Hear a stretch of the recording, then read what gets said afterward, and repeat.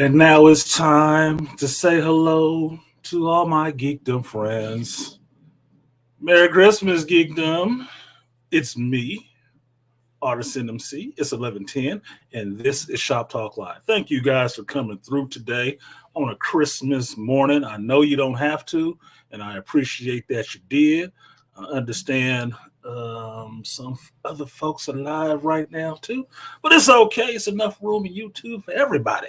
So, like, share, subscribe, support the stream if you feel so inclined. And I'm actually happy because I looked over and saw that the mic was live and I did all of that shit and I don't have to repeat it. Awesome. So donate a like for that I started with a live mic.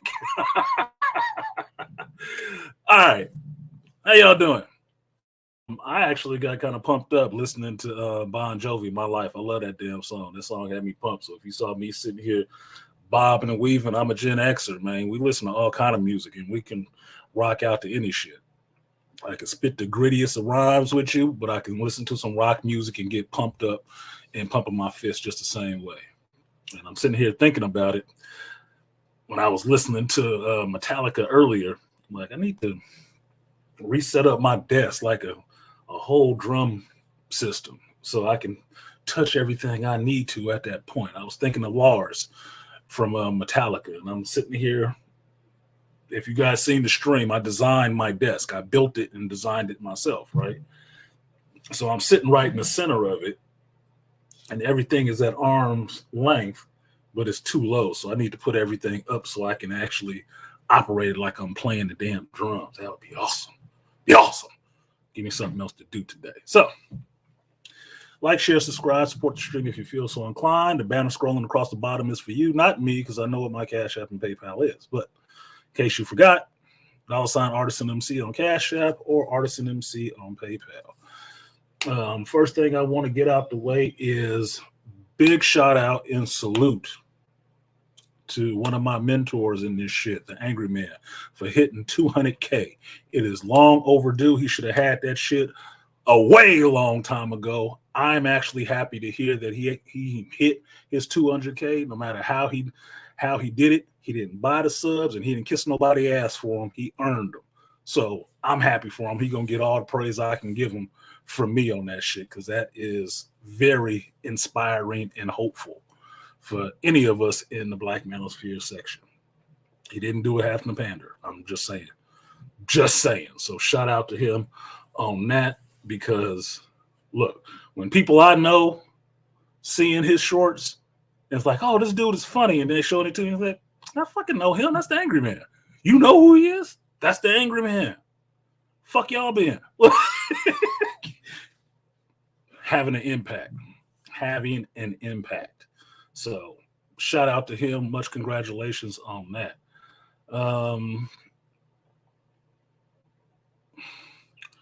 BMT, what are you talking about? Bon Jovi is a Goblin King. I don't trust him after stealing Laura Little Brother.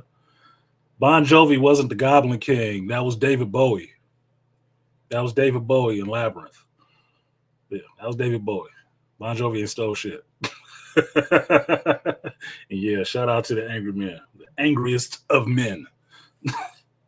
Yeah, I was happy to hear that. I'm listening to a stream from Friday, and he said that. I'm like, what? I was unplugged from YouTube for a couple of days because I've been working. I've been on call odd days and stuff like that, and had other dumb shit going on.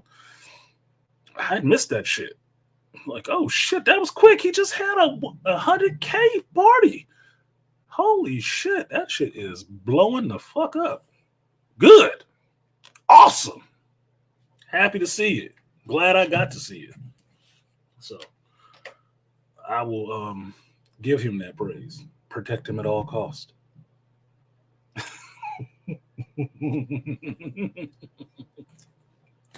All right, so what do we got on the menu today?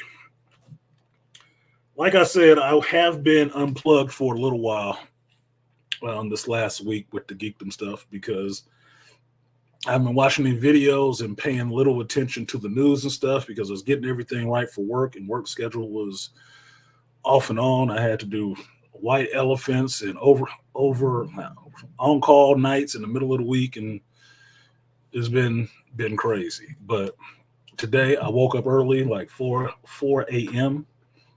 because I was helping the lady get to the airport because everybody's flights has been delayed on the West Coast. If you can believe it, on the West Coast, snow is causing a problem for people flying in and out this bitch.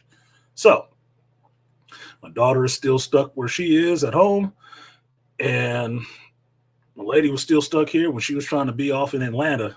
Good luck with that shit. It's cold as fuck. Trying to be in Atlanta with her family for the holidays. So I got to be,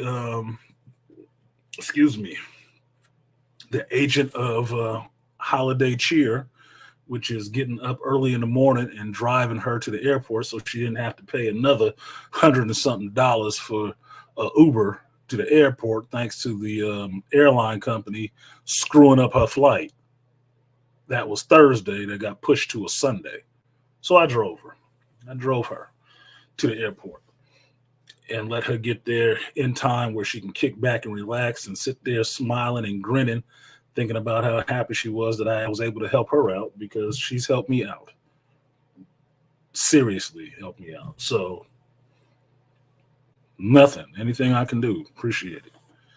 So I did that. I was up. I got to go sit down and have a good breakfast, have my coffee, play my Pokemon, go get my challenges done, and then come back here and talk to some of my family that really made me smile, sending my Merry Christmases out, and got to talk to my cousin, which is my first cousin, right? I'm the oldest. She's the second oldest. So this whole family deal is going to be on us. It is. This whole family deal is going to be on us to keep it together and keep it tight when the rest of these folks and they petty concerns with each other or problems with each other die off. It's going to be on us to try to keep that family and stuff like that together. So she was sharing some of the pictures with me, and I like seeing the rest of my family actually together doing something and cooperating together with each other and being together. I don't give a fuck if they're happy or not. I'm glad that they were together and that they were all together, because that's what's important. Not if your feelings was bruised one day or another. Man, drop all that shit. It's fucking Christmas. It's one day. You can go back to hating each other tomorrow. You can, if that's what you really want to do. So I'm happy that they were all together and she was sharing pictures. And I was happy to see those pictures because they were shared with me. I didn't have to ask for them. They were shared with me. That's what I mean about people caring and being open with you. They care. They shared them. So got to see that. Got to see some of those pictures, get some other responses. One of them was unexpected. It was unexpected as fuck. I got a text from somebody I was not expecting to get a text from at all. And it was funny because that Britney Spears song, Hit Me Baby One More Time, was playing when I wouldn't have breakfast this morning. I thought it was hilarious. Right? I thought it was hilarious. And I remember I thought Britney Spears was cute back in the day when she came out. She was a little cutie. And I was remembering, like, those was two of my favorite videos. Britney Spears is like, they Hit Me Baby One More Time, and that Slave for You, and that Toxic shit. Yeah, I can work with those. That was cool. She grew up. She can go crazy. They're all crazy. So it is what it is. But I heard that song and I was thinking of that song and looking at the video when I got back home and remembering how much Britney Spears just really emulated Janet Jackson and Aaliyah. Like she slid right into that Aaliyah and Janet Jackson spot. She was young and cute and wore the little small crop top and the baggy pants and the big shoes and was dancing around and stuff. I said, she looked like fucking Aaliyah. Why didn't I see that back in the day? I think it's because Aaliyah was still alive. And then I remember seeing like documentaries about Britney and stuff like that. And what she said is that she idolized Janet Jackson. So she wanted to perform and stuff like that, like Janet Jackson. It's basically what she did. So I ain't got no problem with her. Look, she can be crazy all she wants to. That's her choice in life. And she went through some shit, so I'd be crazy too. especially if my family was taking my money. So I ain't never had no hate for Britney. It's like she's cute. So it is what it is. That's why I thought it'd be funny if I played that shit for you guys here. Because I was curious to see how many of you would actually be like, the hell is this Negro on? Or be tapping your feet. Some of y'all out there was probably tapping your feet to that shit. Don't lie. Don't even lie. Because I was remembering watching the video again. I was remembering, what was it? It was like an interview, a documentary, or something like that. I think it was Cribs, and they went to Ice-T's crib. This was back in the day, right? And Ice-T went in his son's room, and his son was young. His son had to be like, what was he? Maybe like 10 or something like that. He was young. But they asked him a question about who he liked, and there was a picture of Britney Spears up there. He liked Britney Spears. And he was like, hey, she got her, bro got her own money. He was like, yeah, it's like, good choice. She got her own bread. All right. He didn't give a shit. Look, Akuteki, thank you, Akuteki, for being a real man. He admitted it. Like, yeah, nigga, I was tapping my feet to that. So what? Yeah, hit me one more time.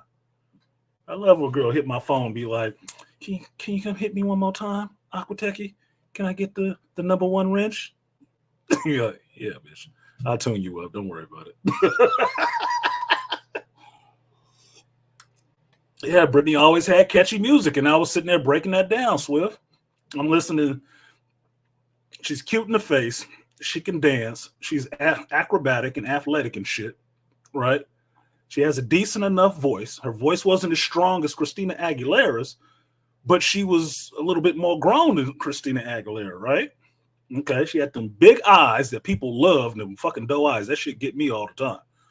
Like, every time. Like, oh, goddamn, she got them fucking fuck me eyes. Like, like, calm down. Right? And the music was catchy. She had good production. She had good musical production. What was you gonna do but other than like that shit?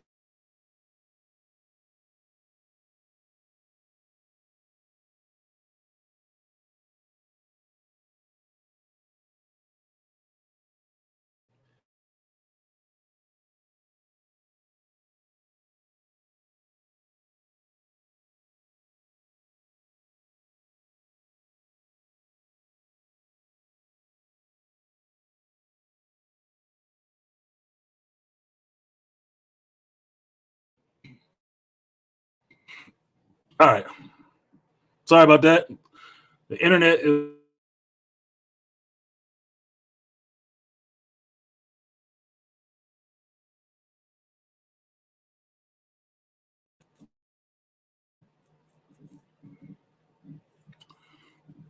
Yeah.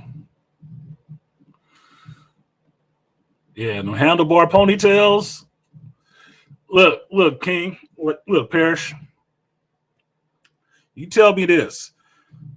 Before you knew, if you didn't know how Britney Spears was as an adult, the freaky shit she was into as an adult, right? Can't you see that she was kind of into that shit when she was that age? She was in her 20s, right? Schoolgirl, Catholic school outfits and pigtails. Talk about sexual fetishes. Nigga, really? And talking about hit me baby one more time? Nigga, that's like an invitation. Come and fuck me. I've been a Catholic school kid. Look, them girls in my classroom could have been dancing in skirts like that in my head the whole fucking time. The whole time. I made my lady laugh about that shit, telling her about Catholic school fantasies and why motherfuckers didn't want to come to the whiteboard and write on it. Like, nope, I'm in puberty. And she got her legs crossed. That calf meat looked, I don't know, it's doing something to me. Come on, man. Yeah, slave for you. Yeah, rest my case, Donnie Mac. You know, like, I'm done, dude. She grown up. That's a grown woman, man. It's a grown ass woman. Like, it wasn't just me and Justin Timberlake looking like, God damn, what did she do? She out here dancing with snakes. and shit. Like, oh my God, it's a whole liver out there. A whole lily on stage. Oh my God. Yeah, she was a Pog. The original Pog. She wasn't even fat. Yeah, fat ass white girl. Yeah, and freaky. Nigga, look, that's why I say that toxic video, because she was like getting as close to naked as she can get in the video with the little sheer bodysuit on with the little sparkles all over the shit. It's like she ain't had many boobs anyway at that time, but goddamn, like you was doing the most. There's a whole lot of black dudes trying to fuck a Britney Spears. She just got a hood white boy. She just got a hood white boys who should bang sisters. That's good. Like Dirty Dick Rodney. Yeah, Taylor Swift. Taylor Swift can sing, but Taylor Swift ain't cute to me. She's not. I mean, I just saw her in that movie Amsterdam. I was like, yeah, she all right, I guess. I don't fucking know. She just got nothing going on. She need to hit the gym or something. Shake it off. Shake it off, Taylor. It don't matter. Only thing missing from Japanese sailor girl outfit. Yeah, no shit. That's what she was wearing. Big ass shoes and shit too. Look, dude, she was one step away from a hentai. Okay, she was one step away from a hentai all day. Like, oh my God. The thing missing is a tentacle or the overfiend or something showing up. Like, nigga, that made her rich bitch.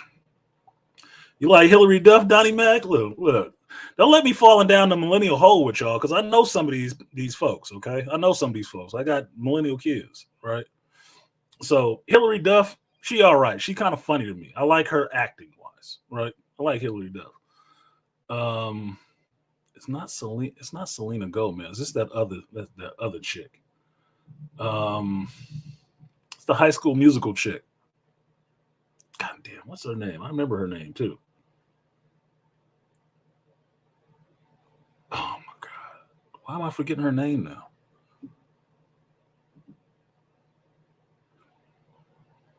I can't remember her name now. She was in Sucker Punch. She was in Powerless. She was in High School Musical. She was in... Fuck.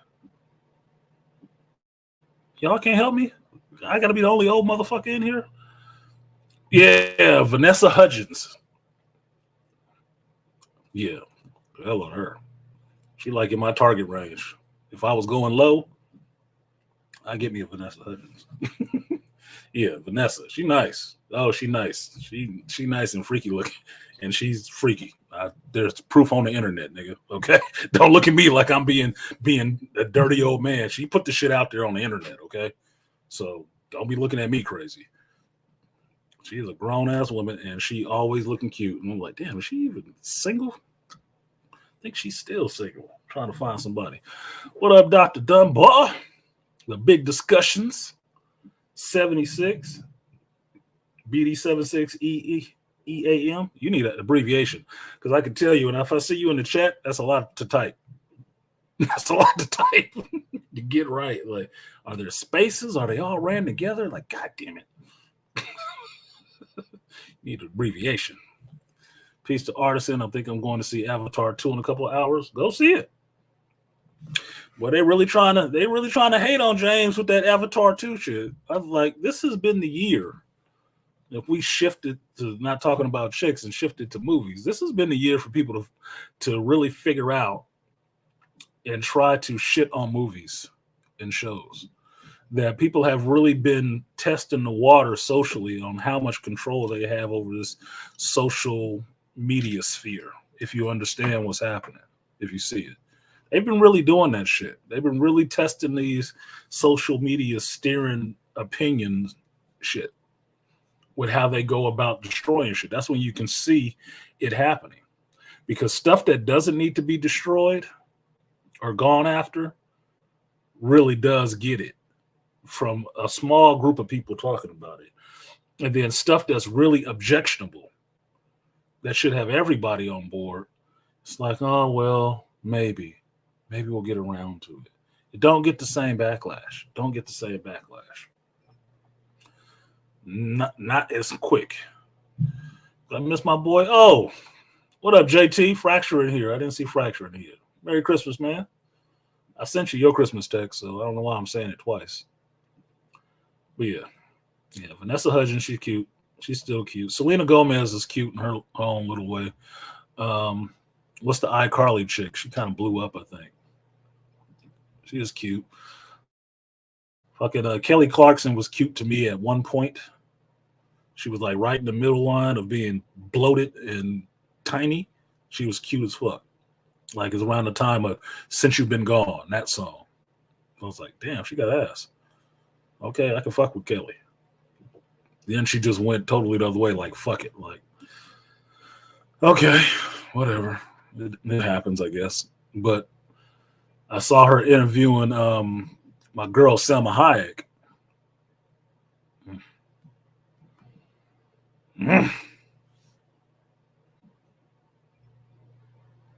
Just saying. I had to savor that image in my head of Selma Hayek real quick. God damn. I don't drink to that image. And Kelly Clarkson was talking to her on Kelly Clarkson's talk show. And she would put up that picture of Selma Hayek taking that 55-year-old picture or something like that in the water. And I had that picture because it was on Instagram, because I follow Selma on Instagram. I don't follow her. I'm a follower. But look, Selma can always get it. I don't give a fuck how old she get. And Kelly was sitting there comparing herself to Selma Hayek. Like, how do you look so good? Do you work out? You don't even work out, do you? She's like, no. Like, I'm fat. I'm fat. All Kelly kept saying was she was fat. She was fat. And I'm like, that's why you fat, because you got that disposition in your fucking head. Everything out your mouth don't need to be, I'm bloated. I'm big. We can see you. Damn, change that self-talk. God damn, you need a therapist on there. I couldn't watch that shit too long. I was done with it. Beasley was into Mandy Moore. Mandy was cute. Her and Jessica Simpson was kind of like the same thing, but Mandy Moore, when she was acting, like if you go back and watch Southland Tales with The Rock in it, she was kind of cute. The way she was talking and shit like that, it's acting, but it's like, okay, Mandy, I could work with Mandy Moore. She can do it. Katy Perry, yeah, Katy Perry can get it too, and she'd like it. She'd like it too. She'd like it. No deny. I don't even doubt that shit at all. She'd like that shit. And now, since we're talking about white chicks, white singing entertainers, now, what's her name? Miss Big Nose. Fuck, I just mentioned it a little while ago. Lady Gaga. Lady Gaga can get it. From me, Lady Gaga can get it. That fucking Star is Born movie turned me around on her. I started seeing her completely different. Like, that's what she looked like without all that meat suit on and shit like that. She ain't growing up. Yeah, you might can get it. Linda Cardellini? Who was that? It sounds familiar. It wasn't that other chick that was on iCarly, was it? Already loving that shit. Look, man, I watch entertainment.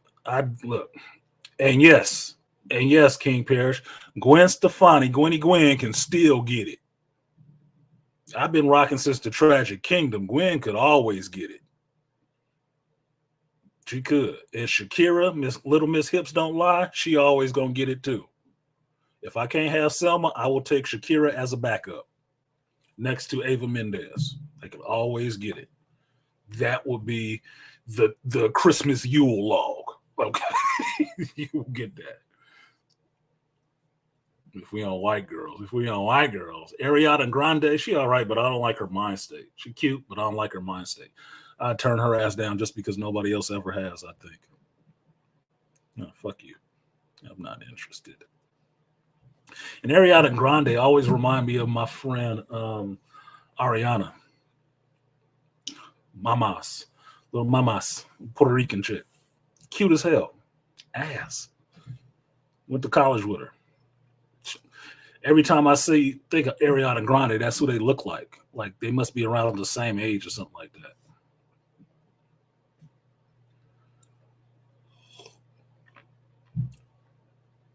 So yeah. There's Hawkeye's wife. Oh, that's right. That's who. What's her name? Linda Carlini is. She's all right. She's just cute. She's average. She's an average looking chick, and I got a bone to pick with her ass about that Woman King shit.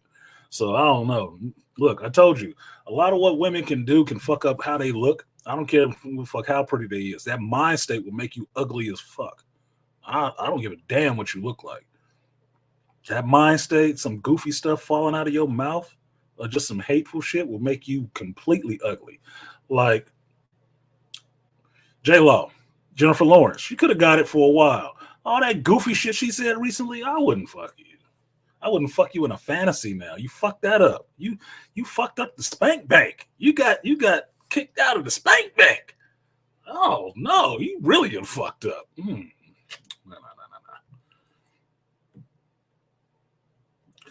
What? Shakira cracks me up because she said she gets fucked by a ghost at night. You ever seen that movie, The Entity? That's a real thing. Look, if I was a ghost, I'd be fucking Shakira. It's the only way I can get to it. That's the only way I can get to it. So yes, she would be getting that. She'd be getting that spectral penile. Okay, look, just what it is. They gonna do? Kill me? Yeah. Yep. She was the other co-writer.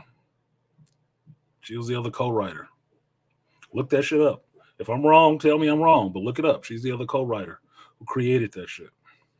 That's why I was kind of insulted. Shakira's Colombian too. That means she got that Peruvian. She got that good Medellin. the fuck? Yeah, it don't matter. Look, man. This is why I don't understand being a racist, right? This is why I don't understand being a racist. One of the things I don't understand being a racist for. There is beautiful women of every nationality all over this fucking planet. Beautiful women. That if you saw them, you'd be like, God dang. Fuck did you come from? Now, if you was a racist, you would say, oh, that brown-skinned whore. Come on, man. That sounds so fucking stupid. Beautiful. We in America get locked down to, is they white, is they Asian, is they Latino, is they black? It's more than them four in the whole fucking planet, right? There's some, I can tell you right now, just to be funny, there is some 60-year-old British woman walking around in a skirt and a top that would blow my fucking hair back. Probably like, God damn, listen to that accent. Likewise, there is some chick in Dubai with a whole hijab on that can pull her mask off and look at me, and I'll be like, that's, God damn. You better put that shit back on. Don't come around here with that off. Do not come around here with that off. Put that shit back on. Get us killed. Dude, there's some shit bare ass naked on an island somewhere that ain't never been touched by real people. Beautiful. It's beautiful women all over this motherfucker. And ain't all of them fucked up. That's why I don't understand. That's one of the reasons I don't understand being racist. You close yourself off from all the rest of that shit. You close yourself off from the whole rest of humanity. To break it down to just two, man, if you don't open your worldview. Jennifer Love Hewitt, yeah, Jennifer Love Hewitt go back. Jennifer Love Hewitt go back with me. She always got that cute girl face. And she took Alyssa Milano's place, because Alyssa Milano had that cute girl look for a while until Jennifer Love came on the scene. While speaking of other little acting like girls on the WB, what's her name? Jessica. She was in Blade 2. She's in Blade 2. What the fuck is her name? Yeah, Kate Blanchett is hella. That was a fetish costume, nigga. Because I was like, damn, Kate got hips like that? I didn't know Kate got hips like that. Holy shit, dude. That's yeah. There we go. Jennifer Beal. That is an ass. That girl got an ass. She had an ass. She been, I don't know, vegan and fucking with Justin for a while. She all shriveled up now. I don't know what the fuck she got now. Last time I seen her, she still looks sucked up. But before that little motherfucker got with her, because that's him. Because if you don't think that's him, look at his exes. Fucking Cameron Diaz and her both sucked up. Was thick for white chicks when they got with him, even though Cameron Diaz ain't white. She white and Latina. They got with his ass for a little bit, and then they leave sucked up and shriveled up and shit. Like, what is he doing? Is he a succubus, a fucking sleepwalker? Damn. Why'd you do that?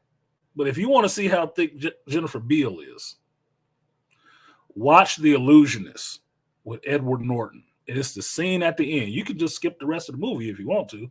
Just watch this scene at the end when they find out that he was not dead, and he goes and meets her, and she's standing there in them pants. She ain't got nothing but ass on the back of her. I'm like, my God. How did you get that? That's natural. You can see it moving. This is before, the implants and shit like that. Shit, dude. Wouldn't kick her out of bed. I can say that much. Would not kick her out of bed. Jennifer Beal, Danielle Fleischer, who played on the TV show Boy Meets World. I didn't watch that much Boy Meets World. I don't know. Everybody was raving about her. That's that Topanga chick, right? Whatever. You like what you like. Cameron Diaz in her prime? Yeah. Cameron Diaz in her prime could get it, and she was from the West Coast. Went to the same school as Snoop Dogg. So you think she don't like brothers? Like, please. She a Latina. She can get all these black beans in her burrito. Oh, 6, a.k.a. Jennifer Van Oy on Blossom. Yeah, 6 could get it. Paul, who likes brothers. They all like brothers. They don't all like brothers. They mostly want to experiment. And they probably have because they're in Hollywood. In her prime, yeah. I know what you meant. Beasley. I know what you meant. Jennifer Love. Mila Jovovich. I'd fuck with Mila Jovovich just because she was cute. She ain't got much body for me. She don't have enough body for me. But Mila, she always seemed like she has a good personality. And I like chicks with personality to themselves, right? Not just somebody who want to stand next to you like I have whatever personality you have. No, who are you? Do you laugh on your own? She didn't have her own career. She's been a model and shit like that. Seeing some of the world. She'd probably be fun to hang around. Why don't you don't get to trying to reenact some fight scenes from Resident Evil on your ass? You don't have to go to prison. But other than that, she'd probably be fine. Kelly from Saved by the Bell, she was all right. That was the one that did Showgirls, right? That was the one I thought was interesting. Like, really, I saw Showgirls. Yeah, it was a garbage ass movie, but when you're young, it works. What up, Package Man? He said, artisanmc, good news since last week's mishap. That fat motherfucker and I had to double up and get Xmas back on track. Good job, no one. Thanks for keeping him on his game. He said, "I'll take my Southern trailer trash." The hell are you talking about, BOT? What are you talking about? Oh, since we think of the Southern trailer trash, chick from Daredevil, not Rosario Dawson, because you already know Rosario Dawson can get it for life for me too. Yeah, Rosario can get it. Her sexy little ass. I don't know what the fuck Van Jones doing. It don't matter. I just want to borrow it. I just want to borrow it for a night. It's not it's a decent proposal, nigga. I just want to borrow it for a night. She ain't got to stay. She might not want to. Just lay with it. Smell it. Getting your booty to the pole. We got Wilma and Betty, the 3B twins, for little guts and butts. Success night D. God damn. No one ain't shit. Oh yeah, Malika, that chick. Look, man, I didn't even know who she was until she was in that Hitman movie. I said, who is this chick? She's fine as fuck. Them lips. She got them big eyes, like I was telling you about. Dark hair, which is a killer for me, right? So she got the big eyes, the doe eyes, and the dark hair. That's a killer for me already. She tall. She ain't even got big breasts, but she got nice hips and legs and thighs and shit. And them lips. Nigga, I was like, who the fuck is this woman? I've never seen her before. And I was watching the Hitman movie. Like, nigga, I'm waiting to see people get blasted in the face and shit, but she distracted. Even with the little tattoo on her cheek, the little dragon on her cheek, that shit was hot to me. I was like, oh, nigga, she can get it. Christina Hendricks, she can get it too, big booby ass. I ran across her watching Firefly. She was in Firefly, Mrs. Reynolds. I'm like, God damn, she is thick as fuck. I've seen her talking just on her own. She sounds kind of goofy, but yeah, she thick as fuck. Lucy Liu, all right.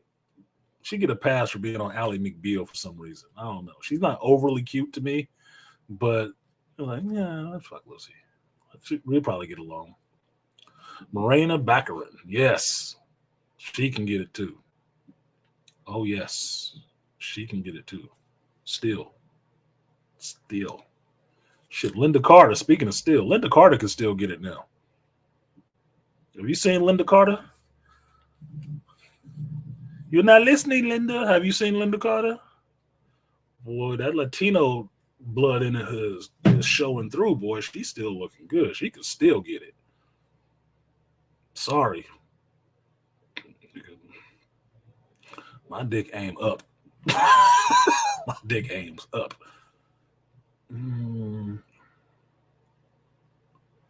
Yeah, that weird legal. That's Frank Castle's sock sleeve. She mine. She mine. Dick cozy. What's good, AB? AB Media beaming in.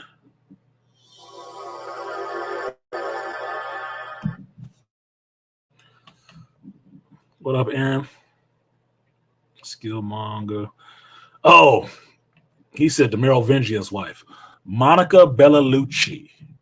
I follow her on Instagram too. Monica Bellucci is beautiful as fuck to me. I love Italian women. I do. She got them lips. She got them seductive eyes. She got that dark hair. She got hips, chest, ass, thighs. I like a lot of Italian shit, for real. You just don't know. And my name works in Spanish or Italian. I like a lot of Italian shit. I do. I haven't run across an Italian woman that I have not found an affinity for being really fucking attractive, like just a strong attraction. It's just what it is. It's just what it is, motherfucker. I have not met one yet. I don't know what they do over there. If they rub olive oil on their skin or whatever, I don't give a fuck. Let's sit down and eat some pasta. Talk about life over some wine. Shit, yeah.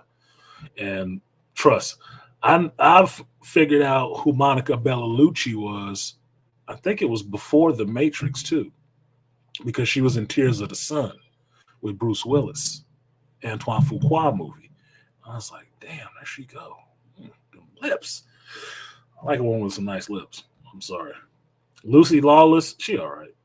She was never my thing, but she all right. I ain't gonna fault y'all for it, because back in the day, I wouldn't take a Lucy Lawless, but I would take a China after she got her plastic surgery. She got rid of that big ass chin she had. Then she was hot, but most of that was all fortified because they kind of look like the same person. So weird. Sofia Varga, yeah, she hot. She can get it. She can get it too. She lower on the list than Ava Mendez to me, but Sofia Varga, she ain't got to go nowhere. No, no, come closer. Come closer. Forgot what this. I had to tell him to come closer in Spanish. Inaki, come here. Come here. Come here. Come here. Come here. Come here. Raquel Welch, Rita Moran, Prime. Yeah, they would have get it. Sigourney Weaver, she'd be cool to kick it with. Sigourney Weaver was never really cute to me. Neither was Cher. Cher has never been cute to me. I don't know what people have been looking at with her ass. I really don't. I guess it was just from all them 50s and 60s singing and shit like that. But she has never been cute to me at all. And the plastic surgery didn't help that shit. I've seen young pictures of her. She wasn't nothing worth looking at to me ever. So Sigourney Weaver, she just cool. She just seemed like she'd be cool. Like she'd be talking some shit and drinking hard liquor with you. Linda Hunt was mine too. Trinity is fine too. What's her name? I'm forgetting her name now. Anna de Armas is cute. Yeah, she's cute as hell. She has nice lips too, but they keep her looking like a young girl. That bothers me because she is not a young girl. That's a grown woman, but she's small. She's a small woman, right? So they always make her look really young and youthful, which is kind of a downside. Because look at it this way: Anna de Armas. What's the difference between Anna de Armas and Penelope Cruz? What's the difference? They kind of look like the same fucking person. They always typecast as the young chick. Like they damn near look like the same.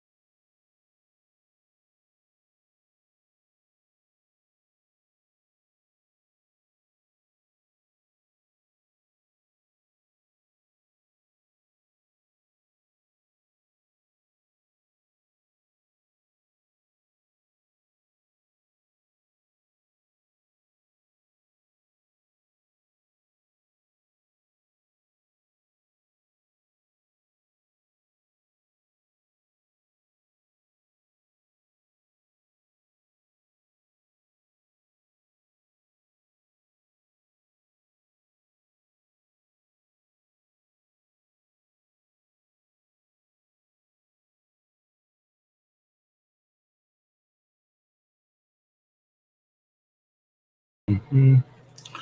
Sorry about that, everybody. I don't know what's going on with the internet. Keeps going in and out. That is upsetting and disappointing at the same time.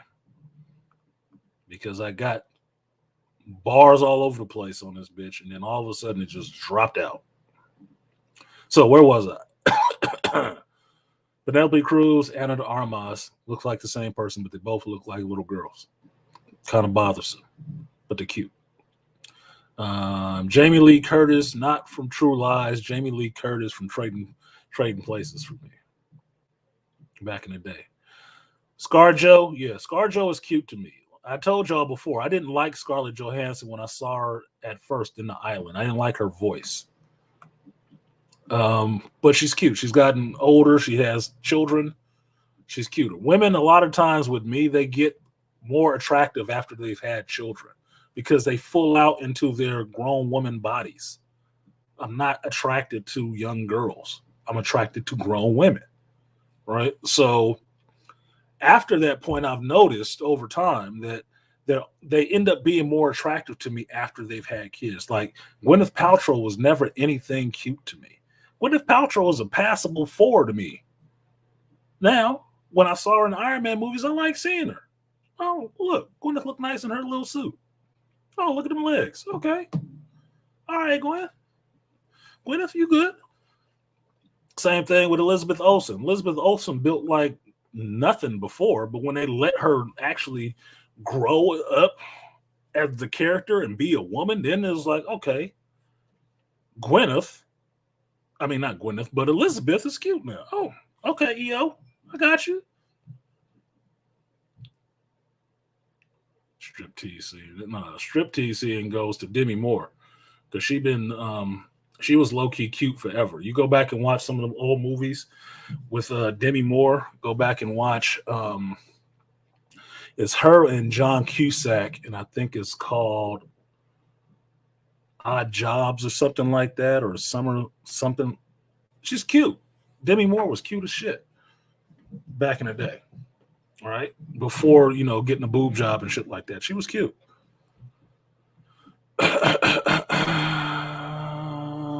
She played Jinx, and the actress that played Jinx and GI Joe, and that Malika, that woman is cute too. She's attractive too.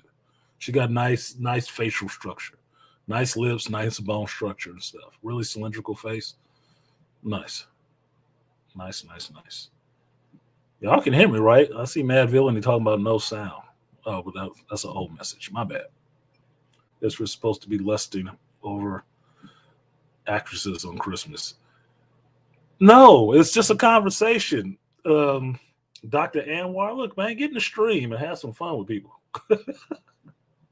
Get in the stream. We just chopping up shit. Like, obviously, none of these chicks is under none of our Christmas trees. Okay? So what is Christmas about if not thinking about things that you want? Your Christmas wish. Like, if you had to make it a game, who would be your Christmas, your celebrity Christmas wish? If you could have one, which one of these chicks would you be sitting down with? Because understand, as a man, all you need to do is sit down with a woman for a decent amount of time, maybe 10 minutes, to figure out if you would want to do anything else with her. That's it. So which one of these chicks, as your Christmas wish, if it was a thing that you could have, would you want to sit down with for 10 minutes? Because then you would find out who she is, who she really is outside of the celebrity. That's the game right there. And Katie Sackhoff is a geek and kind of cute. I'd fuck around with Katie Sackhoff. We could probably play video games together and shit and not have an issue. That'd be awesome to me. Awesome as shit.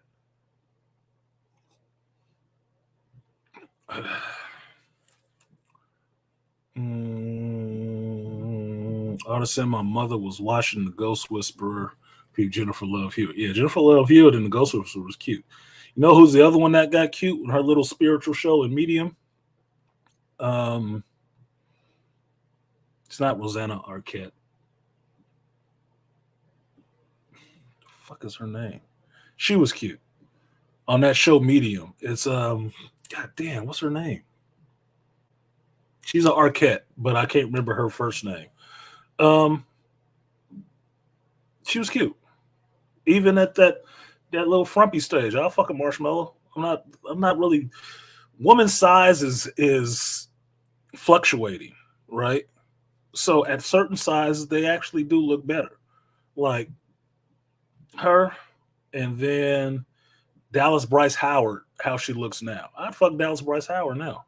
More so than I would when she was thin, pasty face redhead. No, that shit ain't fucking cute, dude. She looks sick and scary because she's a ginger.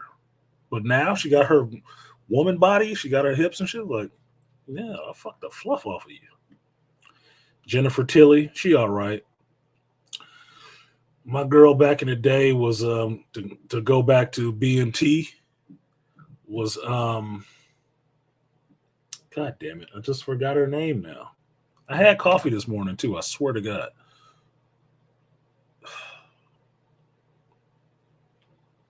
Labyrinth chick. Fuck.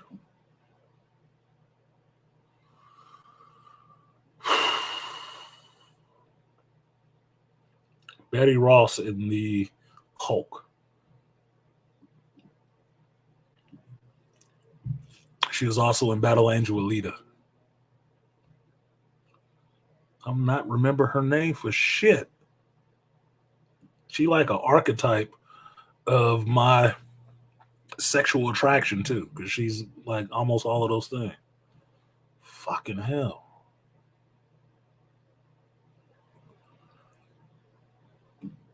I gotta phone a friend or somebody because this shit gotta get moving. Correct. Thank you. I had to scroll down. Yeah, Jennifer Connelly. Jennifer Connelly been my little Hollywood crush since The Labyrinth, and I was young. Always liked me some Jennifer Connelly. I hated that she got a boob reduction, but she's still cute. Liv Tyler too. Liv Tyler can get it any day of the week. She even got a little portly. Hold on, it's the baby girl.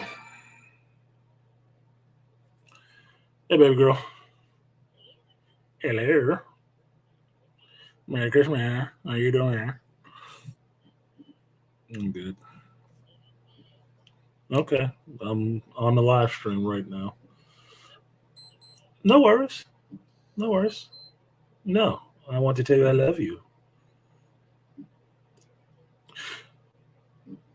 Thank you. Merry Christmas, baby girl.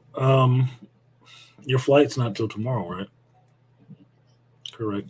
Morning or evening? Evening. Damn, you got a late flight. Okay. Well, I will call you back when I get done with this because I'm not doing too much today.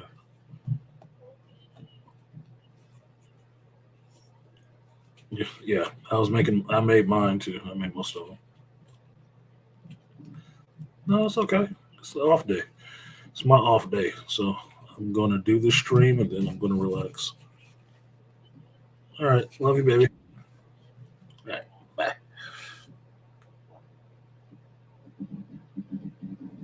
All right. That was baby girl. My baby girl. Just for everybody who thought I was having actual problems doing a stream telling you why guys would commit suicide this time of year. I wasn't thinking of committing suicide or self-deleting. I just was telling you I have some experience with understanding why people would do that shit. Being baby girl good. So yes, Jennifer Connelly, Liv Tyler, and Evangeline Lilly. Now, if you look at all three of them together, they all look like the same archetype. That's how I figured out. That's how I figured out what my attraction to different people were, what my archetype of a woman is, and that's why I call it Selma. Because Selma Hayek fits into there, her proportions and stuff like that. But all the chicks that I find really attractive all have long dark hair. So my anima has long dark hair because I keep being attracted to that shit. And certain pieces from all these folks come together and make that character. So I named her Selma. Because Selma Hayek definitely fit it. Evangeline Lilly fits it because she got them smirky lips, right? And then low. She dude. She got them like I suck your dick off lips. Like what?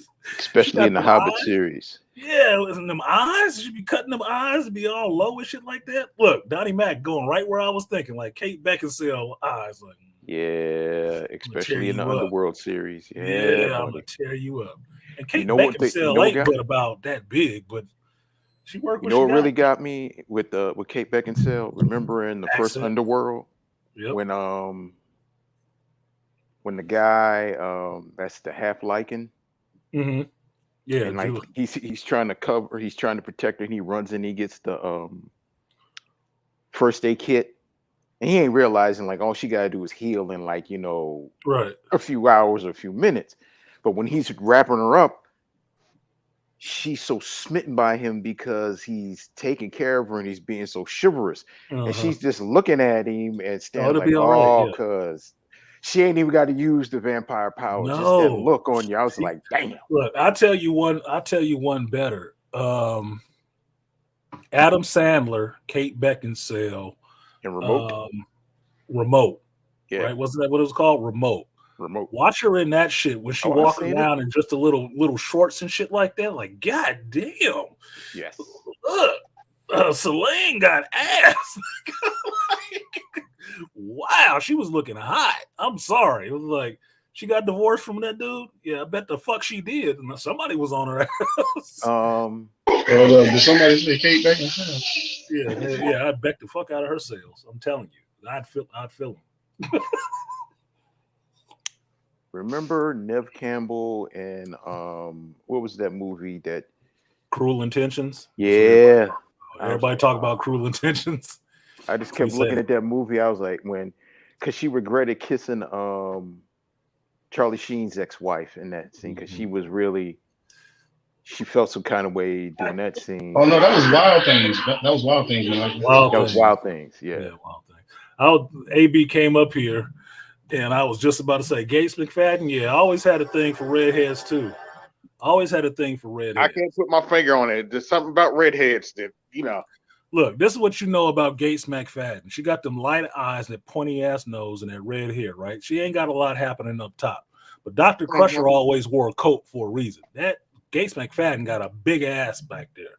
She hiding them hips and stuff behind that coat. The only other chick that had as much hips as her on that show was fucking Uranus. The counselor, I'm forgetting her name now. Counselor Troy. Threw me off. Yeah, I forget her full name, but Marinas, I think it's her first name. Yeah, she sitting up there. She the counselor. You the counselor, huh? She another one too. Back in the day, Counselor Troy. There you go, Counselor Troy. Yeah, she had hips. Like, nigga, you got to be uncomfortable sitting on that bridge because we all looking at you like warp speed. What? I'll give you impulse power. Yeah, I'll give you some impulse. Look, Counselor, I need to talk to you in my quarters. Here's a throwback, man. Remember in the first Conan, the female warrior? Yeah, I know what you're talking about. Which one? In the first blonde-haired one. Mm-hmm. Wait, the princess? Valeria. No, not the princess. Valeria. Yeah. The one, the thief that he hooked up with in the first one. That he was actually fighting for. I forgot what her name was in that. I think he called her Valeria. With the nice little nude scenes that they had in there. I was like, ooh, okay. You want to live forever? Well, shit, I don't know. You waiting in the afterlife or what? Like you said, Elizabeth Hurley. Maybe, but this is funny. Skillmonger is funny as fuck. Aunt May. Oh yeah. Yeah. Yeah. Current Aunt May. Yeah. Yes. She was hot back on a different world, man. Yeah. She always. What's her? Oh God, what's her name? I used to know her name. Maybe on the tip of my tongue. Marissa Tomei. Yeah, Marissa Tomei. Yeah. You got stuff in the background. She was hot in My Cousin Vinny. Yep. What was that movie with Mel Gibson when he had the superpowers that he could always predict what women could think? What women want. Yep. Remember, she was the chick that was she fell in love with him because he could always predict how the way she wanted to have sex. Yeah, she's like, it's like you're reading my mind. I was like, yeah, she was. Yeah, we were so orgasmic. We were so social, solely inclined. Like, yeah, he was deep in your shit, is what he was. Yeah. He could hear your spots. And Marina Sirtis, yes, she can get it too. That's another one of my little British cuties. Like, if you want to go back even more, there's another one. Y'all probably ain't even seen this show, but it's Torchwood on BBC. Yep. It's a little Asian chick on that show, and I forget what her name is. She cute as shit.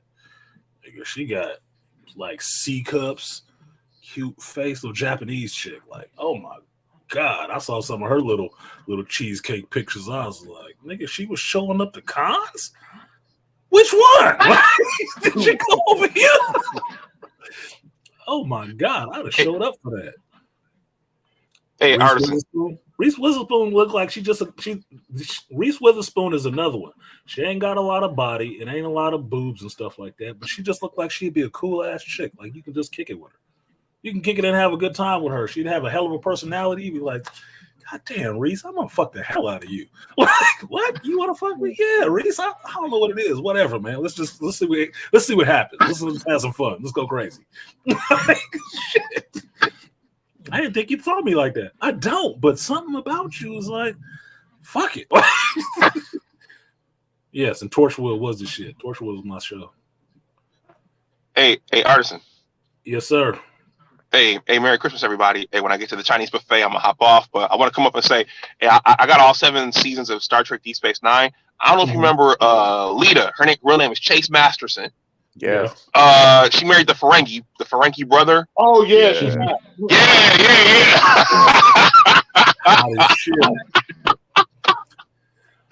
I'm gonna mute up. Hot as a Vulcan mind meld, nigga. Well, not just her, Worf's wife, Dax. Man, they showed her in a bikini. I was like, whoa. She's shapely because she's so tall. That's her damn thing. She's also a model. Yeah, I was like, she was a model. That's right, because she showed that little baby. I was like, whoa, what she hiding all that? Good Lord. Yeah, I remember when they were saying that she was on that show when she started acting and she was on the show. Terry Farrell, yeah, that's her name, Terry Farrell. Okay, and I was like, okay, she used to be a model and stuff, and this is her getting into acting. So, all right, what's she doing all right? I said, damn, she do got some hips on her though. And yes, 7 of 9, all the time. Jerry Ryan, yeah, she can do that. That was another person that had to feel uncomfortable on the set wearing that jumpsuit because nigga, everybody was looking like, yeah, we got many scenes with 7 of 9. Nigga. We got a lot of them. Like, you just gonna be here. Yeah. I'm drinking on the peppermint bark rum chata today. That's what I'm drinking on. Marina's admitted that Dax and Worf were a better relationship. Dax and Worf were better. Yeah, it makes more sense. It makes more sense. And Natasha Henstridge is another model cute. Like, it kind of goes without saying that chicks that get into acting that were models at first, they probably already passed the attractive factor. You know, they got that out the box. They got that out of the way already. They acting is something else, but they not really getting hired because they hell of actresses. They're getting hired because they was cute and they can draw an audience. Acting is what they developed next. So it was the first thing that they did, and the next thing that they did moving on, right? Barbara Eaton was cute back in the day when I was a kid, because even as a kid, I've been a pervert. Knew what I was into for a long time. I told you I was a lesbian. I known since I was born. And Barbara Eaton in I Dream of Jeannie, she could have got it, because when I was a kid, I was thinking, why don't he just go into the bottle with her? They got pillows and everything down there. Get at it. You get some privacy. Here's a chick. Remember VIP from back in the 90s with Pam? Oh, not my Natalie girl. Bertano. Natalie with the short hair. You said VIP. I'm thinking of somebody else. You said VIP. So I know that chick that you're talking about. I was thinking about Karen Cisco with Carla Gugino. Oh man, she was another hot. Italian Yeah. She was hot in what's her name? Sin City. Mm-hmm. She's getting older now, so she's starting to get that old lady gullet and shit like that. I don't care. But Karen Cisco, nigga, like, it was thick as fuck. And yes, Diane Lane, she could have got it back in the day too. Yes. Martha, yeah. Martha could have got it back in the day. Streets of Fire days. She was cute. She was cute. Especially in Unforgivable with Richard Gere and all that shit. I was like, damn. First time he saw Padma Laskinski. I don't know her. Star Trek Enterprise, I didn't watch that. Yeah. Carla Gugino. Yeah. Like I told you, Italian, dude. Did anybody mention Katie Seagal? Yes. Okay. Dark hair or red or dark hair, doesn't matter. I don't care. She could get it either way. Yes, sir. Shannon Elizabeth, she was all right, cute. Shannon Elizabeth seemed really regular to me. She really did. If it wasn't for boobs, I don't think people would have looked at her as closely. I don't think she would have. Playing the hot European chick in American Pie. She has some nice eyes, but if you wasn't turned on by the boobs to look in her direction, you probably wouldn't even notice her ass. Rosalind Sanchez, yes, Rosalind Sanchez can get it too. Oh, here we go. Yes, since you said Rush Hour 2, call me weird, but Zing Z can get that shit too. She can. I watched Hero too many times, niggas. Look. He said I watched Hero too many times. Is that the crazy Chinese chick that blew the thing up? Yep. And she flexible, nigga. Look. Don't have me out here acting like the Beijing circus. When she was cute and crazy. I'll give it to her. No, she get it. Michelle Yo. What Chris Rock say? You smell good. Chris Tucker. You said, yeah, you smell good. Chris Tucker. Like, yeah, you smell good. Let's not forget Michelle Yo. You know, we can work. So damn crazy. Denise Richards. No. Denise Richards always looks fake to me. Really? Her face and everything always looks fake as fuck to me. It's off-putting. When I see people with too much plastic surgery, it gets to that point where they look like those things in Escape from LA. I'm serious. It fucks with me. They don't look like real people anymore. It's like, man, something is not all the way right. And she's only had a little bit. Mind you, as far as I know, she's only had a little bit, but it's something about her mouth and shit. It never looks completely right to me. Like, I don't know. It ain't something's not natural there, and it's bothering me what it is. That's why I don't find the Kardashians fucking cute. I thought fucking Khloe might have been cute before she got all that bullshit done to herself. Like, ugh, who's this bitch? You look like your little sister now. Like, oh yeah, no. She looks bad. Khloe looks extremely bad. I don't know who sold her on that shit, but whatever, man. You paid for it. I hope you got what you paid for. Yeah, she went to I never really care for the Kardashians either. So yeah, the Kardashian standard of beauty is like what? Trying to look like black women? I don't get it. Like damn, it's like, okay, whatever, man. If it was just that you needed, okay, but no, they don't do it for me. They don't. Yeah, Famke Jensen messed herself up too. Yes, she did. Yeah, yes, she did. She was all right for a while, but you know, Colleen Wing, yeah, she can get it. Her and her Sand Snake sisters. That was all cute. It was all cute, especially the one that was acting all sexy and shit. It's like, you are really cute. You don't need to be doing that shit on set. Somebody had a heart on. I don't think he was playing. I think you had him turned on. Nikki Cox. Oh, I have to see a picture of Nikki Cox. I can't even think of what she looks like. Yeah, but that's the game, y'all. Like, you know, if you had 10 minutes on your Christmas wish as a celebrity, 10 minutes, who would you be sitting down with? It's not like a dating game. But like if you got 10 minutes, if you got some game or a little bit of conversation, 10 minutes might be all you need. If I had 10 minutes with Janet Jackson, I'd be proposing all kind of shit to her. And she old. Still get it. I gotta let you feel the pleasure principle. I'm just saying. Anytime, any place, Janet, I took that shit as a challenge. Those rules to live by. What up, Mad? My DJ. They call him Mad. He got a motorcycle in that picture. That your chopper, man? He got the gray and blue. Okay. Okay, man. Did my stream slow down or what? Y'all got silent as shit. Yeah, man. Everybody in their spank bank. Looking up pictures for their spank bank. Look, you said 10 minutes. I said, hold up. Because everybody open their presents right now. And I'm just standing around watching all the little ones open it before I open my shit. But you said 10 minutes. I said, give me 10 minutes with Penelope Cruz in the pirate outfit on Stranger Tides.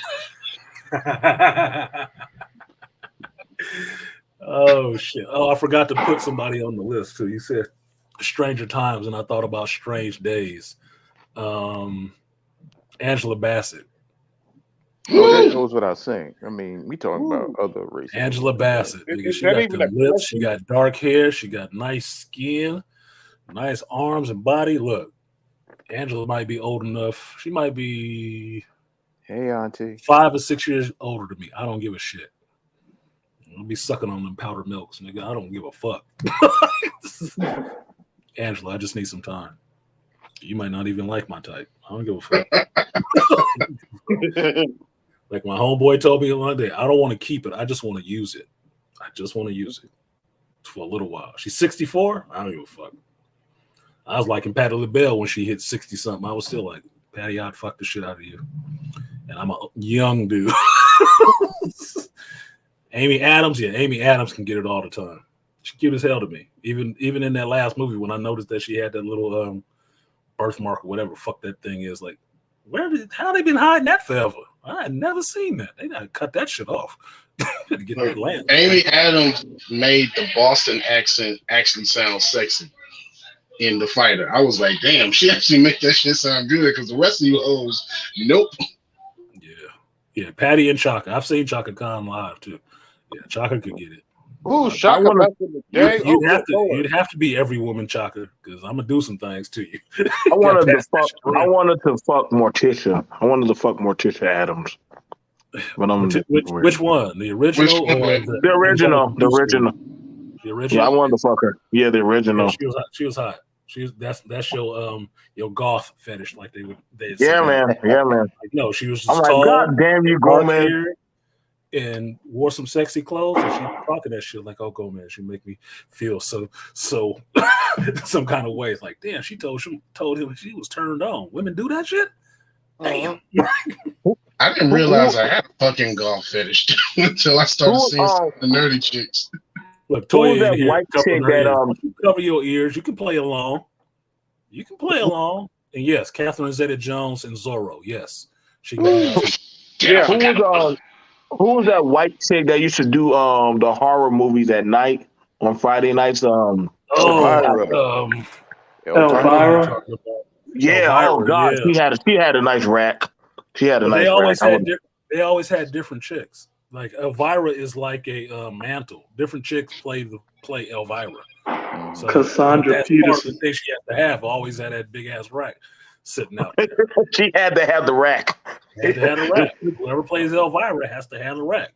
It's like playing Lady Death, nigga. You can't have no A-cup Lady Death. That ain't Lady Death anymore. Like, no, you gotta have them D's. No, don't do that. Don't do that. Have them D's up there. I didn't know. It look like it's your end, and it might be pleasurable.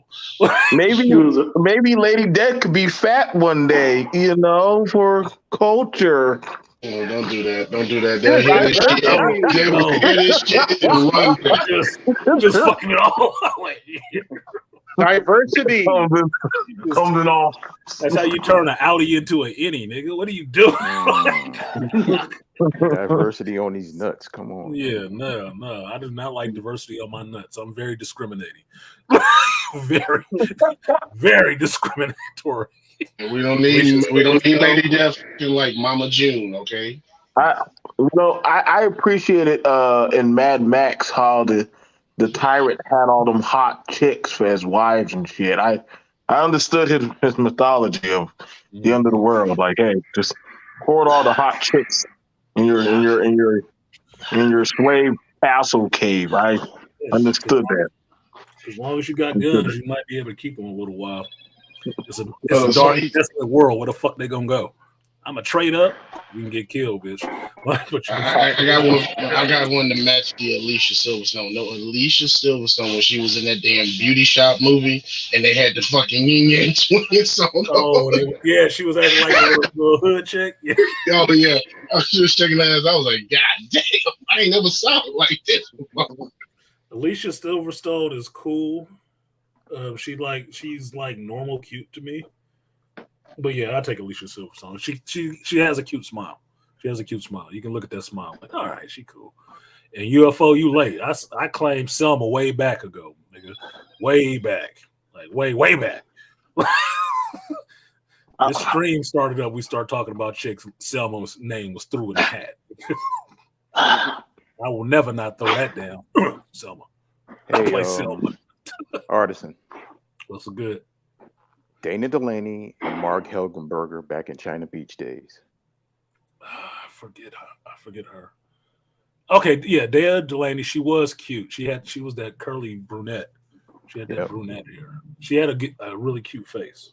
She did. And even Mark Helgenberger when China Beach and even CSI Nevada. Yep. Who was the other one from some TV? It sounds funny, but I say Mariska Hargitay. She got a nice shape. You seen her when she was younger roles? It's like, damn, that's her. Yeah, I fuck Mariska. and called it SBU. Like, she did Hey, something. and that makes sense. I'm a special victim. Because her mother was the same. Oh, Mariska Hargitay. Yeah, she did it. Mariska Hargitay, yeah. You're talking Sandra Bullock. I forgot about that. Sandra Bullock can get it too.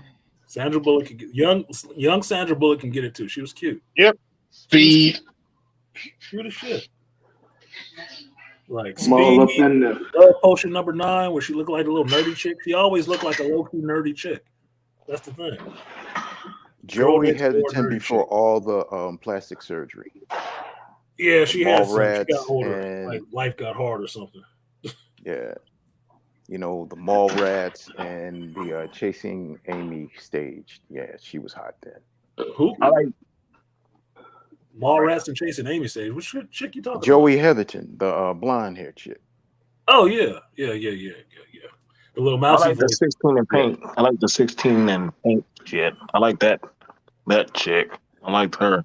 In the original Buffy, I wanted her. Sarah Michelle Gellar? Yeah. All right. I would take Christy Swanson over Sarah Michelle, yeah. Because Christy Swanson was the original Buffy.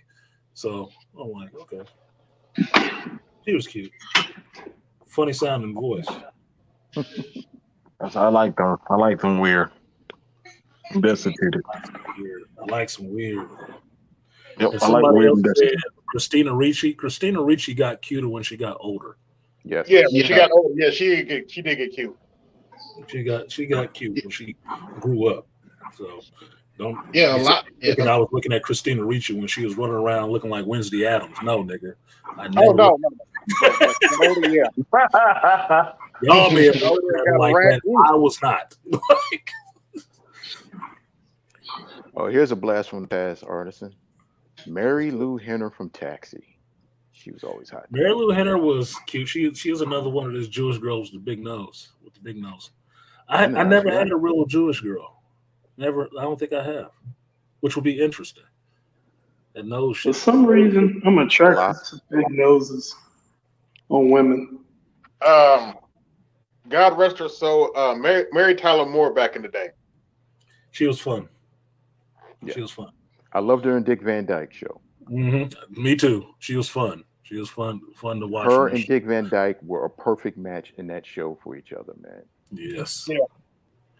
And this you know who? Ming Na Wen can still get it whenever she wanted. Asian man. Yeah. I got an assignment for you, baby. Yeah, I do. You need to be the cavalry. Be the cavalry. Wear that outfit too. Yeah, Ming Na can get it. Na. Hey, y'all remember Farscape? I didn't watch a lot of Farscape, but yes. Look at Toya. Why are you making faces in the chat, Toya? You can throw the dudes in that you like. You're not going to agree, but you know, as far as I know, I'm on a panel with a bunch of lesbians, so we ain't gonna have no opinion on the dudes that you throw in there. You can throw a guy in there. Look, I throw one in for you. Boris Kojo. Could he get it? Can he get it or not? Look, I'll start listing them off for you, Toya. Here you go. Channing Tatum, Boris Kojo, Idris Elba. So she gets the chance to respond because she got to respond. Jason Momoa. Come on, man. You know Jason Momoa can get it. She'd be TV antenna. Jason Momoa. Here we go. Look, Gary Coleman. Look, Morris nuts on your chest. That's wrong. Emmanuel Lewis. Too small. T.I. Blueface. Could he get a piece? Kodak Black. Would you let him smell it? She said no Boris for her. Okay, so you don't like Boris Kojo. Okay. Moving down the list. No Channing Tatum. She don't like Money Mike. Okay, moving down the list. Excuse me, Magic Mike. She don't like Magic Mike. She said she loves Michael K. Williams. Okay. Michael K. Williams. Okay. Omar. See, Omar Epps? Yeah. No, Omar from The Wire. That's Michael K. Williams. Omar from The Wire. Oh, that's right. That's Michael K. Williams. My bad. MK Dub. Okay. Now I'm getting. She like that rough around the edges. DMX, if he was still alive, could he? Could get a piece of Latoya. Michael Jai White. Y'all gotta let her respond, dude. There's only one chick in here. Let her respond at least. Yeah. She in the chat, so I actually want to hear these answers. You give her too many at one time, she's just gonna shut down. Like, come on, man. Y'all watch porns before. You can't throw a bunch of dicks in the chick face all at the same time. One at a time. One at a time. It's an analogy. It's not a parallel. Okay, it's a parallel of an analogy. Michael K. Williams. So you like the dark brothers. She liked the dark chocolate. That's why Boris Kojo had to go. That's why he had to go. He was too light. But she liked the dark. Darkness. She said no interest for her? Really? You don't like Idris? I find that amazing. Who was that? Amazing. Who was that? You remember Vampire in Brooklyn? That light skinned motherfucker. That motherfucker. Who was that light skinned nigga that was doing all that kung fu shit? What's his name? I forgot. He was the cop. You know that who the fuck I'm talking about? Michael Payne. Yeah. Sisters love that. Sisters love that brother. They love that. They love that brother. Boy, did you hear that hatred coming off of BMT? That light skin motherfucker. He been hating, bro. Boy, what'd he do to you? I just call him for what I just said. Oh, G Money. That's G Money, man. Hey. That's G Money, Jason from Jason's Lyric. He said that motherfucker. But that motherfucker right there. I learned. Yes, I prefer chocolate, honestly. Oh, damn, I'm disappointed. Not that chocolate. I'm caramel. I'm not that. She ain't like G Money. White. Yeah, he'll give you some blood and bone. That's for sure. He'll give you some blood and bone. You know, it's crazy. And Michael Jai White, he's done way better movies abroad. Mm-hmm. That's the crazy shit about it. Like, he's done better movies abroad. It's not crazy. You got to find what is it like when you dating, right? You find your tribe. You found his tribe. They appreciate what he does and who he is more abroad than they do here. So fuck it, do it abroad. Yeah. It's the same thing with Bruce Lee. He had to come over here. He came over here for a minute, then went back there and became a huge star, right? Because they appreciated what he had to offer. You as a man has to find your tribe, whatever the fuck it is, whichever it is that you have to offer. You got to find the people who appreciate that shit and go there and fuck everybody else. Because that's the name of the game. Yeah. You do I could definitely agree. What you do? Fuck you. Nah, bro. That's all you got, Toya? God damn it. Look, I'm not thinking that many dudes like that because I don't. So whoever comes to mind, comes to mind. What was that dude that was on CSI? That little light-skinned, springy haired dude. Come on. The bald motherfucker? Yeah, what's his name? I don't know. He was on CSI Las Vegas. Gary Michael Jordan. Was that his name? Gary Jordan. Gary Jordan. Gary doesn't give a damn. Philly brother. Can we do it for you, Toya? Does he make the Texan say X? I got a couple. I'll throw a couple of dark skin ones at the Toya. Richard T. Jones. He probably like Tyrese. I think they like Tyrese. You got a couple out there. You gotta rapid fire. You gotta pull out the 2-6 shooters and start. She gonna damn Aquateki being too funny. He said Wayne Brady. Wayne Brady's too weird. Could Wayne Brady laugh your panties off? She said, "Yuck." Yuck. Damn, Wayne Brady is. No, she's like, none for me. No Gray Duran, no Michael Ealy. Damn, she got specific there. She was all Leo. You need a good kill, huh? You need a good fresh kill. Hard pass on Tyrese. Oh, he crying for it. Oh boy. She don't want no baby boy? Oh shit. 50 Cent. I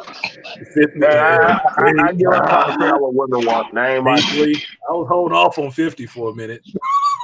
I already said DMX. You know I had 50 in the chamber. She said Wayne Brady is a non-star.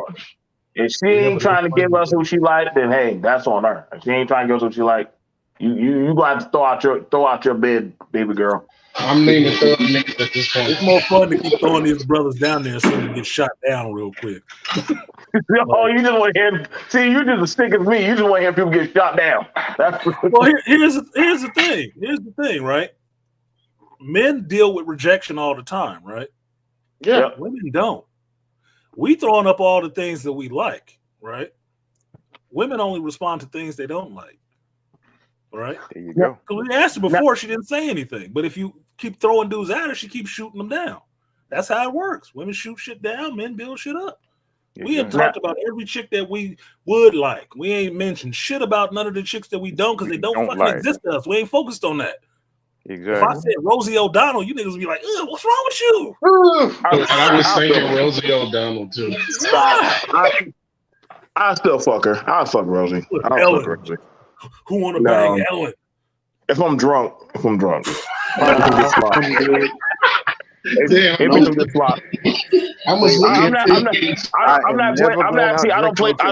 playing them games. Like, no, listen, if I'm horny and it's a wet hole, depending on how I feel in the full moon. Well, see, I ain't never going out drinking with you. This is why I give you a reprieve, BMT, because BMT has actually been in the war zone. So he understands that the next piece can be your last. So look. Make the best right. Make the best of it. I'm taking that, man. You can go ahead and die with your sandwich. Get it over. You can. Yep. Beggars can't be choosers. Yep. After a while, that damn fat girl with the dying mole on her face that fucking milks goats starts looking pretty hot after a while. So hey, look, she got a big ass while she bent over milking them goats. Yep. I'm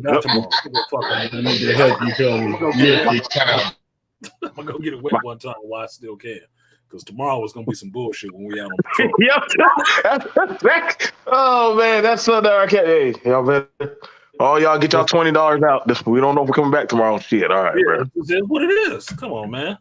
I take those stories of all those GIs who are over in Vietnam and stuff like that, and all them chicks that they was having sex with and stuff. Them chicks wasn't cute. Some of them wasn't cute at all. But look, thousands of miles away from home, you probably gonna die tomorrow, and you got a couple dollars in your pocket. Love me long time, bitch. Let's make the best of it. Might die tomorrow. Like, whatever. Long time, one cigarette left. All right. Yeah, long time, one cigarette left. Down to my last clip. I don't want to be sitting there thinking I should have went ahead and fucked that bitch. I'm gonna die with dry nuts. Y'all gonna have to die today. But on the irony of that, artisan, there's a lot of guys, and this is in the senile thing. And I told my old lady this.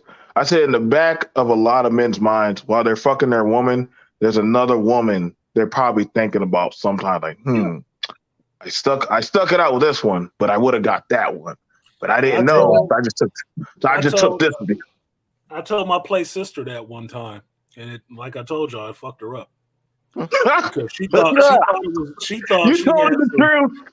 she had some good because a dude came quick. And I said, sometimes a dude come quick because he don't want to be in your shit, or sometimes he come quick because he's thinking about somebody else. And that's what I told her. Do you know what a spank bank is? She's like, the fuck is a spank bank? Oh no, he destroyed her. It's the vault in your head with every pretty woman you've ever fucking seen. And sometimes if you need it, if you got to beat it out, you think of her, and then you get it off. If you fucking some whack ass don't know how to do a Kegel exercise, never done anything but missionary position ass motherfucker, sometimes you just need a little help to get this shit over with. Like, Selma Hayek, and it's over. Sometimes you need that shit. It's just what it is. Don't think it's you. Don't think it's always you. If women can lay there and talk about they fake it sometimes, men can fake it all the time too. Because trust me, y'all ain't doing y'all work. Not all of you is doing your work. Trust me. I'm too old and seen enough of y'all to know. Like, yeah, not all of y'all have the prettier you are, the less you've actually done your homework. You was not following your lesson plans. You was not doing it. What did Toya say? Damn. It's the truth. That was right there was that was a truth. Look, you probably mentally fucked her up, Artisan. You shouldn't have told her that. You probably mentally fucked her up. But that was my play sister. I ain't fucking. Emotional damage. Let her sit there and fuck her husband thinking about that shit. Like, is he? Look, I had to do something to deflate her fucking head because at the time I told her this, she was late 20s going into her 30s, and I didn't want her going out there with that swelled ass head thinking, yeah, I'm just a bomb because everybody came in my pussy. No, nigga. Dudes could jerk off in 2 minutes and be done. Your pussy ain't doing that much. It's not. You really need to think about that. What are you actually doing? Are you just laying there and letting yourself get pincushioned or what? You ain't really doing shit. So no, it's not that it's that damn good. It's probably just because he wanted to get off of you or get this nut and be about his business. But look, the other thing I asked her, I said, let me ask you a question. After he busted, did he lay there and go to sleep or did he get up and leave? Very well. Very, very well. That is true. Did you get up and go to the bathroom and then figure out some way to get out that goddamn house? I mean, your shit was garbage. And he was tired of fucking you. It's just what it is. Look, if women can do that shit, it'd be like, I wasn't even thinking of him. I was thinking of the pool boy. Keep thinking of the pool boy. I don't give a fuck. I'm thinking about the maid. Wait a minute, Artisan, don't talk about Arnold Schwarzenegger like that. Oops, did I say that?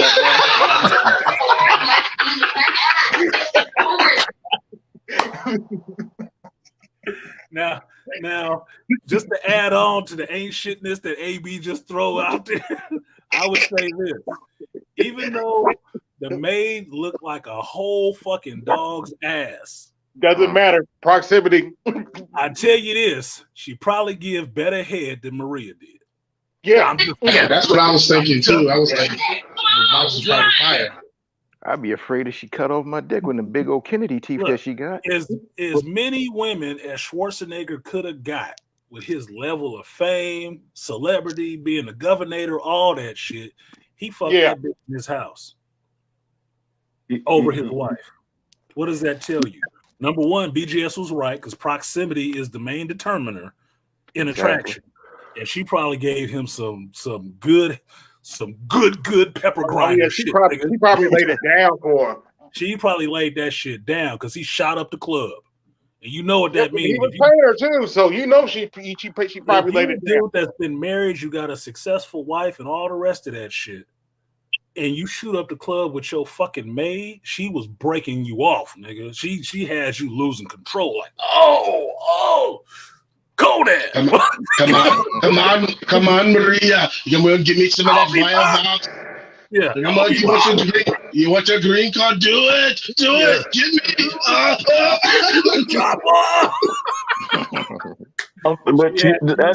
That's the thing about it that you got to tell a lot of these women. Just because you're the bad bitch don't mean that, you know what I'm saying? Like, you're just a sock sleeve. You're just a sock sleeve. No. Versus that ugly bitch, everybody keep going like, damn, why everybody keep going to her? Well, probably her slop is good and her goddamn holes are goddamn. Well, so you probably don't mind taking in the ass and shit. You call it a sock sleeve. I call it a D cozy. That's all it is. It's a dick cozy. Come on, man. Look, Maria Shriver never looked like she could fuck to me. Never. She never looked like she'd be down there just sucking him the fuck off. Never. She's never looked like that to me. She always looked like that was above her. Like, oh no, I don't do that shit. Damn it, Arnold, you're such a pig. Nigga, you better fuck that man. You better fuck him stupid. Wearing the Red Sonja costume. You better. I'm just saying. That's look, you get a whole masculine man. You don't even look like you would do that shit. Come on, man. I'm not surprised he fucked the maid. Personally, I'm not surprised. She could have been cuter, but look, it is what it is. Look, what's it? Tiger Woods fucked the maid too. He fucked the maid, the Waffle House girl. He fucked all the goddamn shit. Elin was kind of cute too, but you see what it was. He still had to go fuck the Waffle House chick too. Come on, man. He fucking waitresses. He liked service. He liked the service industry girls. I know. Yeah, I noticed that with his style. Like, you like choosing the Dollar General girl, the girl at Family Dollar? Basically, what it is, it's telling you he like regular chicks. He liked regular working chicks. He do. He liked regular working chicks. That's where he found his comfort.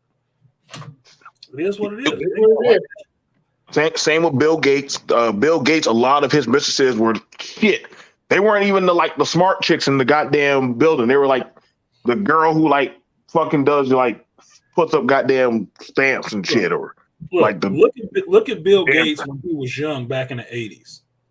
That motherfucker, if he wasn't rich, he would have had to pay a girl to fuck him. So he lucky. No matter what he could get. So he probably found his comfort with regular looking chicks, regular ass chicks, these super smart chicks, regular looking chicks. Because if you know Bill Gates' story of how he got that shit, he did it basically by a hook and a crook. He hustled. He wasn't extra smart. He was crafty. That's why him and Steve Jobs got into it, because he hustled Steve. Steve didn't like that shit. He didn't. But that's what Bill Gates' strength was. It wasn't that he was super fucking smart. He was crafty. That's it. He was a crafty and he looked like a fucking nerd. You was gonna need $1 million for a hot bitch to fuck you. So yeah, he probably found his comfort with regular chicks. So what? That's what they're there for. It's just like saying hot chicks need simps. They do. You just don't have to be one of them. Precisely. You just don't have to be one. Yeah. Yeah. So was Steve Jobs. Steve Jobs dropped out of college, the same college my daughter went to. She graduated from the school Steve Jobs dropped out of. And he donated computers and money to that motherfucker the whole time. Or he did. The company still does. But come on. Bill Clinton. Isn't that the irony of that? Bill Clinton was a mouthpiece, dude. Bill Clinton played the averages. He was a charming dude, and he played the averages. You want to hear a story about Bill Clinton? Listen to the comedian John Mulaney in his first special. And he talks about his mother and father. His mother and father knew Bill Clinton because they went to college with him. And his father does not like Bill Clinton because he saw how Bill operated at the college. He would stand outside the library and ask to walk chicks home. Every chick that came out that motherfucker. Can I walk you home? Can I walk you home? Can I walk you home? Can I walk you home? Some of them would say yes. And some of them would say no. But I bet the ones that said yes, he went back and banged their fucking back out. Bill played the averages because he was charming. Chicks liked him. I did not have sexual relations with that woman. Yeah, you did. You did. The evidence is on her dress because she a nasty bitch. Nigga. She an amateur at that shit. She was dribbling it all down her top and shit. Like, you supposed to swallow that. What the fuck you doing? I think that's the provocation of why, because goddamn Hillary looks so goddamn uptight. And look, that goes back to my Maria Shriver comment. Does Hillary look like she would suck you off good? No. She don't even want to look feminine, nigga. No, that's why they only have one child. That's the keep a nigga baby. That's it. Other than that, look, dude, as far as I'm concerned, I said this before. I don't give a fuck if Bill Clinton was fucking Lewinsky spread eagle on the presidential seal in the Oval Office. I bet Hillary was there watching, rubbing one out. She probably procured that bitch. She probably procured that bitch for Bill.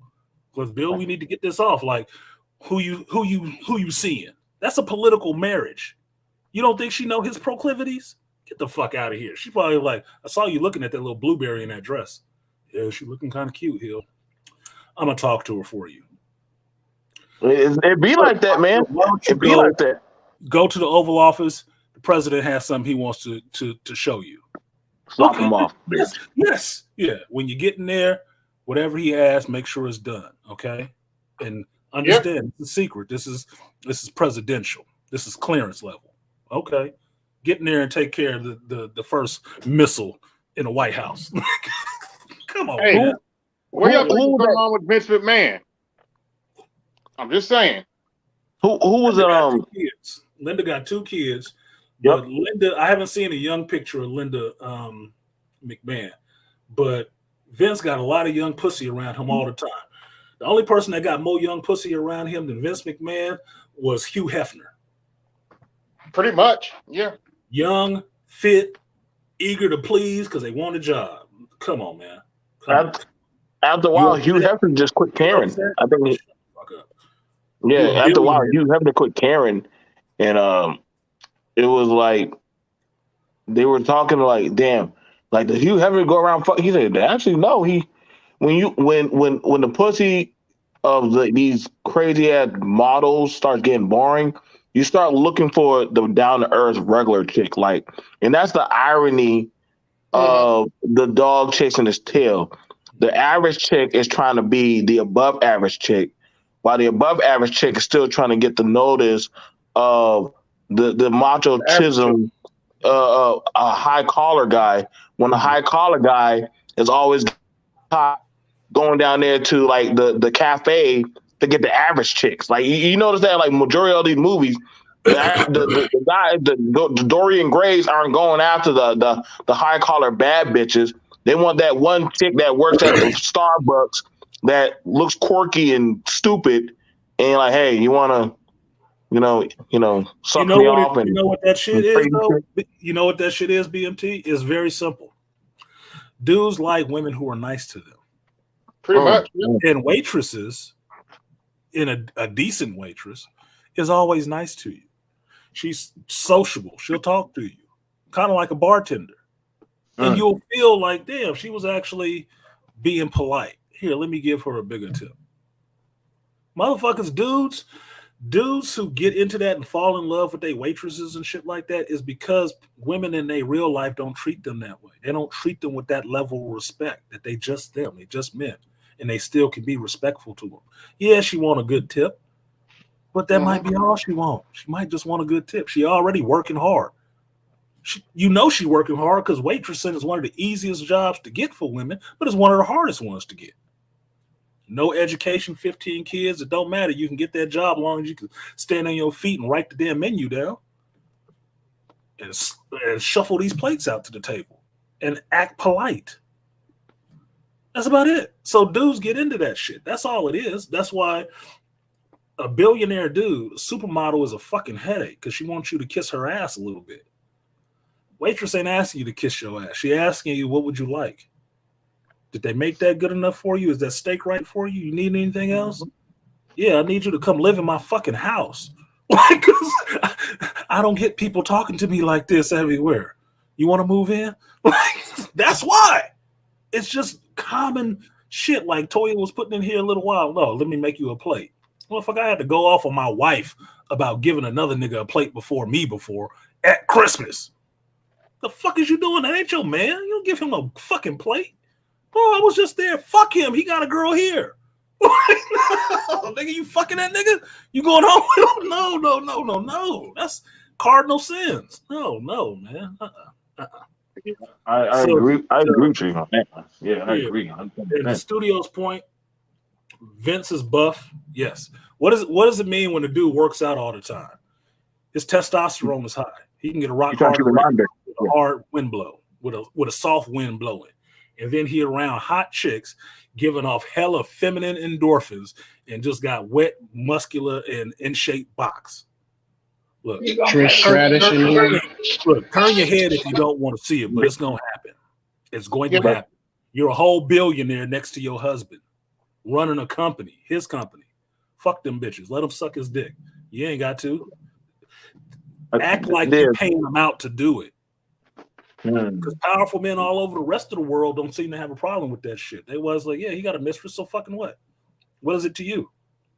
Look, I'm going to sit back and keep counting this bread and living in this big house. Exactly. Let her keep having her mouth full of spunk. Let her keep having a gummy mouth because I don't like doing that shit no more. Fucking. I think that's the irony of that. That's the irony of that, brother. Like, for a lot of people don't know, Vince McMahon was not like that. We remember the old WWF and shit with the Warrior shit. When Vince McMahon used to do all the announcements and stuff when he was coming up, he wasn't that big. He was actually small. And he wasn't the richest promoter either. No. No. He look. This is where I give Vince McMahon credit. For as much as everybody want to talk about the asshole and he's stuck in his ways and all the rest of the shit, this is where I give him credit. There ain't no WWF without Vince McMahon because he made that shit himself. Exactly. He pulled a move to where he took over every one of them smaller federations and came back and took over his father's federation because his father wouldn't help him. He took that bitch over and made the WWF and then built that shit into the brand that it is to be big enough to take over Ted Turner and ECW and all the rest of that shit. So it's all him. He did that shit in his lifetime, in my lifetime. That's an accomplishment. You mad because he fucking some little young chick? Look, he need to be fucking all the young chicks he feel like getting. And you need to shut up and let him because he made your life better than it ever would have been just off top because he wanted to do some shit. Shut up and go accomplish something on your own before you start bitching about where he put his dick. So what? Plus, the irony of these dudes complaining about Vince, they talk about Vince not paying his wrestlers. You listen to Ric Flair and some of them dudes and some of the horror stories of what they used to get paid back in the day. Like, yeah, exactly. Wrestlers didn't used to get paid shit. Drive all over the country, all over these little shit towns for $150, nigga, and that's your gas money and your lodging money out of that. Getting paid shit. At least he made a platform where motherfuckers can blow up like superstars and get into acting, movies, commercials, have other opportunities, endorsements. And just shut up. Like, for real. Y'all sound like some spoiled, entitled kids. You're not getting paid enough. What did you only get? 20K? Oh my God. Oh. Shut up, man. You worldwide known. Everybody know who you are. You better fucking do the rest of the hustling. He did the rest of the shit for you. All you had to do was go out there and not get hurt. Take some bumps and stand on your mark. And remember your fucking cues. And don't be botching moves, motherfucker. Shut up. You wasn't... Some of these dudes wasn't wrestling back in them early days, AB, like we thinking about like them 80s and shit, them little rinky dink, we in the gymnasium shits. No. These motherfuckers got whole stadiums filled up for WrestleMania and see they goofy ass, and they still up there complaining, oh, he didn't do it the way I wanted him to. You grew up in an era where this shit was big. It wasn't small. I don't want to hear it. Ric Flair's still out there. He's still trying to get his money. Still, just give me his respect in these generations. Shut up. Stop it. That's why I ain't mad about Triple H taking that shit over. Triple H and grinded. I remember when his big nose ass came into the WWF. I remember that shit. Oh yeah, Hunter Hearst the whole time. How many injuries and stuff like that he had? That motherfucker grinded in front of the camera and behind the scenes to make that shit his business. That's why he is the Game. And he is running the Game now because he took that shit that serious. Shut up. You ain't gotta like him. Don't have to. He wasn't doing what he's doing either. So there you go. You get what you get. Yeah. It is, like I said, I have an admiration and respect for the guy who busts his ass, and when you watch things like that, why they're such an asshole? Because I remember we was talking about it on the Graveyard Shift. Remember, Artisan, about when you a master of your craft, you have a right to be an asshole. You have that right, and when you and especially when you know you busted your ass yourself, and ain't nobody really gave a fuck to help you.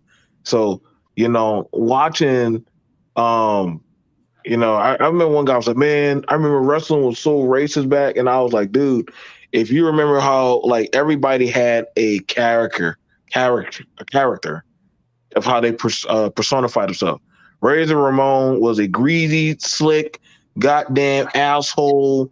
Goddamn! I mean, my sister used to love him. Right, the girls used to love him. He's coming out there. And I'm like, oh, I hate this asshole. He's coming out. Yeah, but that was the whole point.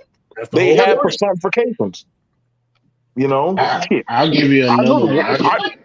I'll give you another one that a lot of people don't like to talk about. Dana White and the president of the UFC. As much shit as people talk, I tell people, how many of them fighters has he made millionaires?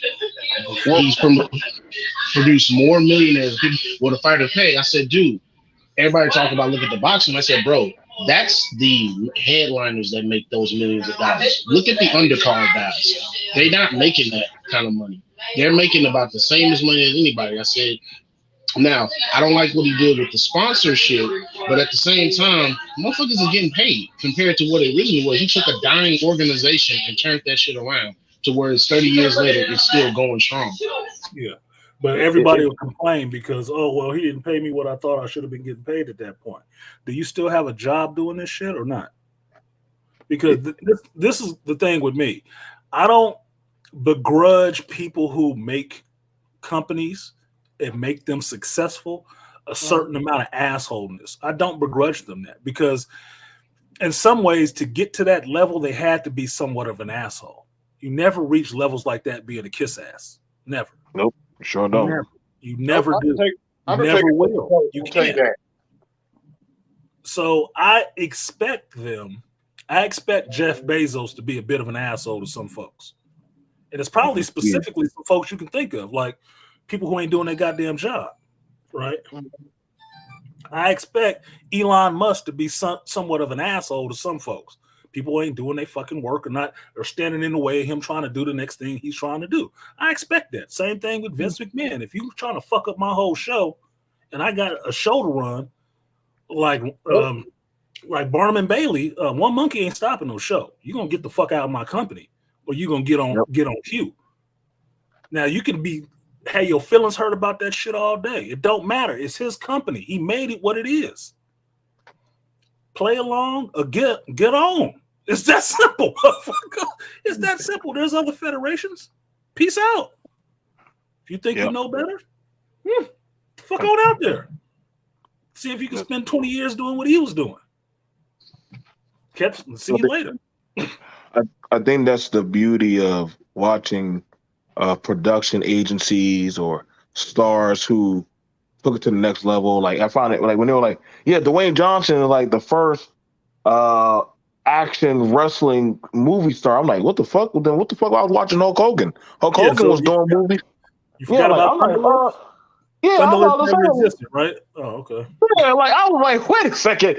I was like, there were plenty of wrestlers that were doing movies and shit, and literally, I said, okay, I get it. You know, I guess things get lost in the sense of time, and you know, it is what it is. You know what I'm saying? Even though that I didn't like how they try to smear him out of the Wrestling Hall of Fame.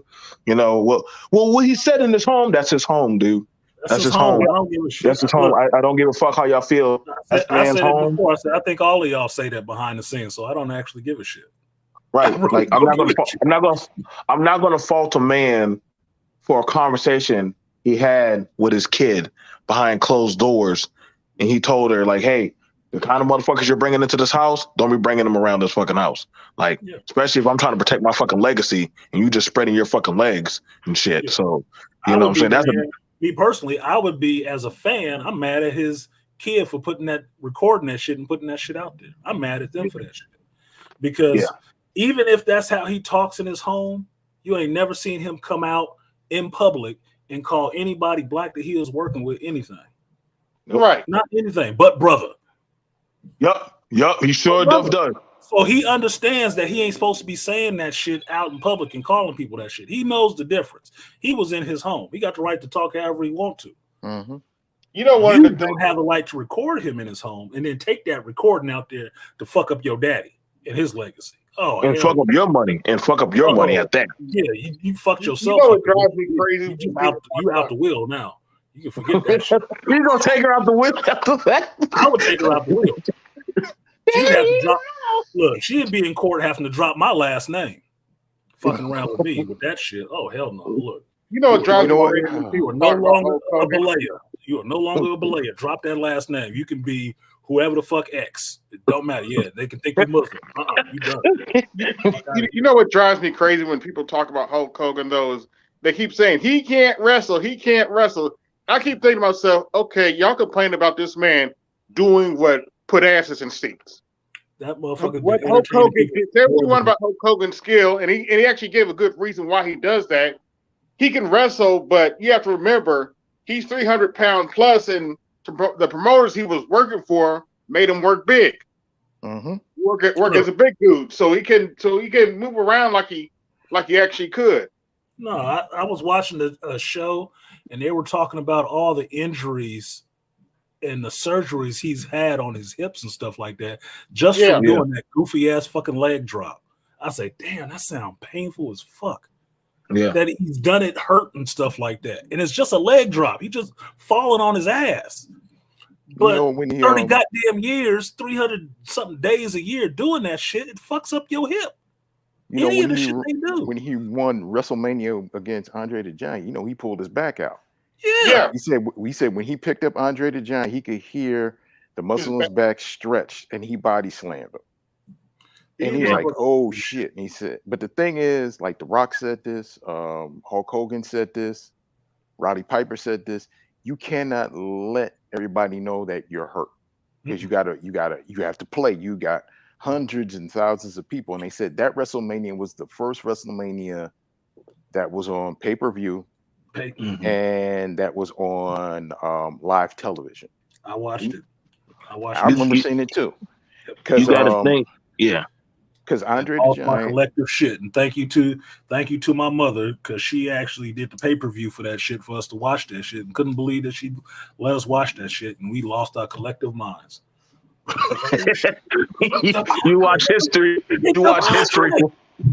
Oh my God, Hulkamania! We was running wild in that house. But you know what else made that? Here's the thing with Vince McMahon did. Vince McMahon was a visionary because at the same time, you're still dealing with the Russia and United States thing. We're still dealing with the Iron Curtain thing. We're still dealing with the Cold War. Cold War era. So Hulk Hogan became the political symbol of America, of democracy. He found something that he could market to people that everybody could wrap they hand around and appreciate. And what he did was, and this is what Vince did, he says, I'm going to make my wrestlers a brand. A brand. Hulkamania became a brand. The Macho Man became a brand. Roddy Piper, Hot Rod became a brand. This is the first time you started really. Jake the Snake became a brand. This is the first time you started to see professional wrestlers of their own became a brand without them.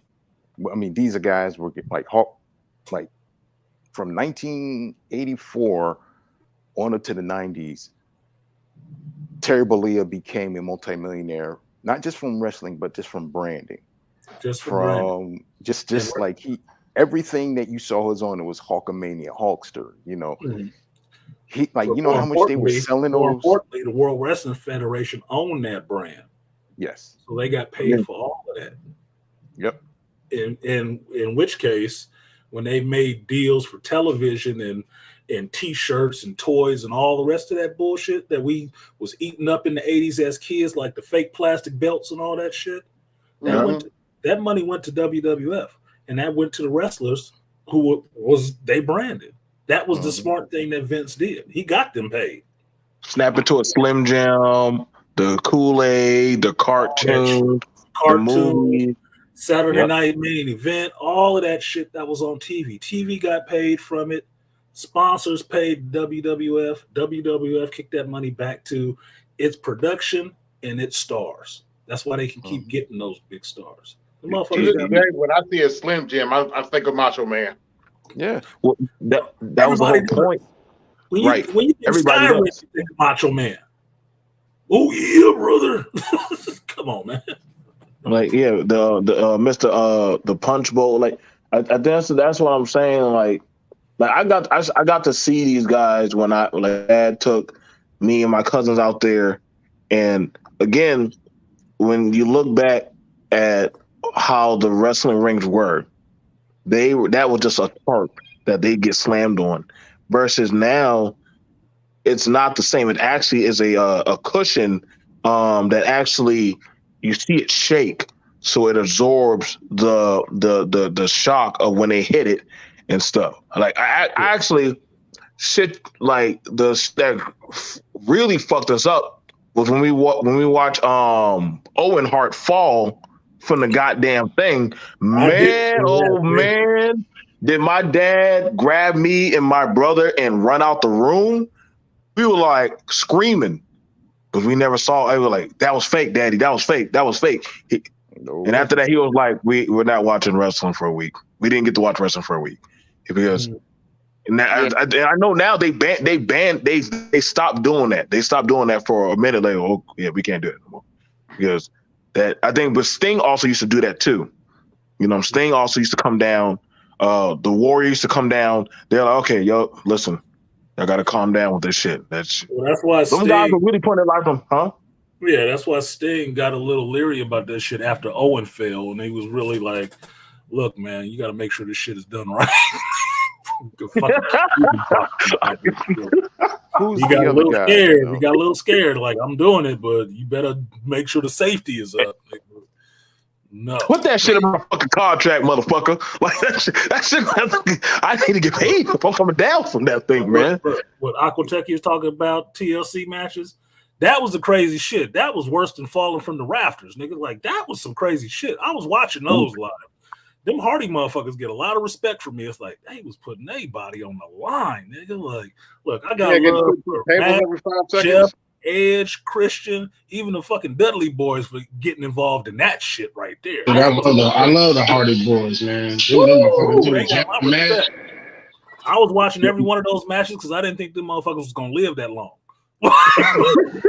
Like, they gotta die this week. The Swan-time bomb. Once Jeff hit that Swan-time bomb, he was like, "God damn, is he gonna die this week?" Yeah, you know who had it? Damn. Who had it worse? Who's the motherfucker who used to have that sock puppet and wear that fucking mask on his face? The dude who had the Mankind. Listen, bro. Listen, bro. That man. Oh my God, he done put his body through so much shit, bro. I read his book. He's been through it. Mick Foley has been through it. That nigga is a soldier. Like, I'm sorry. He need to be out there with David Goggins somewhere fucking around because that motherfucker put himself through it. Yeah, when Undertaker threw him off that cage, if you listen to Undertaker's interviews, he's like, it was like an out of body experience. Yeah, when I threw him off that cage. Yeah, he's like, that wasn't supposed to happen. I thought he was dead down there. I was like, shit, I thought he was. I'm waiting for him to move, but he's not moving. I'm like, oh shit. Hey, bro, there used to be so much blood when that man would go out there. I said, oh my God, I don't think that's fake blood anymore. I think they didn't get him to the hospital. Look, you got to watch some of them old tapes of that New Japan wrestling when he was over there wrestling his Cactus Jack and them explosive barbed wire. I'm like, look, don't do nothing in Japan, man. These motherfuckers do not care. Yeah, but here's the thing, though. That's not even wrestling anymore. That's some gladiatorial torture chamber shit. You know, one dude that didn't care that would go swing on that zip line that didn't care? Shawn Michaels. Yeah, Shawn Michaels did it. Shout out to Heartbreak Kid. Shout out to the Heartbreak Kid. God damn it. He earned his. Shawn Michaels, Bret Hart, Triple H. Those are some of my favorites because they was them small version of heavyweights. They were small heavyweights when they got out of the Hulk Hogan years where you had to be the 6 foot tall, buff, 300-pound dude, and then got down to you more streamlined and you can do more stuff. I like Shawn Michaels because that look. I was watching it when he kicked Marty Jannetty through the barbershop window. That shit was hilarious, dude. But that cemented is like, that motherfucker went bad. I'm liking him now. I'm liking him. that kick of his, man. Like, he super kicked that boy through that part. You knew that tag team was over that day. Like, oh, it's over. He was pissed off. Yep, that's done. I saw that last match. Yep, you kind of got tired of shit. We had to this day we still have a debate. Me and my school friend, like, which kick would you have taken? A Van Damme kick, a Steven Seagal, Jean-Claude Van Damme kick, a Shawn Michaels kick? Like, which one had the best goddamn kick that would take your head off of some shit And which one? I was like, I don't know. That Shawn Michaels kick looked pretty. Yeah, that's Shawn Michaels kick. Look, he sell that motherfucker, dude. That look, because it come out of nowhere.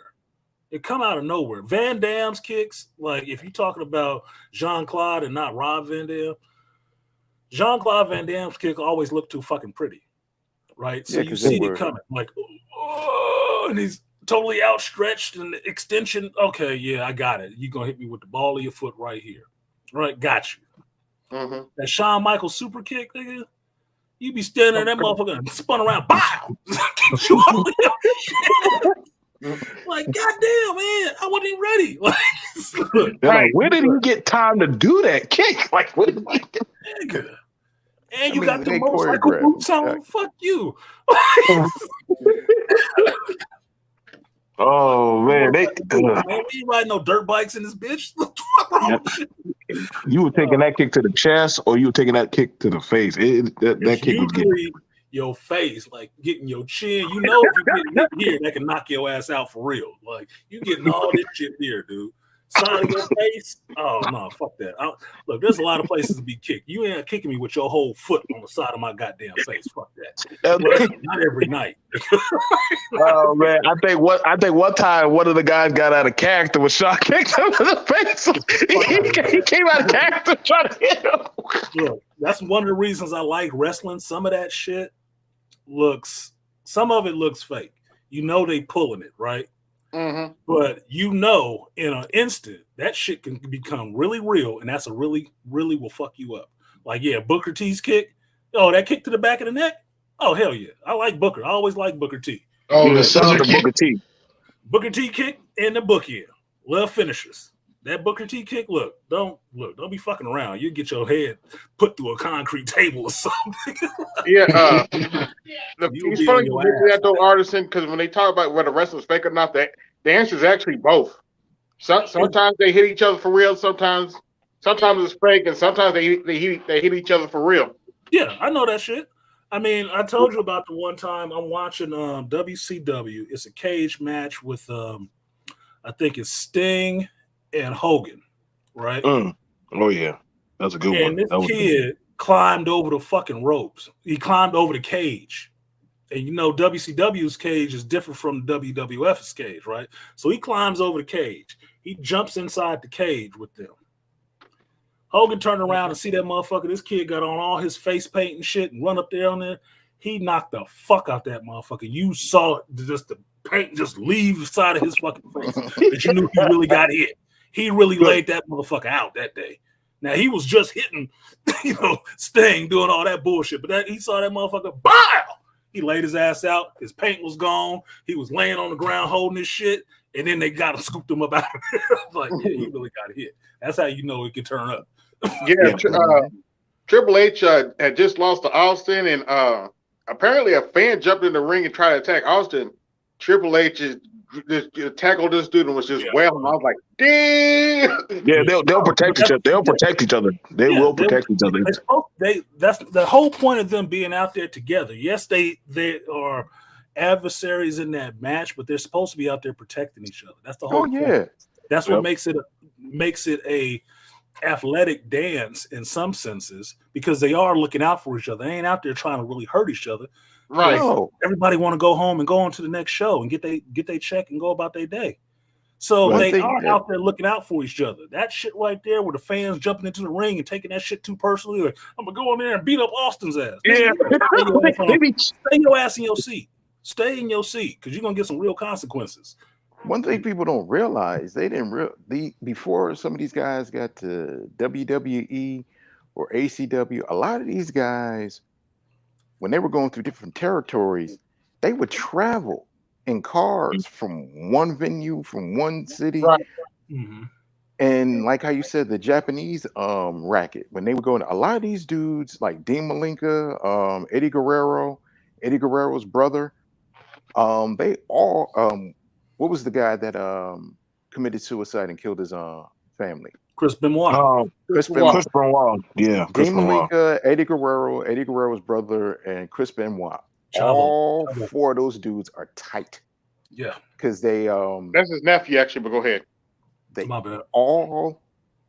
all were tight.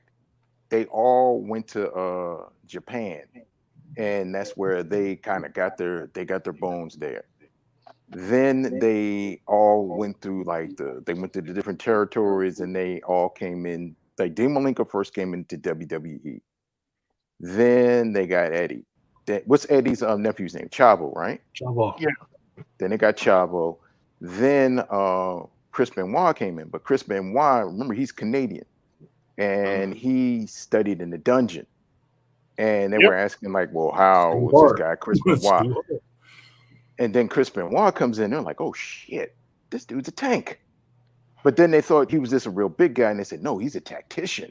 And they're like, "Oh, okay." But when they would put Eddie and Chris together, they would say, "Okay, it's over." They would just love to see these guys. And the thing was, these guys practiced and did stuff in Japan and other matches, and they fought each other, but it wasn't just a match. It was like competition. It was just like, it's a spar for them. And you would just see these guys move around, and Chris Benoit was so happy when Eddie got the belt. But then when Chris got the belt, Eddie was happy. But then when Eddie died, you saw that's when Chris really went downhill, because they were friends. And these guys traveled. This is guy, like you said, $150 in their pocket. When they were, just when they were getting money, like when they remember, like when they were just like in these cheap flea bag motels and, going to these venues, like they were in gymnasiums. When they went to Japan, people were looking at them like, hey, and they were making kind of good money in Japan. But when they kind of made it, it was like, you seen them, like these guys really were like real cool friends. Like Rock said, when what's his name, actor that plays Peacemaker, came John Cena. Like when John Cena came on, like Rock took him in and showed him the ropes and everything. And when John Cena takes down Rock and he gives Rock the belt, Rock goes in. That's when he pulled his ab muscle and his thigh muscle. And John Cena says to him, he's like, "Are you all right?" He's like, no, come on. Like, this is like they're the match. And this is when they said, okay, we got to make this go. And John Cena's like, "Are you sure?" Like, he's telling him, he's like, "Dwayne, are you okay?" He's like, "I'm all right, dude." So when they're making that money and they're realizing how the way things came up and and they're like, these guys like are real friends. They're real cool with each other. Now, there's some people that not really like. There are a lot of dudes that say Hulk Hogan is like a real. Yeah, you have to think of it like this. It's a brother and sisterhood. It's a fraternity. Not everybody gets to be a professional wrestler, especially not at that level. Right. So if you've been cutting your teeth and grinding the whole time, you actually make your friends, and it's good for you to see your friends come up, especially if it's your turn and you come up. You gotta like that stuff. You can't be a fucking envious hater sitting there waiting. Well, I hope the nigga break his leg or some shit. It's like it's silly. It would really be silly, and it would lessen the time that you had on top. It lessens your time on top because people were respecting you while you had it. Right. If you've come through the same kind of trenches that they came through and got to the same spot, why would you hate on another person getting there too? Why would you? Yeah, you want the top spot too, but sometimes you don't get it, motherfucker. You ain't gotta hate each other for that shit. It just is what it is. So The Rock giving John Cena, the point is when he's coming in, that's probably what Hogan was doing for him.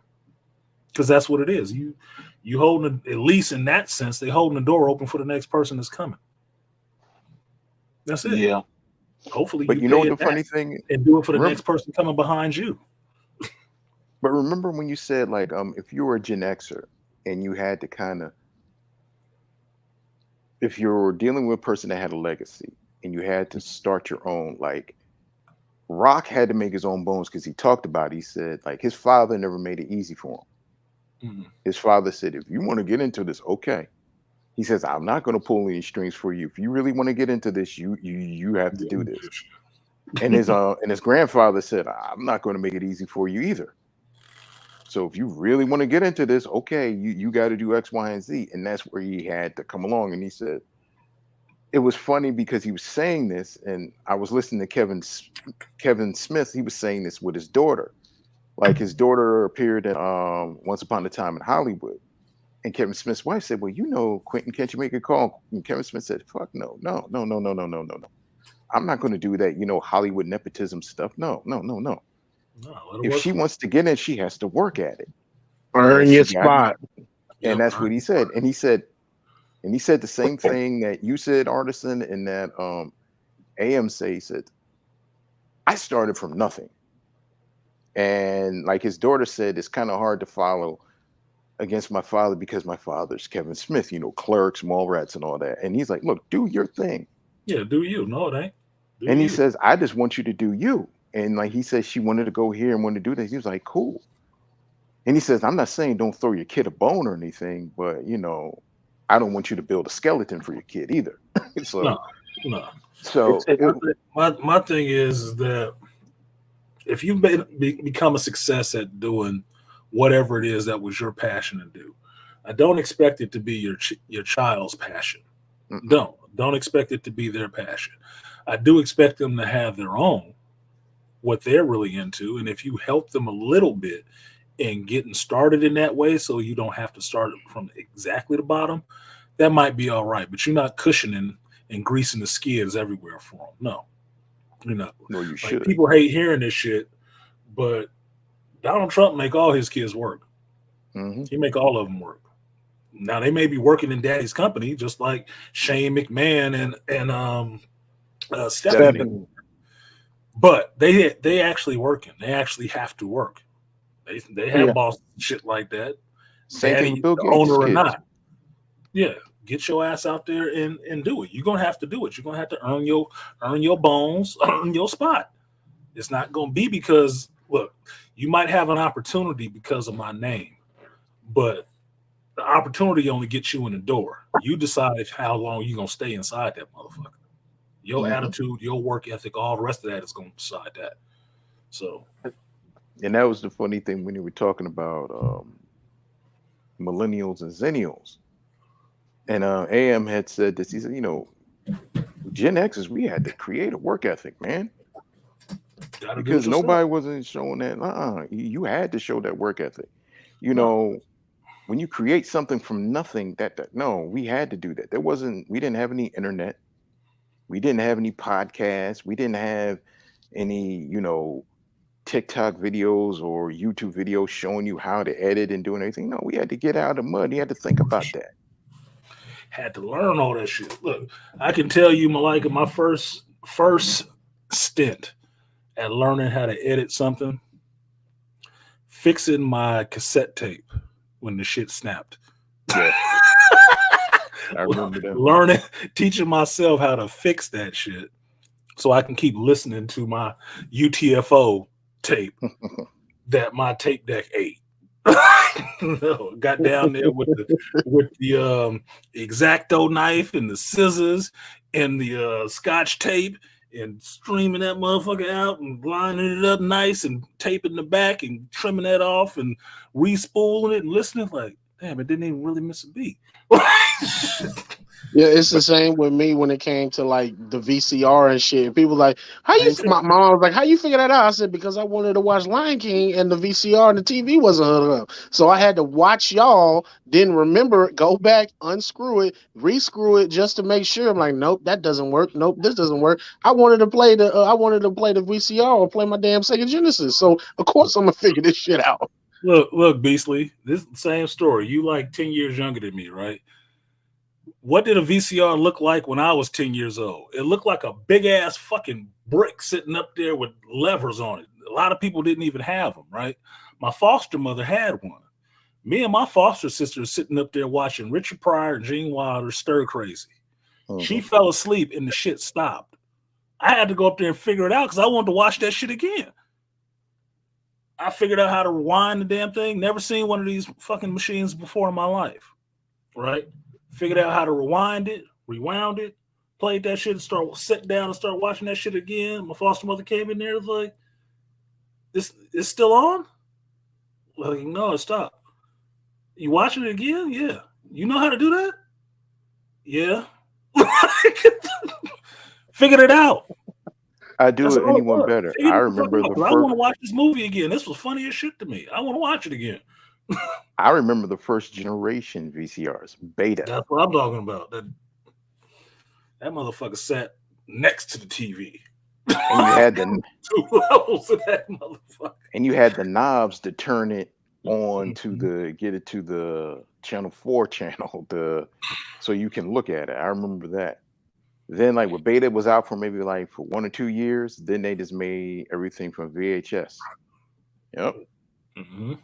Yeah, the VHS ones was the ones, but those things was some of the clunkiest electronics you would see. It looked like some of that shit in Captain America Winter Soldier when he went to that old Hydra base. He went to the base and found Zola down in there. That shit was all knobs and levers and shit. That's what the VCRs look like. Fucking levers and shit. Like what the fuck? With some wood grain on the side of it. Launching a rocket or what? I just want to watch this video again. I want to see this dude get his nuts grabbed with these pliers one more time because that was funny. I think that's the thing of and you brought up a good point. We had a meeting talking about that as when we were developing the comic book anime debate league, and I told them this. I'm like, listen, y'all, some comparisons you gotta understand. For some people, got to grow up watching technology evolve. Like they watch technology evolve. It's not a stunning moment. It's watching evolution. You're watching you're watching evolution of stuff. Don't take it as something of, oh well, look how they talk or they're trying to. I'm like, no, don't take it like that. Don't take it in that experience. You know what I'm saying? Just see it for the moment. Just see it for that moment. Like, it's not a diss, That's why, like I say, like I remember seeing them goddamn big. I said, what the hell is that, Dad? Oh yeah, son, this is gonna be the future. That damn box. And then after that, I watched the internet. And they went in school and they started telling people on the internet. And just talking about wrestling and these things. And you watch how they evolve and you have an appreciation for them and the work that people put in there. That's why it's very funny on how people take for granted. Like, I was going over for Christmas. Talking with my kids. They were A Christmas Story came on. Mm-hmm.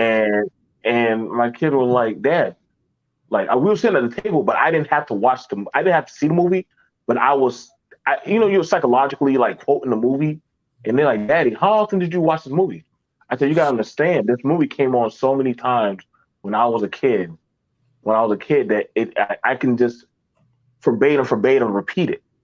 Yeah. And I said it wasn't about doggone the DVD players, the movies. It was about the memory, the Hallmark. Y'all remember the Hallmark? I know y'all remember the Hallmark channel. And I'm like, we made our own Hallmark moments.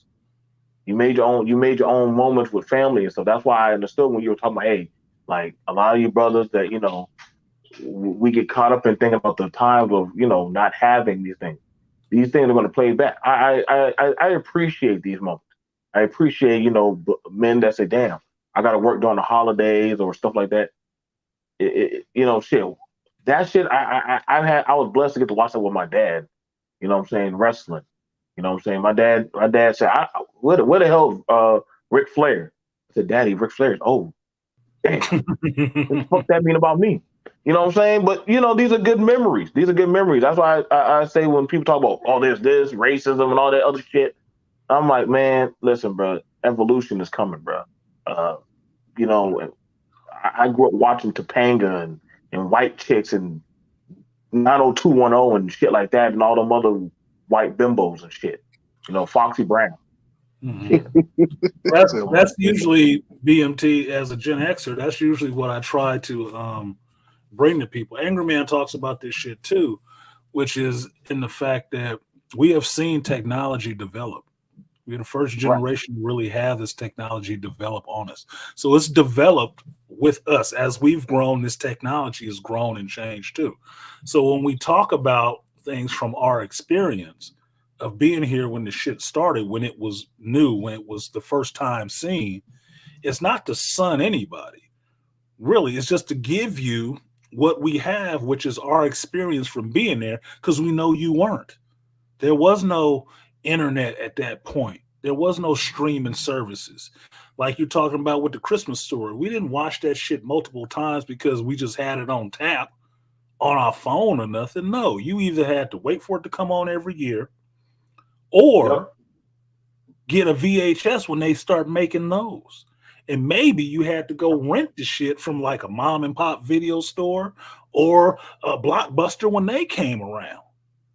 I've seen those things come and go and turn into red box and streaming services to where I still have VHS tapes. Now, most young people think, damn, you just got old technology. Nigga, it wasn't old when I bought it. It wasn't cheap when I bought it. That's why I have a bunch of anime that I just can forget about because I've been doing this shit for so long. So I just share that with people. It ain't to sun you, but you're not going to talk to me like I'm stupid either, though. Can't discount the fact that somebody lived longer than you. You can't discount that shit forever. I mean, certain those things are investments. Exactly. They were investments. They were dumb investments according to some people, but look, that was stuff I love. So I never saw it as a bad investment for me. I didn't buy it because I was looking to flip it into some money anyway, because it was never any money in it like that when I bought it. It wasn't. So I didn't buy it for a return. I bought it because I wanted to keep being able to watch this shit. I enjoyed it so much. So y'all keep getting kicked off the stream. Is it me or is it you? Motherfuckers cycling in and out like it's a merry-go-round, and I'm going faster. Y'all getting flung off like, oh, shit. TV Guide magazine, yeah, TV Guide magazine. Oh yeah, I remember PCR that. plus codes, auto record over the air TV, yeah, all of that shit. And I don't know if it was just me, but who used to make door stops out of old TV guides? You take start folding every page down at an airplane angle, and you fold it down. It looks like a fucking big ass crayon. You can put it by the door and open the door. It kept from tearing up the door. If you put it properly right there, you know. Yeah, so maybe it was just I'm a crafty motherfucker. I'm sorry, but this is just who I am. It's just who I am. Especially if you had glass in the door, like you had a stained glass door. You know, I watched my uncle would do that. Hey, put that damn TV guide there when y'all swing open that damn door. You better not slam it. Better not slam that shit. I have people that slam doors nowadays. I said they ain't never got beat before for slamming that damn door. They ain't never got cussed out for slamming a damn door. Because I hear that, wow, like, don't slam the screen door. Yeah, don't slam the screen door. Fucking. God damn it! Didn't I tell you not to slam it at grandma's house? Look, easily know, like, look, like, that's a bad memory. You can feel them whelps, like, oh shit. No, they're trying to on a hot ass summer day, trying to get some water, and that screen door be locked. Hey, we want some water. There's a hose out back. I don't want no water hose water. I want the sink water. Yeah, that shit is hot. That shit is hot. Been sitting out there all day? No. And go for level furniture too. Yeah, you're right, Alcatech. I will say this though too. I fix a lot of screen doors now. Why? Why do you think that is? Motherfuckers let this shit slam. Like, ooh, see, grandma knew what she was talking about. I'm fucking up these damn doors like that. Letting these bitches slam. They gotta close them for a reason. It was between that and I think the floor model TVs. And I had a guy that worked as a broker at a pawn shop.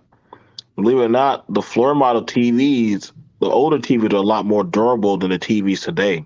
Yep. They're a lot more durable and sturdier, and they could take a lot more punishment and heat and stuff. Like these TVs nowadays are temperature sensitive, touch sensitive. Yeah, like they may be high pixelated, You can barely get it out the box without breaking that bitch. Like, I barely get it out the box without breaking. That's what happened with my aunt's TV. The screen is broken. Like, nigga, it didn't fall a foot. Like, it just leaned back. Like, what the? Oh man, that one drop, man, that knocked off that one pixel that took off all the other ones. Versus the damn. Look, hold up, look, and we made 4 trips to the damn store because the TVs kept breaking. The first one was broken in the box. Yep. The second one, I broke that bitch taking it out of the box. So then we had to go back. I was like, motherfucker, bro, I'm not going back no more. I was like, we getting a different TV. I said, dude, this is the 4th trip we done made on these damn TVs. Luckily, we bought the warranty. No shit, because that's some ridiculous. That's ridiculous. Look, that shit is so sensitive. It's ridiculous. But the old floor model TV, like BMT talking about, I remember standing on top of that motherfucker when I was a kid, hanging shit, like Christmas ornaments and shit on the ceiling and stuff because it was durable. Floor model TVs were heavy. You want to break them when the TV stopped working, you either put another smaller TV on top of it, or you just covered it up with like a blanket or a sheet or something like that. And that was furniture, nigga. My cousins, you have a VCR and everything else on top of that TV. My cousins had an old floor model TV that stopped working, right? He took the TV bulb and all that stuff out of there, put glass in the front, turned that shit into a habitat for his fucking boa constrictor he had. Mm-hmm. So it's a big ass floor model TV. You look through the TV slot, it's glass, and it's a fucking boa constrictor in there. I was like, damn, that's cool as shit. Wow. Way to reuse it. Like, I mean, they but you could go up to the TVs, and if they start acting funny, you could just smash them. You could just smash the TV, and you just smack them. Somehow, I don't know how that works, but they go back to work, and you just smack it a few times. Like shit, I'm like, hey, damn TV work. Dad, go there. You go. You watch your dad smack it a few times, or stop kicking the TV. Attitude adjustment. That's what it needs. Attitude adjustment. I wouldn't smack these new TVs, but yeah, I remember them days. No, new TV, you smack that motherfucker, it's gonna be broken completely. Like, it'll shatter on your ass. Those old floor model TVs are made out of vibranium adamantium, man. That's why they was so damn heavy to move too. It was like, damn, that was White Westinghouse. You mean that was Wakanda? You ain't lying. I'd rather move a stove than one of them TVs. Good Lord. My mom had one, bro. I'm like, Mom, why we got this old TV? Look, I say this just to be funny, right? I'll say this just to be funny, but there's probably some truth in that shit. The reason why in the 80s you didn't move as much because all your shit was heavy. Floor model TVs, the beds, the fucking bookcases, the dressers, the tables, all that shit was heavy. You ain't moving too often, motherfucker. Look, we here. This is where we gonna stay until we die because I'm not moving all that shit again. You need 4 burly dudes in a whole big ass truck to move one room. No, yeah. What was it called? The big ass speaker, the original system that had the fucking stereos. The component system. Yeah, it had the what you call it? The record player attached to it that you can. My grandma had, where it took up the whole damn wall. When they moved that out of my grandma's house, I was like, "Yo, how'd y'all move this heavy ass thing? This thing was like solid wood. I thought it was glued to the wall. I was like, this is heavy."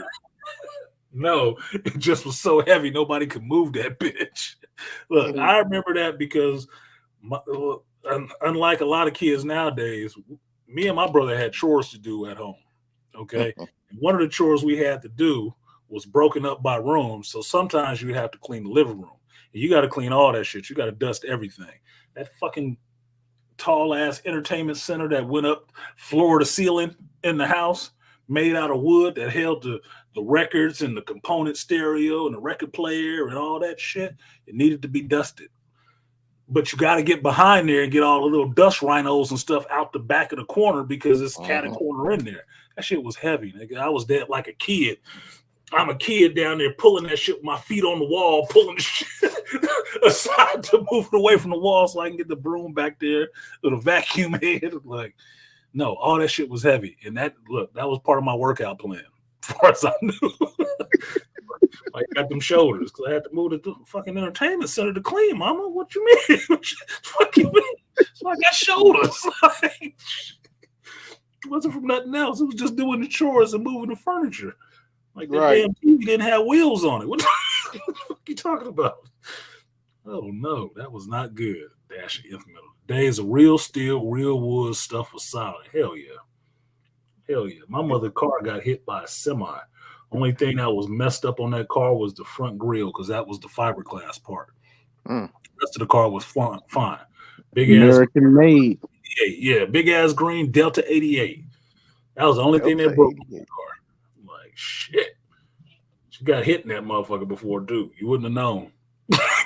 That was a tank. That was a whole tank on rubber wheels. I think they make these new cars out of plastic because it's so easy to bend them up.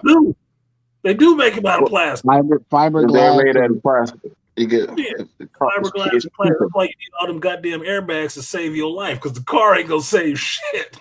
Right. Yeah. Fall apart like a sprinkler container. They get like boop, boop. I think that's the thing. That's the thing about it. But I got a contract. I got a contract working for a big car dealership, and they were saying like, well, if we kept making the cars out of steel, could y'all afford them? If we were actually making it out of the materials nowadays, would you really want to purchase that? Because the more we have to use those type of materials, versus they're cheaper, and what they're really charging you for is that of all those gizmos and gadgets and shit that they be putting in them all that. The computers.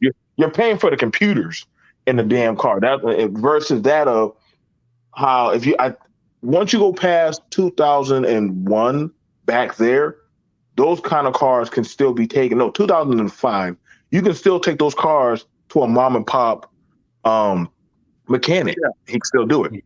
After that, you gotta take that shit to the goddamn manufacturer now. And you have to.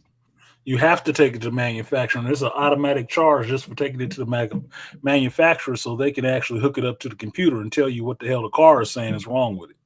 That's $150 right there. That's your bill. And that was an economic move. Car said something's wrong. No shit. That's why I brought it. $150. Fuck you. You ain't even fixed nothing yet. Yeah, but I had to plug it up to the computer. Anyway. Hey, what's up with the guys? How the panel doing?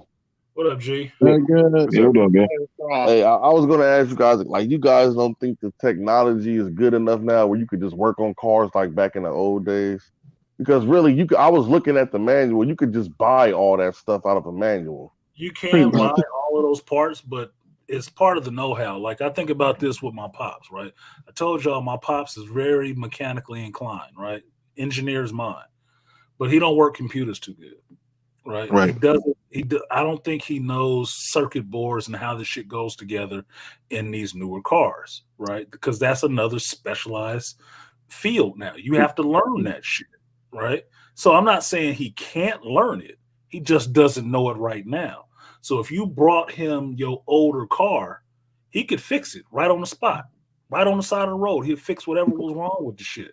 But if you pulled up in one of these goddamn Teslas or something like that, he'd be like, well, we're both gonna be stuck here.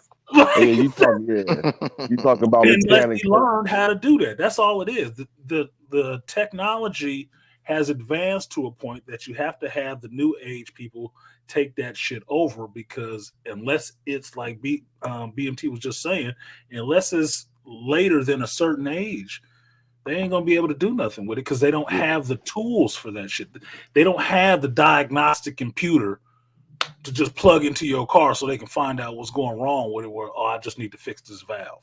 They don't have that shit. No, they have the computer. They don't have the thing, because you could just plug anything into. Everybody got a computer in their pocket. So true, but you would have to know. You have to know what to buy. What you're doing? Yeah, most definitely. You gotta I was just looking at. I got a person hit me the other day. Like I'm living in the Midwest, so it's snow. So somebody hit me from behind the other day, but they really only ripped. Pause. Yeah, you know, pause. Hit you from behind in a car. In a car, yeah. It wasn't just okay. But yeah, I was just looking at it, right, and it's just like, you know, I don't know, man. Maybe because I'm looking into it's like I'm getting ready to go to diesel mechanic school, and they kind of like teach you that stuff in it. Like, okay, you just need this meter because you're talking about mechanics versus engineering. Mm-hmm. Like, I don't know, it's weird. It's mechanical. Like, right.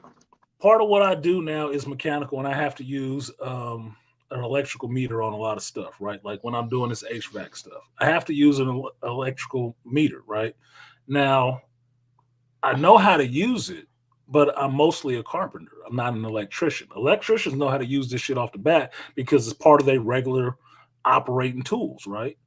But you take somebody who doesn't do that and never been an electrician, and it's like, okay, now you need to go fix this, and here's the tool that you can use for it. Well, they might be stuck for a minute. If they didn't even have the tool, they'd be totally at a standstill because they don't know what the fuck they need to do anything on this damn thing. It could be something simple as hooking up the voltmeter and seeing where there's a break in the connection somewhere. But if they don't have the tools for that shit, they don't know.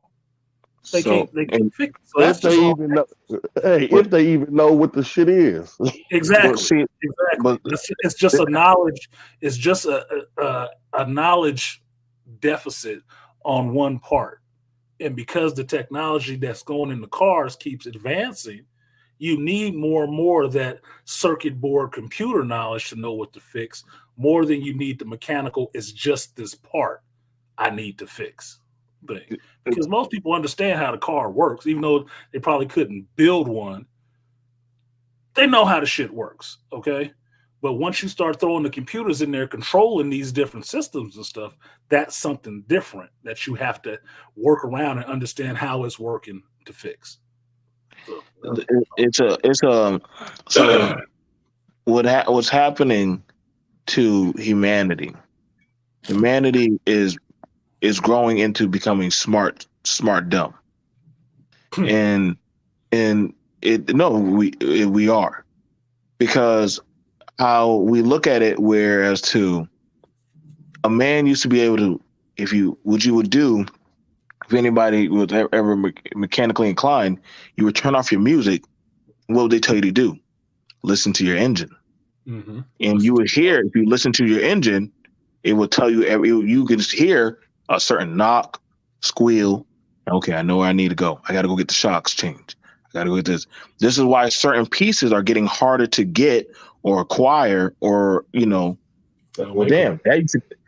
make them anymore. Yeah, they replaced them with something else, so they don't even make the fucking part. Yeah. And so, hold on. And so, what happens is now, and working at these factories, I'm seeing like the old, like they used to be full of a bunch of mechanics. Like these are guys, like, and we talked about this with, I think we got to go back. We got to have another talk one day, Artisan, about the masters are disappearing, because when you have masters of crafts, that some things are no longer in the books. They're not in the books anymore. They just, no, we don't do that no more. We have a better, faster way to do it. Okay, you got a better, faster way to do it versus that of the ways of how it's done, how it's supposed to be done. And then but I've met carpenters. They explain to you on how to do certain stuff, but then you look at the technology on how to put up a house, you're like, God damn. Like, wait a second. So y'all used to just ship the house on train and then you could just piece it together? Yeah, but it's kind of not like that anymore. Like, they actually have a faster. You know who do it right now is AB. AB programs computers, right? He knows how quickly codes and stuff like that change, and you'll get new people in who only know the new code. Right. If they have to go backwards from that, I don't know what the fuck you talking about. They cannot. They can't do it. You got to go back to the root and program it in DOS, and they'll be looking at your ass like, "What the fuck you talking about?"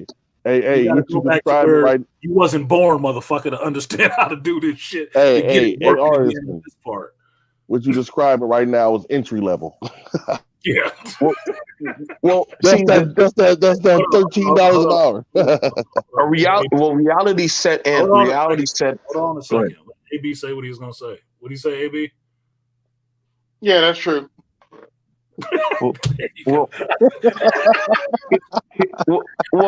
Here's the reality. And I remember when you pulled it out at your store, Artisan, when you pulled out that credit card scanner, where you actually will take it and you would rack it over the credit card and write it, and you would write it in. I used to see that at hotels, and I would see that at JCPenney and stores. Now you don't see that machine anymore. And the thing about it is, I remember me and a few of my war buddies talked about it. I said, damn, imagine if we had gone a few more months and technology had gone down. American society would have been fucked. Because, to be fair, there's not a lot of people who know how to read a roadmap anymore. There's not a lot of people and I would challenge anybody. They can't navigate nowhere. Can't navigate nowhere. It's one thing for the women, but the men are goddamn, they're lost. An even better way was just like it last. I think the night before, it got below zero. Now I knew to go outside and run the water pipes, so that way pipes don't bust. 4 houses didn't do that. And they were like, wait, you're supposed to run the pipes? Dude, what are you doing? I'm like, you're supposed to run the pipes. It's gonna get freezing cold. Freezing cold. They didn't do that. Up in this motherfucker. They didn't do that because the thing about it is, it's certain things you knew to do for survival that are becoming laws, like farming, carpentry, masonry. Yeah, like those skills are dying out. Motherfuckers can't even memorize, and this shit actually proved it to me. Ask people, tell me 10 phone numbers in your phone at the top of your head. They can't do it. Shit. Have them tell you their phone number for their cell phone. They probably don't even know what the fuck it is. I can't tell you because I ran into that. Look, it started happening with me. I was forgetting my own cell phone number. Like, wait a minute, what the fuck is this number? Like, I remember my phone number for when I was in 4th grade, but I'm like, that was a requirement. But see, that was a requirement. If you remember for you and Malik, when y'all were in school, and I think they used to do that to us at school. Okay, tell us your mom's phone number, tell us your dad's phone number, tell us your grandma's phone number. I'm like, damn, why we gotta remember my phone number? And then after that, you remember, if you were to get lost, first thing they would ask you is, what's your parents' phone number? You got to start naming our phone numbers. Their phone number, where they work, what's your address, what's your phone number. You know, what's your grandmama number? I was having all that as a kid. You need to I was having to explain that to the young kids when we was watching Home Alone because they didn't understand certain aspects. I was like, this was the 90s, man. We didn't have cell phones and all that stuff back then. You had to go to a pay phone. I said you had to remember your house number, your address, where your mama worked, where your daddy worked, or grandpa, whoever you had to remember that stuff. I said, what's that? That's a pay phone. You had to put some money in there to make a collect call. Bus routes, where people lived, where your family lived in the area, how to get your ass back home. That was all wetware. It wasn't something that was all readily pulled out the sky for your ass. Bus schedules, all that shit. That's why you always had to watch your fucking keys, nigga. You know what? Here's another thing. Like when Angry Man was talking about common knowledge, if you ask a kid, do you know what county you live in? Huh? Or you ask them like, what's your zip code? Oh, I gotta look on my phone. Or what's your area code? How many area codes does your city or county have?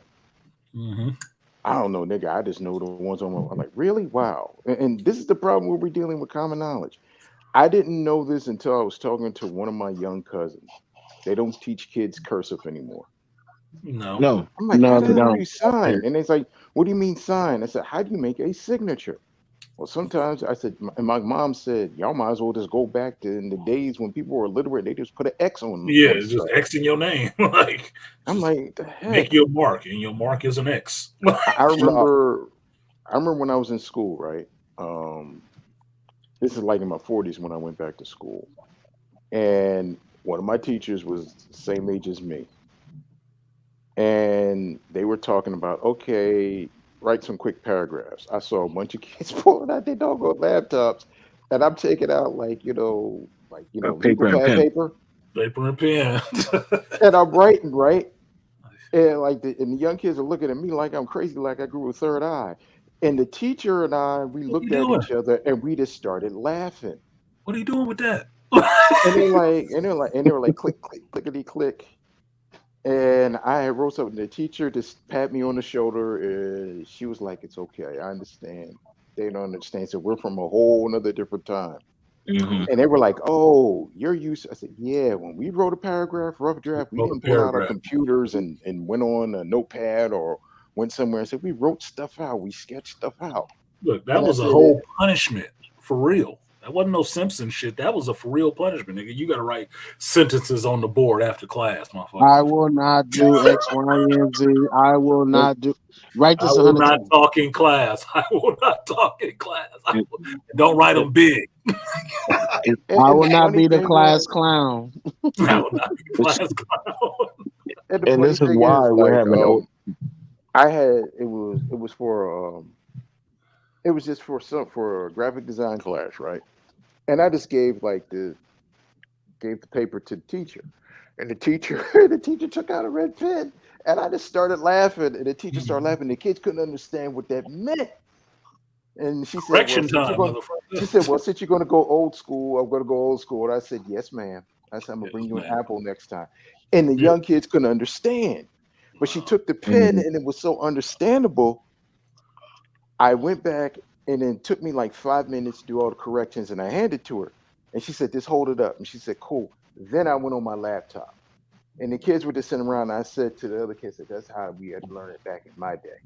And they were like, "Why are you guys taking forever?" I said, "Sometimes the old school is the best school. I'm not saying you guys don't do it well. I said old school is just how the way we do it. We just don't jump right in." And I remember being an artist and also being a graphic artist, teachers would say to the kids, "Do not go to your laptop. I want you to sketch something out." And the kids would be like, "Oh, gave them a whole hurdle. Why do you do that? Oh, you can't use your laptop. Oh, goddamn. What are we going to do, teacher? We can't do any work without our laptop." Dude, that was just like I was in high school, and it was a long time before I had my own personal cell phone. And I remember people was like, "How did you talk?" And I'm a millennial. Like, "How did you talk?" I said, "I had a damn house phone." She said, I would die without my cell phone. I said, "And that's why if something happened, you would be fucked up out here." It's independent. But you know what? People, but goddamn. But you know what? I think like it's weird to me because I think I was in that last generation. I was born in '89, so when I got out of high school, like all of that shit was just hitting school. Like I remember when I was a sophomore, the Razor came out.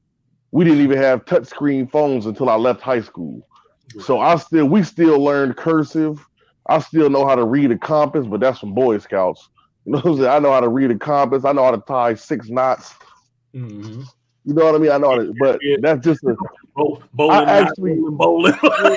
Yeah, you know what's crazy? I actually just learned what a computer was. I didn't even know what a computer was until a year ago. Like, what the fuck? I knew like we played. But if you ask the average person what a computer is, they don't know what the fuck a computer is. They just know that they use the computer. That's why when I was watching, I was watching the Steve Jobs movie. He was like, they don't fucking know what this shit is. If they knew what it was, they'd be here with us building it. Exactly. That's why I say smartphones dumb people, because a lot of this stuff, a lot of the technology and stuff, you have to understand it's only a small group of people who know how to build it, know how it works and how to build it. Small group. Everybody else just knows how to use it for what they know how to use it for, but not a lot of them can grab it and tweak that shit. Like, man, it's not working right. Look, this refresh is off. This touch sensitivity is off. Let me get into the source code for this and fix this goddamn computer right quick. Now it's going to work. That's because dudes like AB build algorithms for them. Yeah, actually, G hit it on the nail the first time around. Your cell phone is a legit computer. The only difference is the chipset. Yep. And that's starting to change too with the new M1 Max. Same chipset, the ARM chipset. More efficient. And then I was reading up on the. Go ahead, yeah. And then I was reading up on the stuff for the IPv6 or whatever. I'm reading that shit. That shit sound crazy. Like internet is gonna be everywhere now. Like that shit is over. And with the individual ISPs, that's like the ISP technology, the wireless shit. Man, this shit about to be over with, man. There's about to be internet everywhere. And I think, and this is why, mankind is ever so more regressing. This is why there's a regression in connectivity, being humane, and this is why you're watching the relationship between men and women. Don't know how to rack or talk. Shit society is dehumanizing themselves with all the confusion of who they are, what they are, because you're perceived to be told by an algorithm of how you're supposed to conduct yourself versus that of your own cognitive decision. You know, and that was the thing. Like that's why some movies are very, very pinnacle. Like when they start talking about where the AI starts to who becomes the master, the AI or the man. And even Elon said, "Yo, bro, that's funny." But Elon main bread is technology, and he's like, "Hey, I think we need to slow down with technology because it's going to get to the point you can't control it. Like you gotta understand, you know how many times goddamn Sony has been hacked or our information has ended up in somewhere out there in another man's hands. Like you gotta why the fuck am I connecting to all these people? I don't like connecting to people like that feel like they have a touch of me where, you know, but some people are like, no, this is good. It's more fast, it's accessible. Fast is not always good. Sometimes you want to slow down. And people want to perceive this like, well, this is a good thing. But then look at it now for a lot of people who are at the top and how they see it now versus that of the common man. Is again, that's why I'm like, yo, when 2020 had hit, it was a reality game changer for a lot of motherfuckers. Now, the people who actually had the old guard skills, it was a Tuesday. But for other motherfuckers, just to do the normal things or just everyday civility life without that smartphone, I saw motherfuckers freaking out when they didn't have YouTube. Holy shit, what am I going to do? Who am I going to I'm like, read a book, motherfucker. Like, what am I going to watch? Paper inside of a book. Right. And that just showed you how bad technology had taken over that you cannot function. Well, this is the thing. We've proven the principle that 85% of people is average, man. You got the top 15% of people making this shit. So the top 15% of people are carpenters and engineers, and they're working together to create the technology for the 85% of people. They don't give a fuck. The dude who an engineer, he just doing it because it's interesting to him. That's the only reason he's doing it, you know. So what can we say? What's really happening? You know, what I see happening is what's always happened. You know, just the guards, like the people that want to know is going to know. Like the people that was there for airplane building, nobody made them come. They wanted to build airplanes. So the people that want to move in that direction is not going to be 85% of the people. So we're even lucky that the big people think about the little people enough to exploit them and not just invent the shit, use it, and say fuck everybody else. Because imagine if they only had internet access for real for the top 15% of people and not everybody.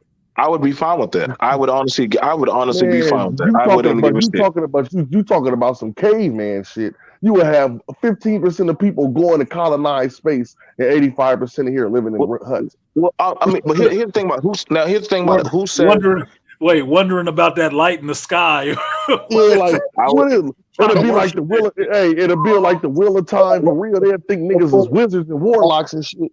Hold up, that's probably what the fuck happened with what happened when they keep talking about spaceships and shit on Agent Alien. The top 15% left this bitch and they left down there. What they do? They said they made the okay with the Dark Ages. I'm okay. I'm fine with that. I'm cool. Like we live in the dark ages. Our niggas is running around with AR pistols. It's over with. Motherfuckers in the city in one car with an AR pistol, a full rifle, a gun, a GPS. Like, oh yeah, we live in the last days already. Still got spears. Like, what the fuck is that? Yeah, hell yeah. I can't wait till they make me a motherfucking Iron Man suit. I'm going to get one immediately. For a nigga can't shoot me to death. Look, I don't need a full Iron Man suit. I just need the exoskeleton, man. I just need the Black Panther costume. God damn it, give me that motherfucker. Neri, what's her name? Yuri can't fit it no more. Shit. I look at it like this on how on the privilege part, and how people are like, oh well, you know, we want to be in the stars, and every group that has tried to touch that level, they collapse. They collapse every time. Versus those are people who don't have to be caught up in those trivial shit. They don't give a fuck. It's like, okay, shit, that's your problem. Oh my God, like, I mean, no offense, the food ain't get too much fucking better. It's not like, I mean, these goddamn women and children and men don't know left from right or goddamn all this other bewilderment. Like these conversations about the household roles and shit, it ain't going too goddamn fucking good because of a goddamn system that, again, these things that were made by these intricacies of system, don't get me wrong, it has made life easier in the sense, but it has removed that. Understand, men need a purpose. Men are cognitive creatures that need a purpose. They need to go conquer. Not, oh, I got this smartphone. No, get your ass up and go conquer some shit. This is why you're seeing a lot of men feeling like, damn, like I've seen some pretty dumb motherfucking men up to the 50s trying to be young little niggas. And I'm like, what the fuck is wrong with you, dude? Like, what, do you know how to change out that fucking you know how to change oil?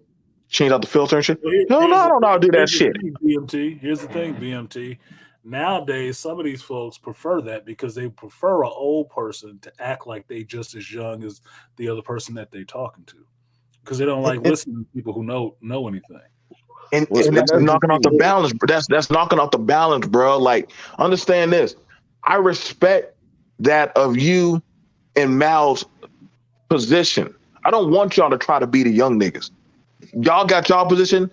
I got my position, and the younger dude under that got their position. We're cool with that. That's fine. Like now it's like everybody, like you got these young broads and the old broads trying to run the rat race while the men are trying to, well, who's trying to get what? And like I'm like, no, dude, like hold your position, man. Like you're the old bull. I'm the modern bull, and there's a young bull. Like this is why. That's the breakdown in the respect between the two of them. Because like I didn't see this happen. So I have to watch the video to see it happen. But the whole thing with Blueface beating up his chick's daddy and shit, that should have never been the situation.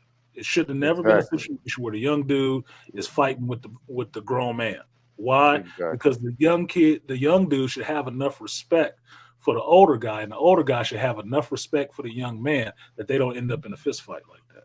But because that's to me, if that was a father and son, it would still look bad. It's like that is a complete breakdown in what the situation is between two men. Obviously, neither one of y'all understand what the fuck is supposed to be going on here, because that ain't it. That's a complete breakdown. Now, if the kid had actually did something serious, because I've said this because I got a daughter, it's like, look, she gonna act right, but if you do something out of line to her, I will be the last face you see. That's just what's gonna happen. It's not gonna be having no fucking fist fights and shit. We're not doing that, because if it's egregious enough, I'm gonna have to make you pay for that shit. I'm just gonna have to. But that's not different than getting up in each other's face talking smack. Look, you grown. You don't have to be talking smack to no youngster. Can I say something to that? In that situation like that. No. Yeah, back in the days, the old heads. Yeah, back in the days, the old heads didn't talk smack. They poured out 45. You get to talk too crazy. I told him this story before about working in Central Richmond at the community center. And one summer, which was the summer of killing in Richmond, this little young motherfucker was out there talking crazy to one of them old heads out there. And the old head didn't say shit to him. He walked in the house. And yeah, he all kind of bitches and all the rest of that shit, right? Motherfucker came back out that house, walked up to that young cat and blew his motherfucking brains out in front of everybody. And then went back in the house and waited for the police to come. Why? Because he was an ex-con. He wasn't there for that bullshit. And that young nigga kept talking all that crazy shit to that grown-ass man in his face. And because he didn't swing on him, he thought he was a bitch. Until he came back and flew his hairs out in front of everybody. Now what are you thinking? Not a goddamn thing. Except maybe I shouldn't have said that shit. Leave people alone. Old dudes don't have to be fighting young motherfuckers. Because one of my friends, hallowed be his name forever, my boy Ron Bundrum, always said, old age and treachery will always beat youth and skill. Always. You know why? Because old niggas ain't trying to fight you, nigga. We ain't trying to prove how strong we are anymore. Fuck you. Yeah, nigga, we trying to dance something. Yeah, I'm trying to go home. Fuck you. But you know what? That whole situation with Blueface, it was so messed up because if that young girl knew how to act, had some fucking and all the other women didn't know how to act, and she didn't act like a fucking stragger, didn't have all this masculine energy, none of that would have happened. And then you have the guy who's supposed to be the father of the patriarch, he got to come up and start stuff. No, men don't do stuff like that. Yeah, I don't do something. Men don't do that the old man swung first. Well, he dumb as fuck for doing that shit.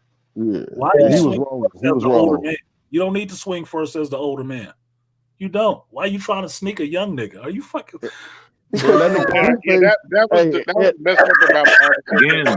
It be old dudes be trying to act like young niggas. That's what Mal is saying. Like you don't exactly. And if you look at the whole scenario, because he never grew up. The brother got there first before everybody else, and the brother and him talked it out. They was cool. It wasn't until all them women showed up and the daddy showed up. But no, but the brother, he said, "Bro, you ain't gonna talk to them." He said, "Oh, you on some other shit now." So you done switched up. And that nigga Blueface like 6'5". That nigga Blueface big as fuck. But can I say something? Can I say something, though, gentlemen? Here's the thing. Artisan said this. Now, we can't control our kids. They're grown. If they do something and they on some certain stuff, and we don't know what happens, you can only raise your child to something. So whatever he or she does, you raise them to they get to an adult. After that, they got the plane, they got the controls, they got the con. It's on them. Now, my thing is this. And AM said this, and Kevin Samuel said this. When you get the information back that whatever female in your family or even your woman says, somebody says something and this, and this, Maggles, wimps, and simps and bitch ass niggas are going to be like, oh, let's go. Men, we're going to say, well, what did you do? Exactly. Because let me tell you something. Men, keyword men, not boys, not wimps, not simps. Men just don't arbitrarily haul off and hit you. No, they're not. Men are not supposed to be acting on women's wheels like that. Exactly. You're not supposed to. And my thing is, if a guy is going to argue and he's going to argue back with you and he's going to jump real physical with you, he's got issues. Yeah, leave him. But my thing is, and here's the funny thing, I've been a black man all my life. And I've been raised in the black community all my life. Me too. I know how to weigh these. I know how to weigh these bitches in my community at. Mm-hmm. You step out the door, there's this agitation. You know, Tory Lanez is doing 22 years for doing some bullshit. He's doing 22 years, yeah, but he got convicted for some 22 years. But then the funny thing is, now you got a bunch of women jumping in his face. You got this older dude that's late 50s or 60s plus doing some stupid dumb shit. And you allowing all these women to put some batteries in your back, and then now Blueface turn around and we laughing at it, but I thought it was egregious. I'm like, for real? This is what we come to? This is what like you said, Artisan, there's no way that an older dude should be swinging on a young guy and a young guy should be putting his hands on something. He should have pulled him aside and said, let me talk to you for a second. Yeah. Should have been a great conversation. And that was the part of the conversation that I saw on a video, which was the two of them standing face to face and him the older guy trying to check the dude, like, yeah, this is my daughter, you don't do this. And then Blueface asked him, well, you taught your daughter to put hands on me? You taught your daughter to hit me? And I'm like, wow, he said, he got you there. He said, yeah. He said, you supposed to take the hit. And that's what all the women said. He said that shit? Yeah, he said women said that. And that's where it goes. See, and this is what I'm saying, man. Like, this is where that's that old boomer censorship kick in. Well, look, I bet money. Hold on, BMT. I'll let you go. I bet money, G. He's not a boomer. I bet any kind of money, he probably an Xer. Yeah, I think I agree with Artisan on that. He's probably 40, maybe 50, an Xer, and he's talking that goofy shit because if he co-signed his daughter putting hands on another dude, he into some street goofy shit. Yeah, listen. He said that his girl. Listen, he said that's not what you teach your daughter. Yeah, listen. He said that his girl stabbed him, and he went to the hospital with the knife in him and didn't call the police. So this is why I said Humanity is going backward. Every sport don't make you a father. I'm just saying. Every sport don't make you a dad. Yeah, no, and I agree with that. Like, this is what I'm saying. Like, humanity is going backwards. There's a code of conduct that is taught, amongst the lines to the Cubs. You know what I'm saying? The Cub knows he's getting confidence, but he knows I can't beat this line. Same thing, like when it comes, you will tell your daughter, like, I love you, I will kill for you. But that does not give you the entitlement to put my life at your whim in harm's way. You tell that to any woman. You know what I'm saying? That's a duty that a father, we understand and know. And I told that even to my niece. Like, I said, I love you. I will slave for you, a battlefield. But you going to the dragon on, well, I know the night will come. No, that's not how it works, baby. That's not how it works. That's not how it works. It doesn't work like that, because now you're putting my household in danger. If I fall, that's a household without its king. So you would not use our resources. I'm a resource. You don't just get to use that in jeopardy because you want to sacrifice the king for your ego. Fuck you. Look, I'll ride with my daughter as long as she's in the right.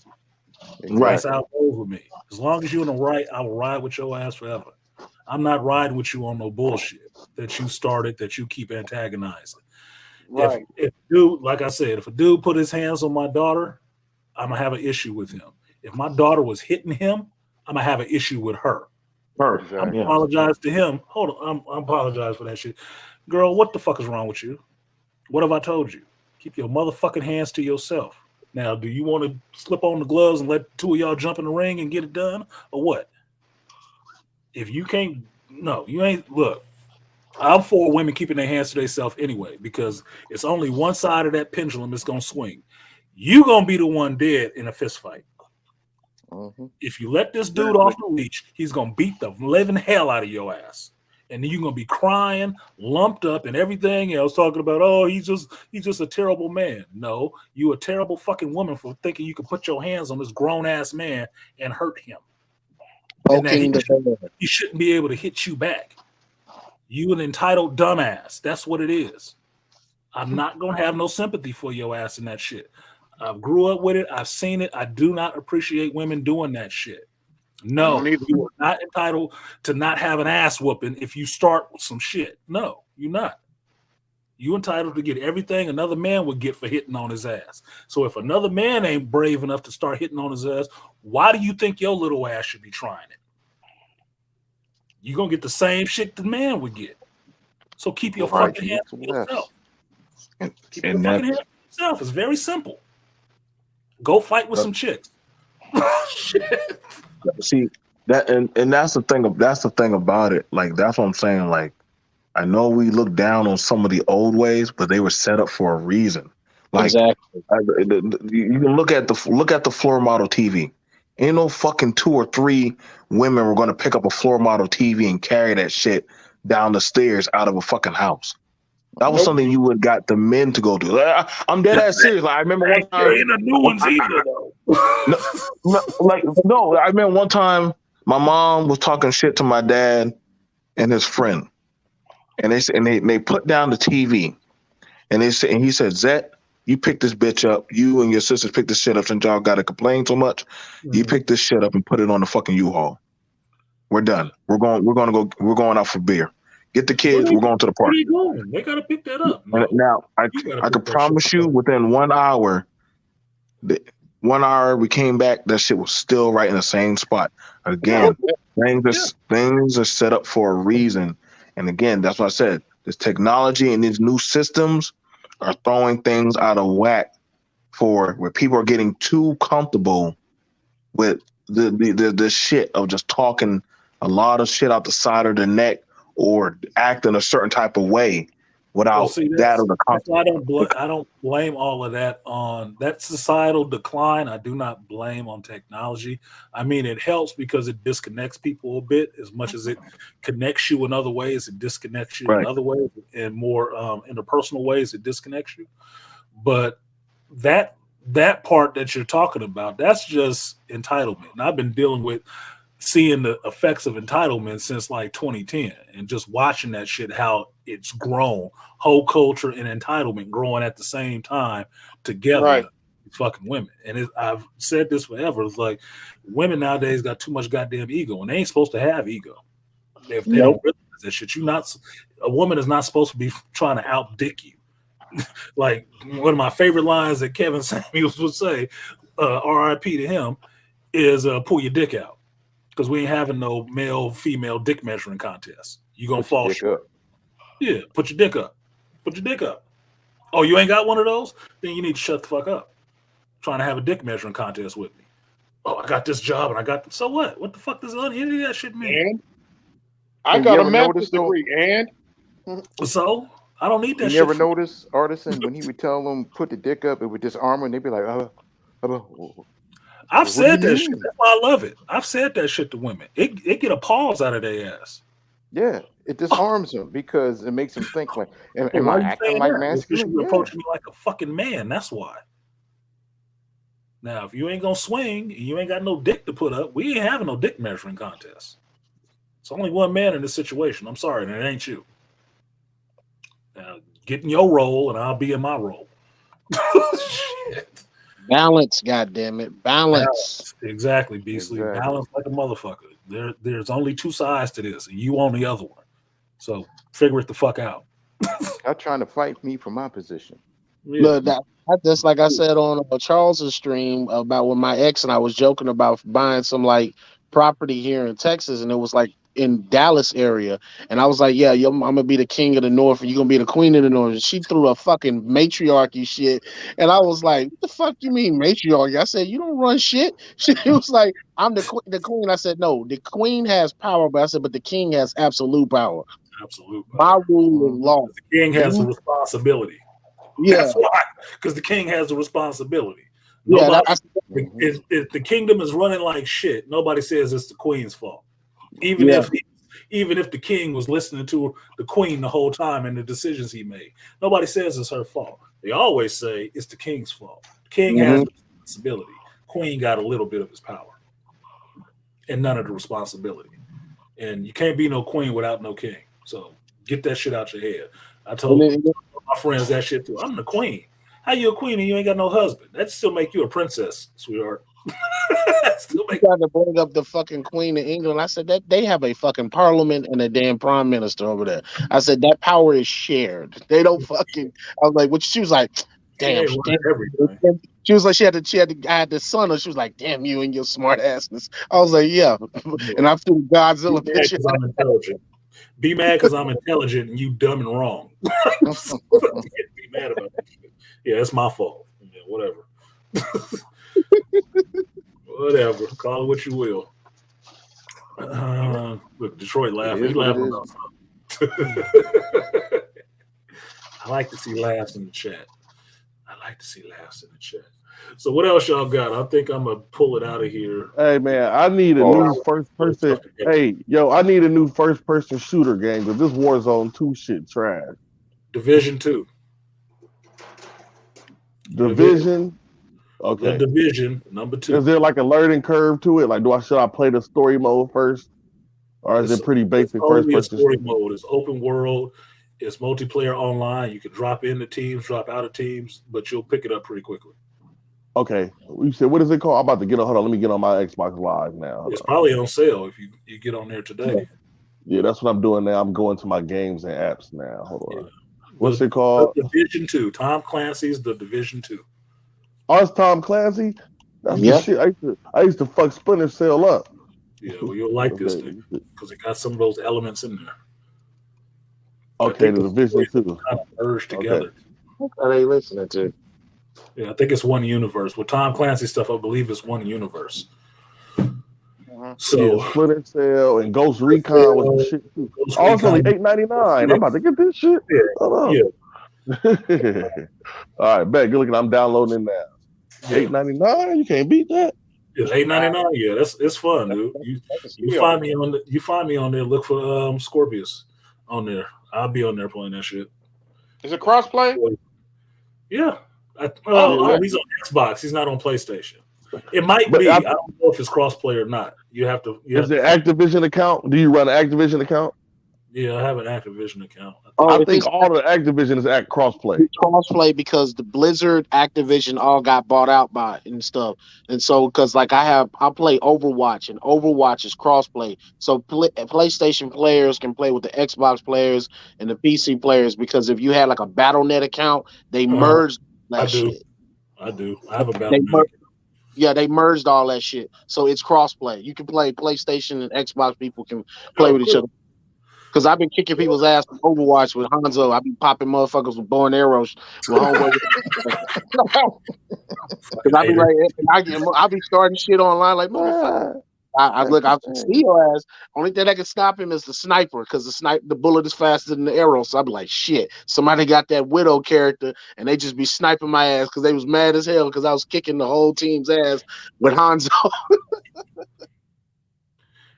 That's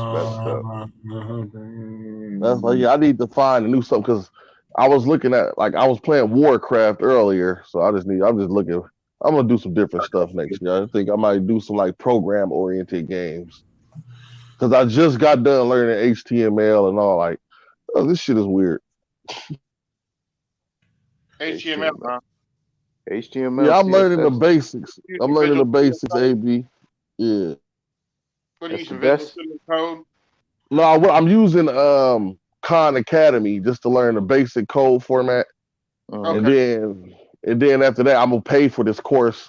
It's a 90-day course basically on logic and. If you're already learning HTML, you may as well learn CSS too, and also learn JavaScript and jQuery too. Hold on, one at a time. AB go first, and then Malika. Go ahead. Learn JavaScript before you learn jQuery. Yeah. But what should I do after the HTML? Because I'll be done with that course in a couple of weeks. I'm doing the workbook, and I'm building the first page now. So CSS. CSS. Okay, that's like C#. That's like the C programming. No, right? Styling. No, it's different. There's a difference. CSS is the styling language for web pages. Yeah. What about for back end development, for behind the scenes? Because I don't want to be back end. That's a little bit more advanced. That's when it depends on what you want to do. You could get it to C#. It depends on what server you want to get on. It depends on what your server. But I don't know exactly what I want to do. But it's probably going to be something like build apps for Android. Can I give you some? Can I give you some advice, brother? Yeah. You know what I had to learn how to do? Learn it all. Learn it all. And hear me out. This is one thing you have to understand. And this is a brother that told me this when I went back to school. And he was a guy that was in this. Here's what I want you to do. You're learning HTML now. Learn CSS. Also learn JavaScript and jQuery. Also learn XI and learn Excel. Learn all that, not Excel, I'm sorry, UX and UI. Universal interface, a universal extension. And that's what I'm studying. You learn how to do that on apps and everything. Learn how to use that. That is the future. So you're getting your feet wet now with HTML. Next thing, go to CSS. Next thing, JavaScript and jQuery. In JavaScript and jQuery, you can look for books, and they usually probably online courses. They usually put those two together. Then learn about UX and UI, universal expressions, universal interface. No, go ahead. I'm sorry. Go ahead. No, go ahead, brother. UI user experience. User interface and user experience. User experience. User experience. I'm sorry, man. All you do need to know those before you even think about doing Android development. Yeah. Also, if you want to get deep into Android development, I suggest you learn either Java or Kotlin. Preferably Kotlin. Kotlin's a little bit more modern, and probably easier to work with. And what is it called? Hold on, I didn't hear you. What is it called, AB? Kotlin spelled with a K. The Kotlin programming language. Type it in the private chat so he can copy and paste that shit. Yeah, because this dude in my complex, right? They building like a VR augmented reality glass set thing. Like, you know how you got an avatar like on the internet? Mm-hmm. Well, they're building some type of platform where you can see people's avatar as you see them. Okay. So that shit is weird. I was like, yeah, when you see them, but they have to be part of the app. It's weird. It's like some weird app they developing. Like, it's kind of like Pokemon Go, except like, you know how we build characters in World of Warcraft. You should be telling the idea. Telling the idea. Yeah, so to the punch. Take this shit and try to write it off as yours. You better keep that shit to yourself. Yeah, shut up. Yo, building team. Look, I'm talking to the idea. Black girl. Yeah, you telling everybody the shit. They gonna, you know how they do. Yeah, right. But can I say something? Somebody got there first. I only said it on the internet. I mean, I don't know the beginnings of it. I don't know the beginnings. I don't know how to program at all. So shit, you know what I mean? They just figured it out from there. Like, damn, that's a good idea. But can I say something to you, brother? Yeah. You're saying you don't, but now you can, because there's not too many of us brothers that are into it. Oh, well, that's what got me learning it, because the dude in the apartment, I'm a truck driver.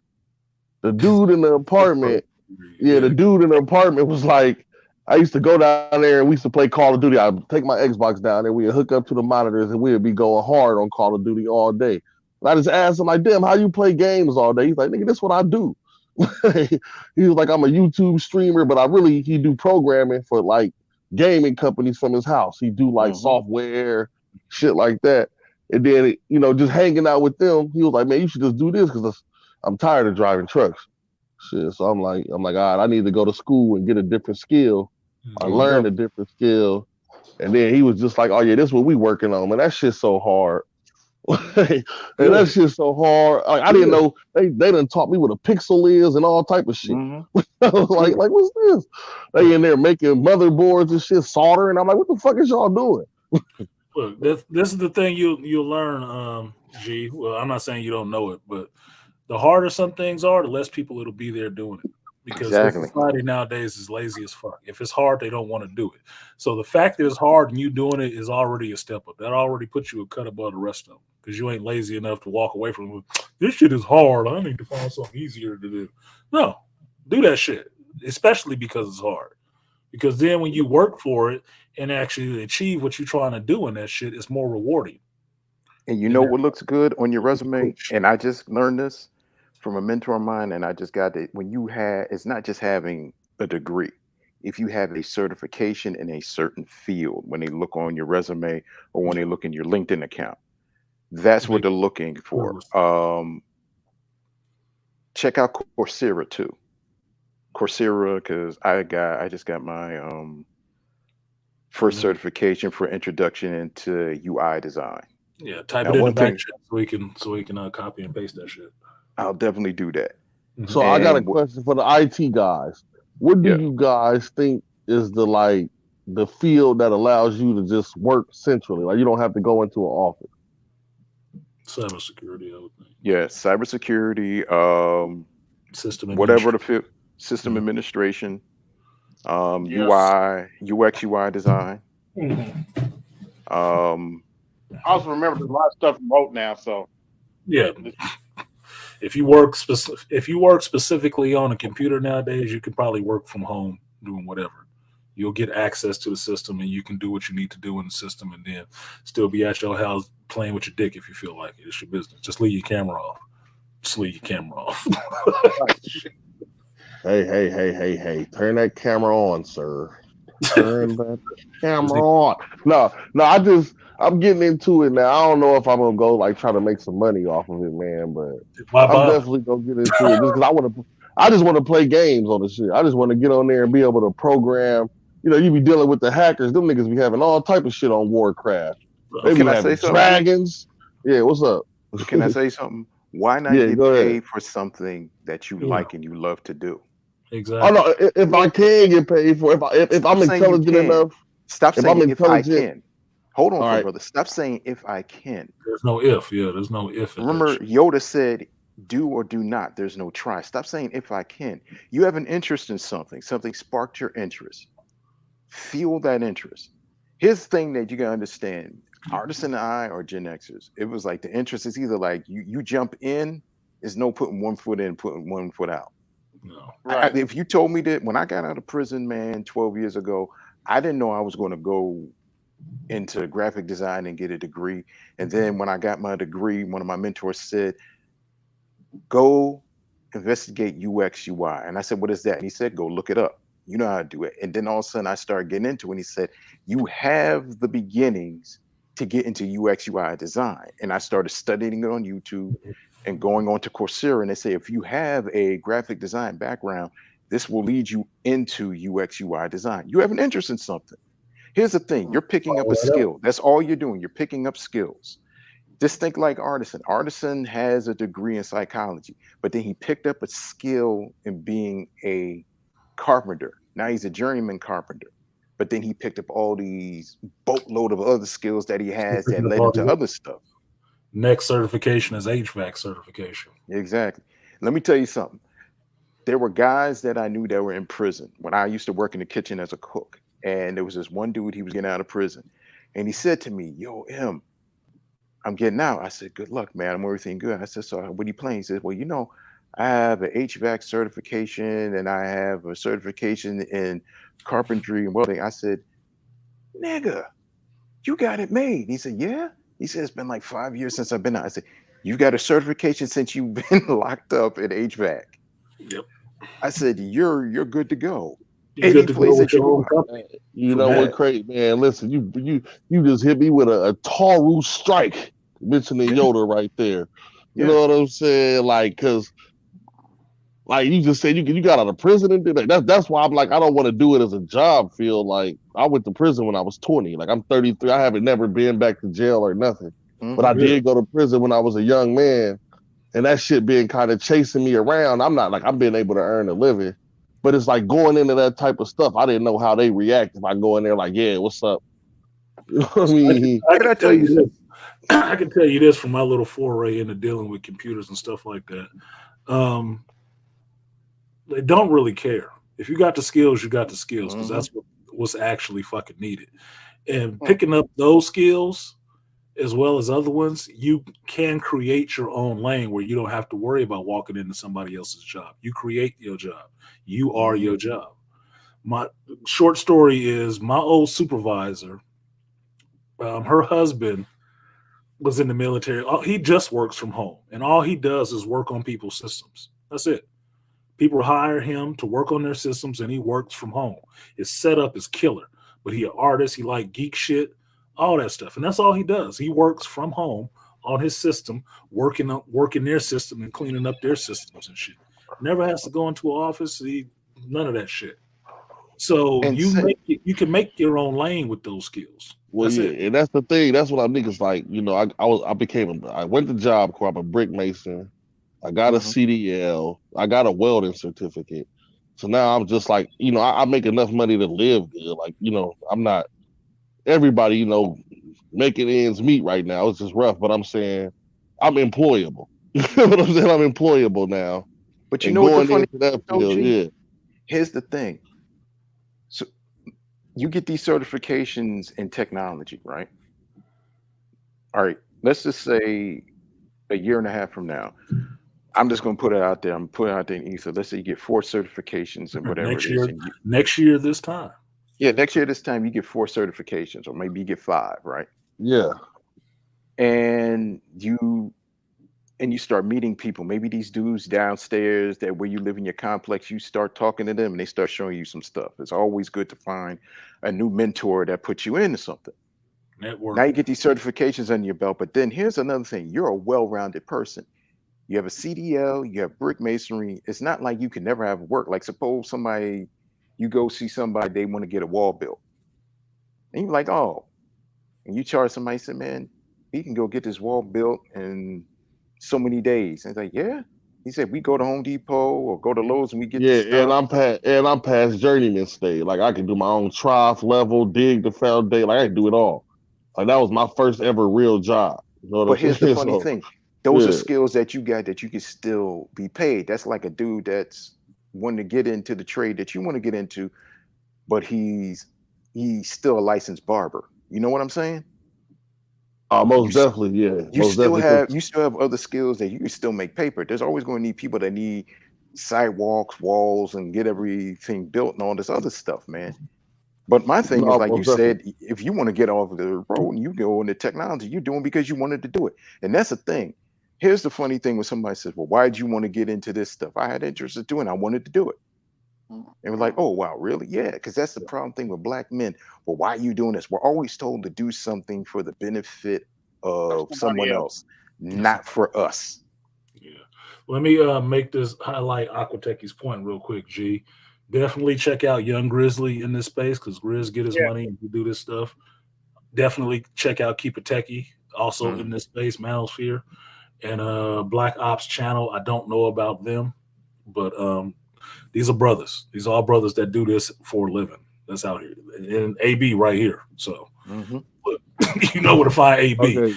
Yeah. I mean, me and AB locked in. I'll be on this chat like we like, but I'm saying, so you work in that field too, Malika? What do you do exactly in that field? I'm not in that field. I just started to get into it beginning of last year. Matter of fact, me and AB we had a talk, but my mentor told me, he said, I wanted to get in the graphic design field. And he said graphic design field is cool, but he told me, he said, check out UX UI design. And what I do is before I get into anything, I always research everything. I will take months and research it. And I took about 2 months of researching and figuring out what UX UI design, and I fell in love with it. And the thing was, I have a BFA in graphic design and film. And I was going to go out into the field and do that. But COVID hit and everything, and this is when everybody was started to work from home. And since I was just out of college, they wanted to get people that had experience, and I didn't have any experience. And one of my mentors said, use this time down to go get certifications. And that's when I started noticing a lot of dudes, and this was white people when I started researching on YouTube. They were in the graphic design field, and they just had people that just started getting certifications in HTML, CSS, but then they had people that had like 5, 10, 15, 20 years in the graphic design field and other fields, and they started learning about UX, UI design, and they were getting laid off from their jobs, and they started getting these certifications from Coursera and other places, and they started learning how to do this stuff. Now, the thing is, like you're saying, front end and back end, if you have certifications in whatever it is, you can go work with it. 9 times out of 10, you're going to work with a group of people, right? It could be like all 5 of us up here, right? Me and AB might be the back end people, but you 3 guys might be the front end people, meaning like you're the designers. Me and AB are going to do the HTML, CSS to make the particular app to work. They're looking for people that can do that. Now, here's one thing that you have, and a lot of people have. They're looking for people that have soft skills, meaning that you know how to work with groups of people. A lot of young people coming out of college and a lot of zennials and a lot of millennials don't know how to work well with others because they're so used to being growing up installated. And you got to work with people. You got to know how to work along with folks, and you got to know how to have those skills with it. No social interaction skills. Exactly. And no interaction skills. And this is a thing where that's the thing what they also want to look at too. How can you work with a group of people? How can you work if you're working with a person that can tell you at the last minute, I don't like this, scrap this, change it around, and you do that.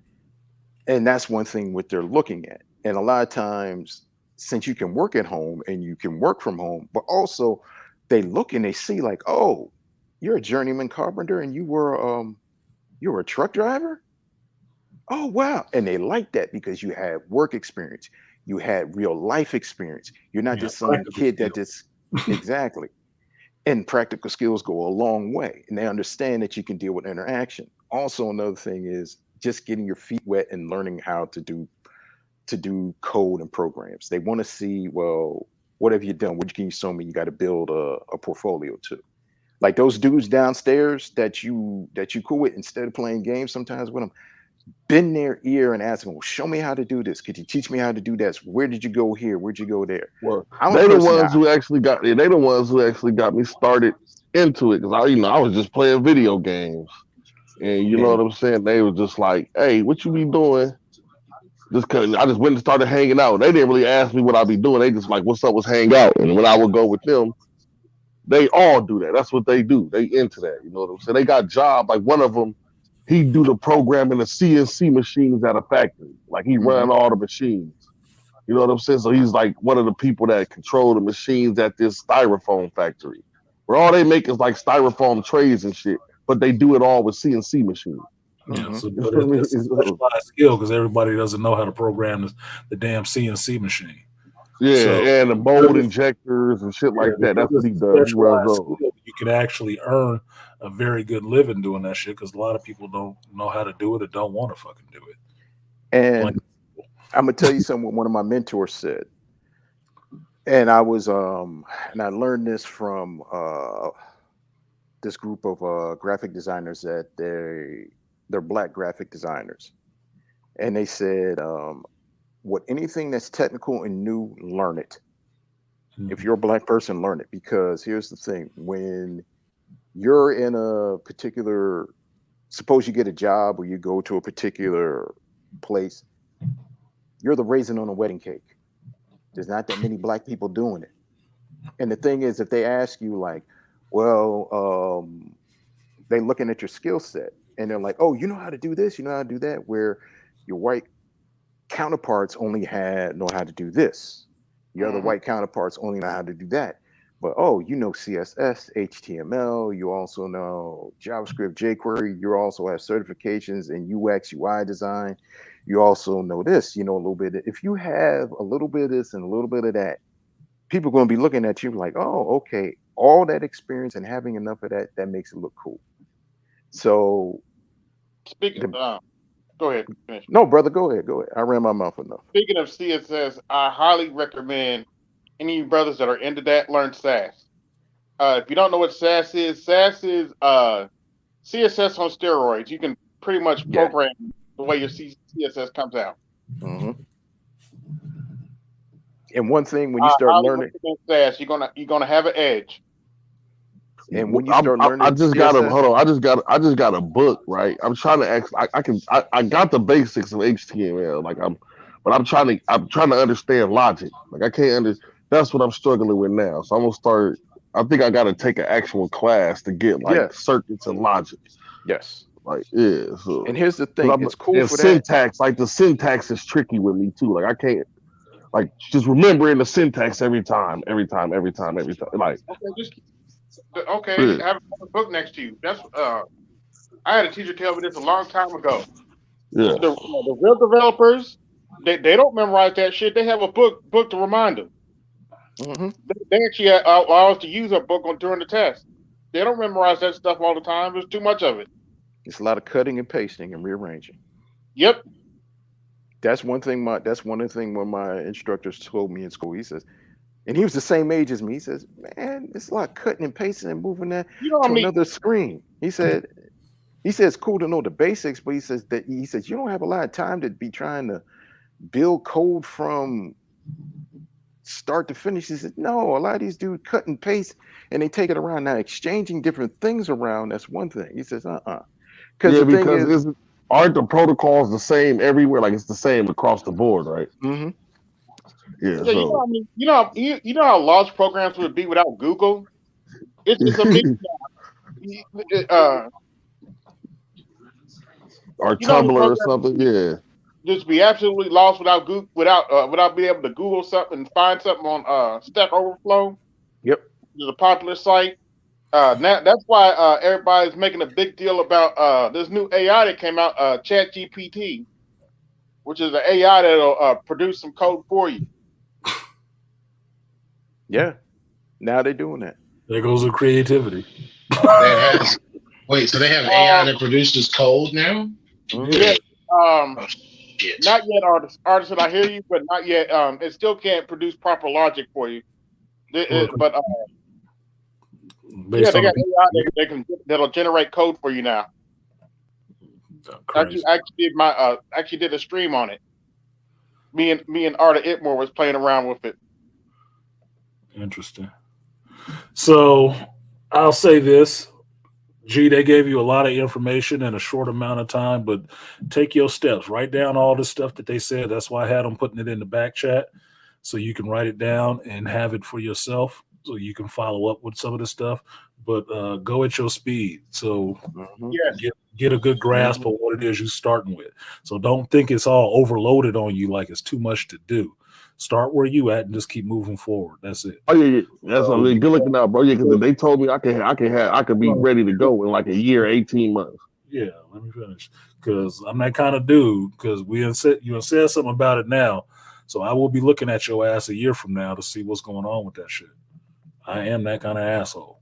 So if you're trying to get somewhere, I am the big brother that will be, gently massaging a foot in your ass to see if you're still moving in that direction or not. So don't tell me you trying to do something. Pause with the foot in their ass. Pause. No, ain't no pause. No jelly. No petroleum. God damn, you gonna do it wrong. Look, ask Joe Herb. ODB say, I like it raw. Yeah, look, ask Joe Herb. Joe Herb is like my brother to me. I do love Joe Herb like a brother to me. And I always get on his ass every time I see him somewhere about what's going on with his comic and what he's working on. I always want to know he's moving forward on that shit. Because us as black men, a lot of times we need people who believe in us like that we can get this shit done. Those two dudes in your building who actually told you about this shit see something in you. You need to see that shit too. Otherwise, they wouldn't even mention that shit to you. They would have just kept playing video games with you and called it a fucking day. But they obviously see something in you. So that's why they open the door for you on that shit. You need to take that as universe open it up for you in a different path and run it all the way. You're already taking the steps. You already start doing the books and stuff. Just keep following that path. There's a lot of stuff out there to learn. And for me, I always think of it like this. The harder the shit, the more I want to learn that because I know that's where not a lot of people are. Everybody get popular in that area where it's hard. So that means if I get in there, my slice of the pie is a lot fucking bigger. Mm-hmm. I like it. Can I tell you something, G? I like it. Go ahead, Malika. Tell you something. At 42, going back to school, first getting an associate's degree, then by 45, getting a BFA degree. Now at 52, you got 2 degrees. I don't worry about what happened in prison. No, it's too far behind. Because me and Artisan, we had a talk, and Artisan told me, he said, man, that ain't you no more. Remember we had that talk, dude? You told me, said, that ain't you no more. Oh, it ain't. And I had to think, I said, no, it isn't.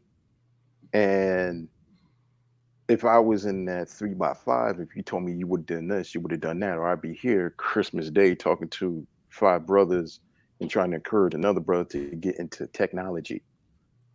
That's ever changing as we speak, but if you're still getting on it and you can get onto the cusp of it changing, get on that wave, paddle out there. Exactly. Get out there, ride that wave. I didn't even know Malika had been to the prison, so It's not something that he share all the time. He throw it out there sometimes, but he don't share it all the time. But and you know what's crazy, Malika? I don't care. I don't care. But, you know. Yeah. What's up, homie? You know what's wild, Malika, man? Like, you know, I've been home for a long time, and I only did I went young, I did a long stretch and came home, and it's just like, you know, I began discouraged because I was supposed to do this shit as a teenager, but I was in prison. You know what I'm saying? So now, you know, I began discouraged about that shit because I'm 33. So now, you know, I'm gonna take it. I'm just like, damn. But I was locked up my whole 20s. I went to prison at 20 and came home at 27, 28. You feel me? So it was like, damn, 27. I was like 27. But can I say something to you, dude? I'm 52. I mean, I'm not 52. Damn, I'm 51. I'm pushing myself at 52. Or I'm 51. The year ain't over yet, But can I say something? I'm 51. So that don't mean nothing. You ain't dead yet. I ain't dead yet. No shit. That's the whole point.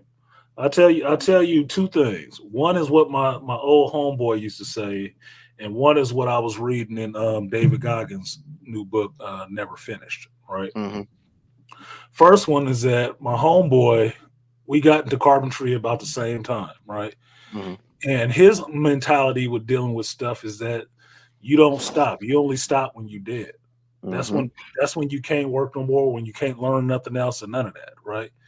And I took that to mean I know I can always learn. I don't have a problem learning shit. And so since there's so much stuff out here that I actually want to learn, that I have an interest in, I just go ahead and do it. So like Malika is talking about certifications and shit like that. Yeah, I got a degree. Yeah, I got a certification. Yeah, I got this. I just keep doing other shit because I like knowing how to do things. I just do. That's just me. So if I can learn somewhere, like he brought up Coursera, I brought this shit up on my other tab. Like I'm about to look into this shit, see what other stuff is on here that I can pick up real quick because I like learning stuff. I like knowing how to do things, right?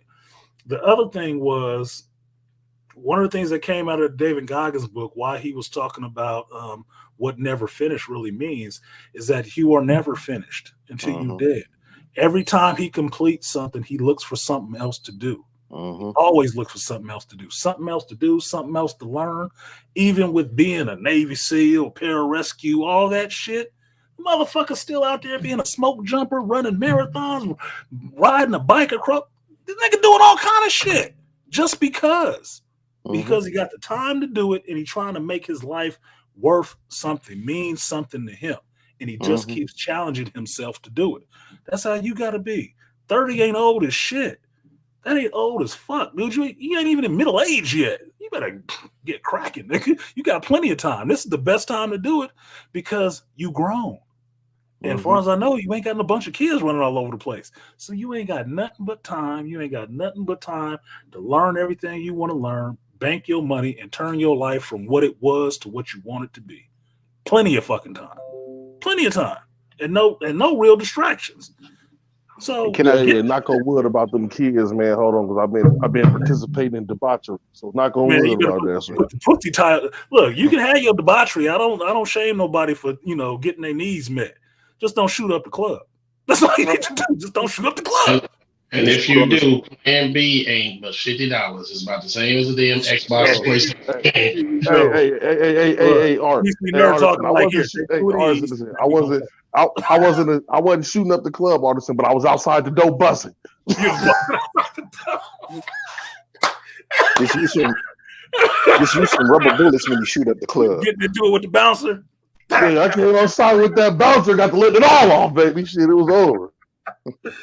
Oh man, he's putting his trademarks on the fascia. But you know what the funny thing was? AM said this. What you're doing now, though, man? Gee, what we all doing? We're building our legacy. Yeah.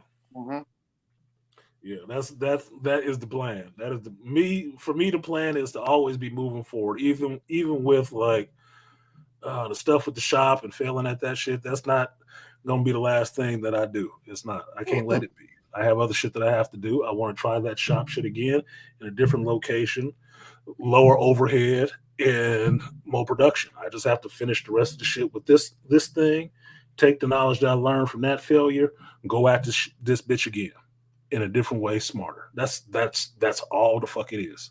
That's all it is. So,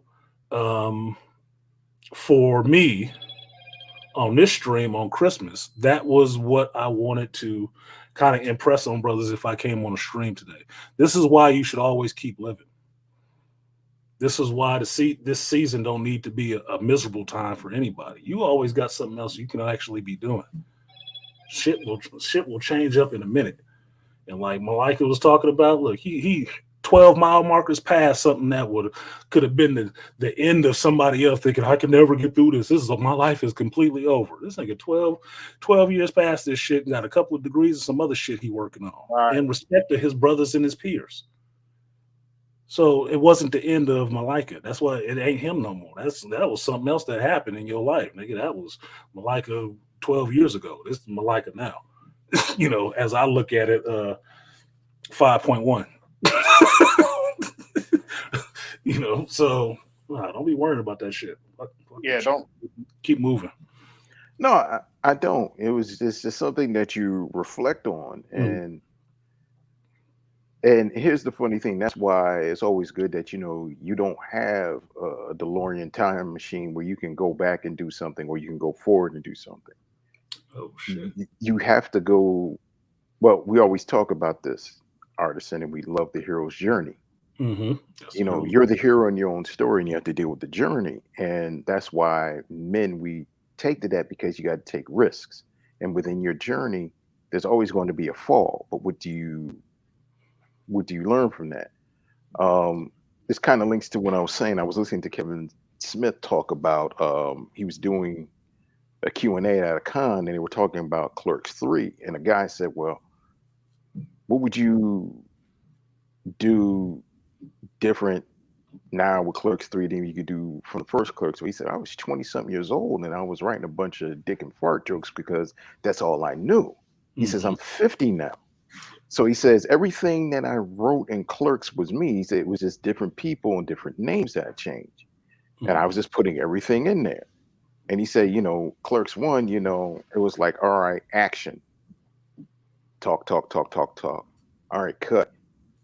Go to the register. Hey, okay, here's your change. All right, action, go back.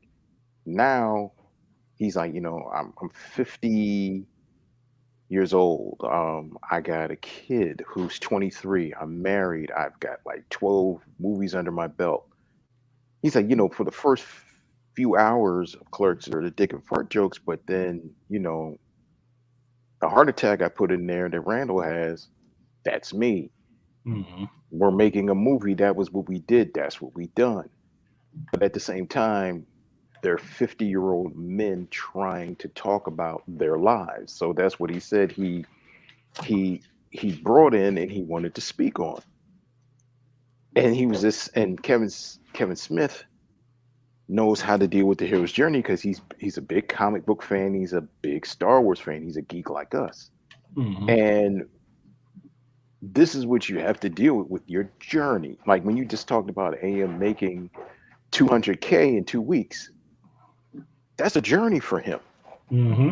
It is. That's a milestone for him. That's like, okay, he did that, and like he did not do that by any votes. He did not do that by padding the list, anything, getting any. No, he did that by hard work. But also, he was smart because AM knows how to play the game and understanding the internet game and understanding platform game, where he says, okay, 2 weeks ago, he just started putting out shorts every day. And that's where he got noticed and he got those subscribers. And that's where he became the master at it.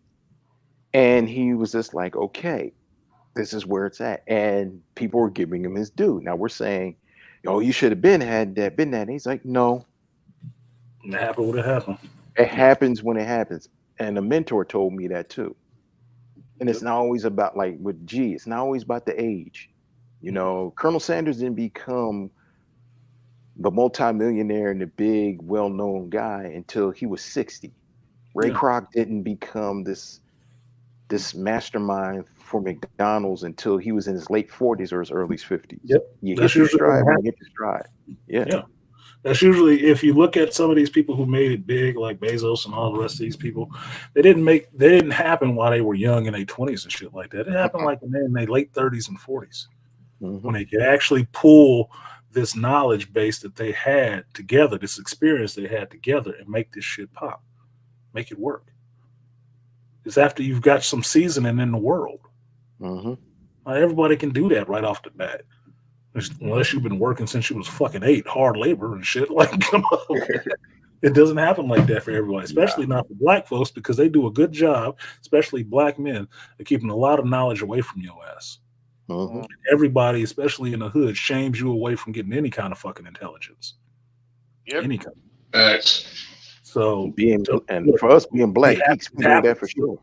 Yeah, exactly. Be happy that it happened, that you actually can find it. And trust me, if it's other brothers looking at you trying to throw you some shit, they're probably trying to help you out because they got in there. They're trying to make sure you get in there too.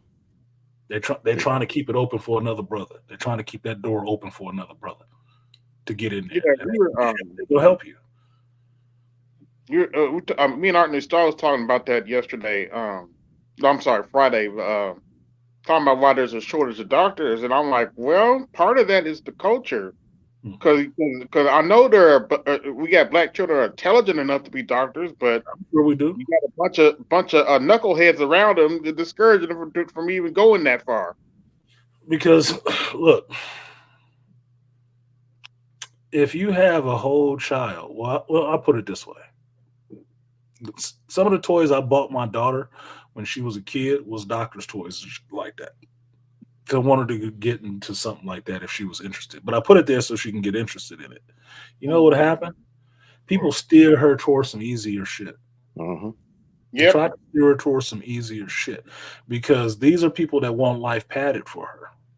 They don't want her to struggle and have to work hard or have that pressure or have that stress. Thankfully, my daughter puts that kind of stress on herself. She challenges herself. She is like me. She's one of those self-motivated people like, no, I got to try to do this. I got to get this right. She does that. It can be a downside, but that's my job as a father to try to, balance that out for her. Like, okay, you're going a little hard, a little neurotic this way, baby girl. Steer it back a little bit to the center of the road so you don't run off into the bushes. Okay, you can do that. Just a little bit to the left, a little bit to the left. Move that shot over. So you can get that target right. You see the same thing, like I said, in this criminal justice things that I've been taking in college. They were talking about like how to get more people to become part of law enforcement, because another area they having a shortage. They can't get people to be in law enforcement, and especially in the upper levels of education. And like I had to post, and we had a discussion post about it. I said, well. They were talking about, well, do we need to change this and we need to change? I said, no. I said, as far as like the physical requirements and the examination, I said, you don't need to change that. I said, look, as someone who's from the black community, I said, it's a cultural thing. I said, and I didn't want to go into detail as much as I want to, because it was just a discussion post and all this stuff. But I was like, you don't need to change the examination, because at one point, black people in this country were some of the greatest minds and thinkers at one point, invented a lot of shit. So what the hell do you need to, what do you need to change the examination part? No, they need to put more emphasis on the reading and writing shit. And I said the physical exam, I was like, we pride ourselves on dominating the NBA and the NFL. What the hell we need to change that physical standards part? Yeah. Look. Now if you want let me say this real part. Oh, yeah, go ahead. Let me say this real part and I'm shut up. I said, now, as far as like maybe tattoos and if you got a record or some shit, you want to change that? I said, okay, that's fine. But I said the minimum shit, the bare minimum standards, y'all don't need to change that. Make them achieve it.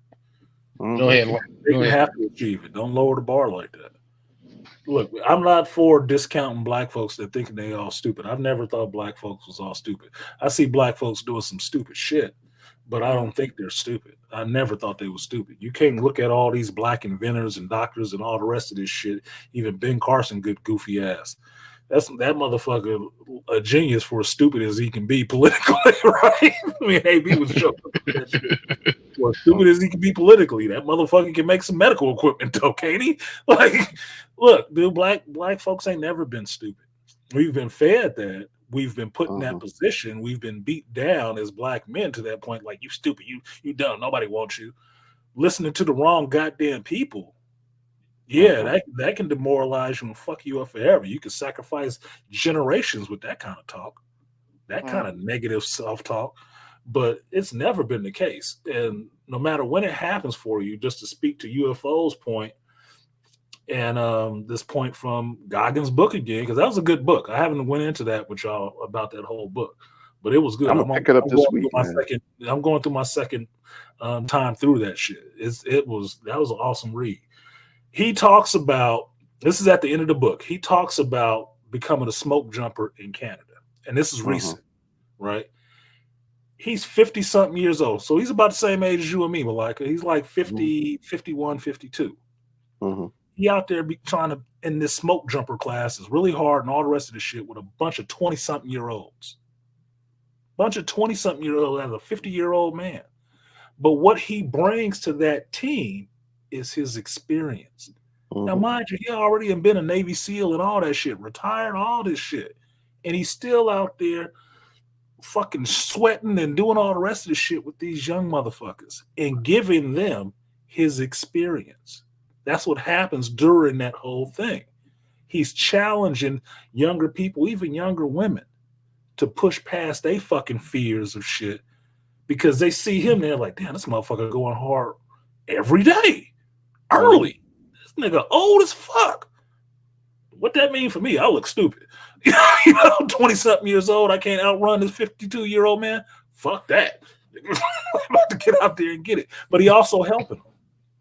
They getting the benefit of all of his experience because he's not hoarding it to himself like, fuck y'all got to do it like I do.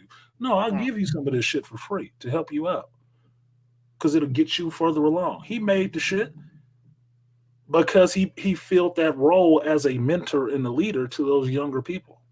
Even though he's right there with them in the same fucking class, struggling just like they struggling. They seeing him struggle. They seeing him struggle with the same shit that they maybe got on the first thing. But because he's a little older and got, problems with cold in his hands and stuff like that, he can't do it the same way they do. He got to work on it. So they see that and they relate that everybody struggles. It don't matter what fucking age you at. Everybody going to have a struggle. Your struggle is just going to be a little different than theirs. But he still keep at it, even at his 52 where he's done enough. He could just sit back. He got money and celebrity and shit like that. He ain't got to be doing this shit. No, he don't. But he doing it because he want to. He wants to do this shit. He wants to learn this. And he wants to get it right. And he ain't looking for nobody to pad a goddamn thing for him. That shit is inspiring as fuck to me. So I'm like, damn, he trying to beat me to be Buckaroo Banzai. Fuck you, nigga. What's the book called again? What's that? Never Finished. David Goggins. Did you get his first book? Yeah. Yeah. I got his first book.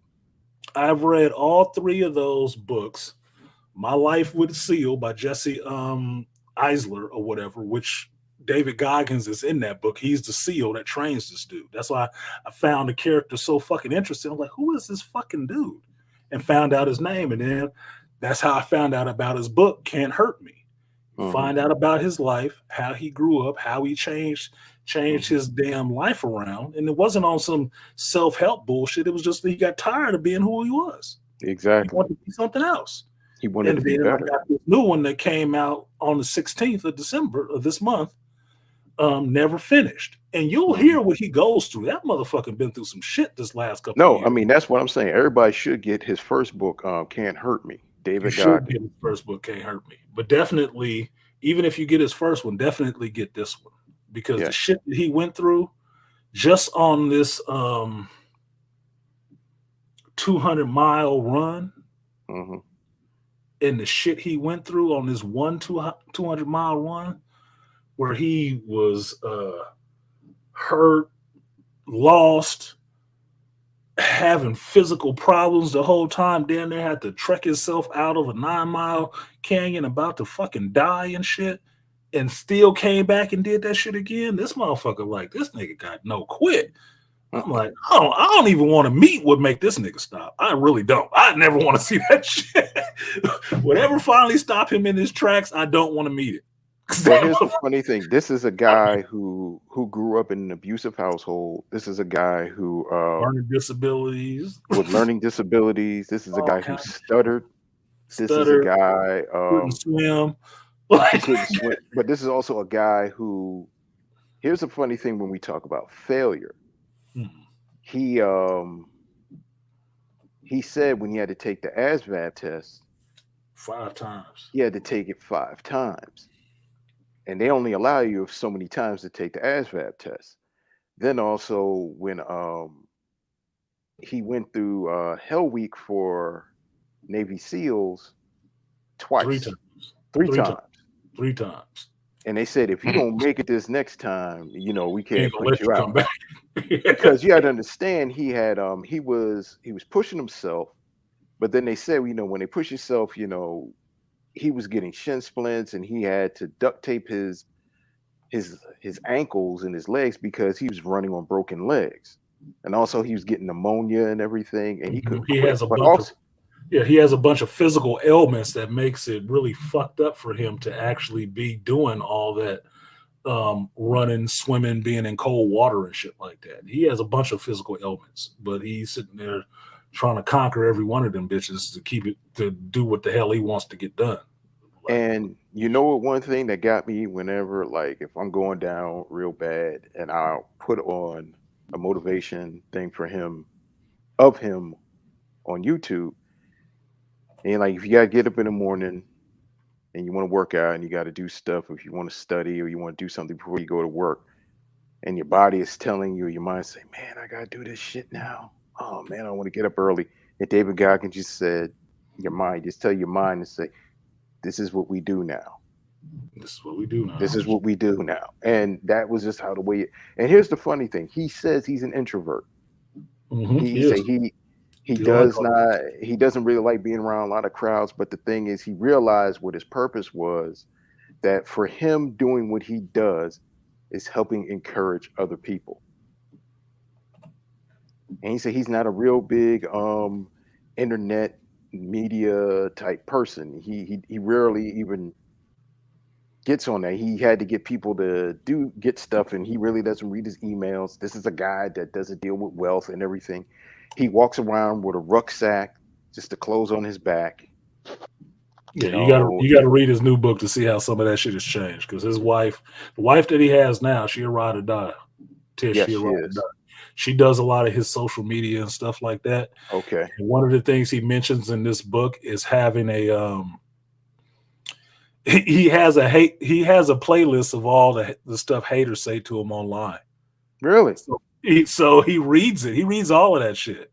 And all the hateful comments, like, oh, fuck you, nigga, I hope you die, and all the rest of that shit. He repeats that shit into an audio thing and turns it into a playlist in his voice and listens to it. Cool. He'll play it loud throughout the whole fucking house. Okay. Put it to music and everything. So he's just like, yeah, the motherfuckers give me fuel. I'm like, powering this nigga up like he's powering up like he in the fucking hyperbolic time chamber on the motherfucker. Did you remember the story he talked about in his first book when he did the pull-up record? Mm-hmm. And when he was doing the pull-up record, he was on what is he on? Good Morning America or Today America? Mm-hmm. And he's playing the 13th round music of Rocky. Mm-hmm. That's when Rocky gets his win back, and that's when he's taking down Apollo. Yep. And he plays it on a loop. Mm-hmm. And he keeps playing it on a loop. And he's and this is just giving him his his will. But when he's doing the practice, his hand, well, not practice, while he's doing the pull-ups, his hands are getting raw, sweating raw, me getting the pull-ups, and he's still going at it. And as he gets off, you can see his hands bleeding. Mm-hmm. And like you said, his wife now, what's his fiance, is looking at his hands.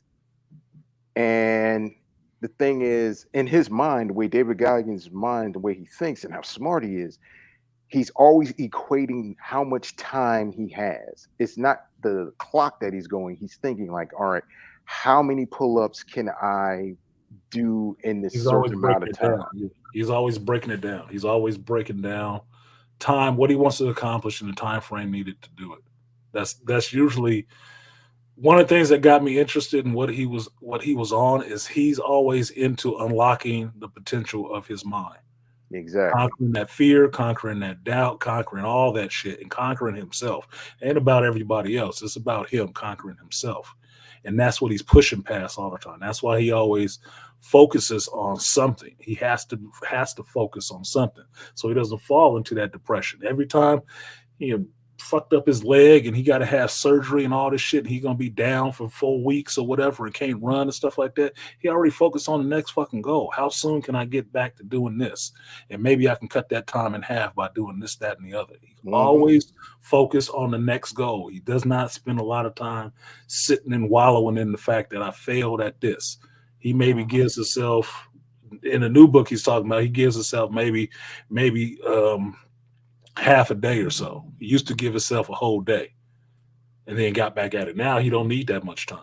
Like maybe an hour, maybe a couple of minutes or whatever. Like, okay, we on to the next thing. This is what's happening next. Always on to the next thing. No, not wallowing in that shit. Moving forward. All the time moving forward. And like you said, unlocking your mind's potential and doing it. I didn't really tap into that until when I went back to school. Because remember, brothers, I had told Artisan this, like we talked on the phone, and I said, I never really tapped into anything until I got out because I had no security net when I got out. I mean, I had my home, I had my car until I got in an auto accident. And it was just like, I think it was just God's way of saying, I'm going to take everything away from you. I'm going to take that hedge of protection away from you. And I want you to work at everything. And I was like, all right, I know how to take. I said, I know how to ride the bus, ride public transportation in Philadelphia. I've been riding it all my life. I said, as long as I got a roof over my head. But then when I went back to school with no safety net, and I didn't know what was going on. I was going back with kids that were half my age. I'm old enough to be their father. I didn't know anything about technology, and I just went in and I said, all right, all I know is art. I'm going to go back in there. And I started doing something, and I started working hard and started pushing. And then I did good. But then when I went to go get my bachelor's degree, it got a little harder because lessons were a little harder. And then in my junior year, I had no... they said, okay, we can't give you no more financial aid. And that's when I was feeling really bad and I wanted to commit suicide. And I remember saying this on AM's platform. Angerman's face popped into my head and BGS's voice popped into my head. And they both were saying, no, don't do it. You made it this far. And I went back and I humbled myself when I called my cousin. And he's a Marine. And I talked to him and I said, he said, what are, and he would just talk like how the way we talk as men. He said, well, suicide's not an option. He says, well, can't you talk to somebody? I said, yeah, but I don't want to go bother my department head. And he says, man, swallow your pride. And I went to go talk to her, and that woman looked at me. She says, you're one of the finest students. She called the bursar's office, and the bursar said, oh, we can help him out. And I said, that's that humbleness. That's how shit goes. And she said, yeah. She said to me, she said, if you're ever in a problem, don't hesitate to call. But you see, you got to understand, men and as black men, we're prideful. We don't want to ask for that. So I had learned that, but also I learned not to be a professional bridge burner either. I had to humble myself. And not a professional one, maybe part-time with the right people. I had to realize it was like, humble. I said, Malika, don't you ever fuck shit up again. Because if you do good, I think that's going to be the title of this stream: non-professional bridge burner. So exactly, that was one big experience. So what I would do, and here's what I did, and this became a real part of my work ethic. I was always an early riser, and I was talking to artists, and we can understand this. I have the ability to have laser pinpoint focus on something that I will wrestle with it, something like a pit bull, and I will get research and I will look at it and I will find it out and I will figure this thing out. If you tell me that I can't do this or you shouldn't do this, I will look at you and be like, okay, but in the back of my mind, I'm saying, fuck you, I'm going to learn how to do this. Yeah. And and it's not proving other people wrong, it's proving myself, because in the past, everybody used to tell me you can't do it, and I would listen to somebody. But coming out of prison, people are like, oh, I'm glad to see you out of your prison. Okay, they leave it up to you. So you're really left standing out there. And what I had to learn how to do was learn how to do shit myself. And that built the confidence, and that built that resolve, and also built the work ethic. But also my work ethic became a burnout. And I'd have teachers and people and friends used to say, Malika, chill out, because I would go to school 7 days a week. I would go on the weekends and work. But that was always my work ethic. I would get up there, I'd be the first one there and the last one to leave. And I'm a person that would ask questions. I would ask questions to teachers, ask questions to other students, other people. Could you teach me this? Could you teach me that? But also I'm a Gen Xer. And I would ask, well, where are their books? And all these other kids are getting PDFs and everything. I'm going to the library, getting the books and looking at it the old way. And then I would learn that way. Now, I'm like Artisan said, I might not know it as good as you, but motherfucker, like David Goggins, I'm going to be a competition. And I can see these kids, they're saying like, I'll be one of the motherfuckers that be there. I might be third place. I might be fourth place, but I'm going to be there. And I always like that. But the I'm thing only was, that place this time, motherfucker. Let's run it again. I bet you I don't end up in the same place again. And that's what I told. All right, AB, appreciate you coming up, sir. And I just sharing your information, helping G. If he reach out to you, well, he said y'all already linked up, so that's good. Help him out so he can get into that shit. Oh, no question. Yeah, thank you. Appreciate it. Merry Christmas, AB. Merry Christmas, AB. See you later. Media. Beam it out.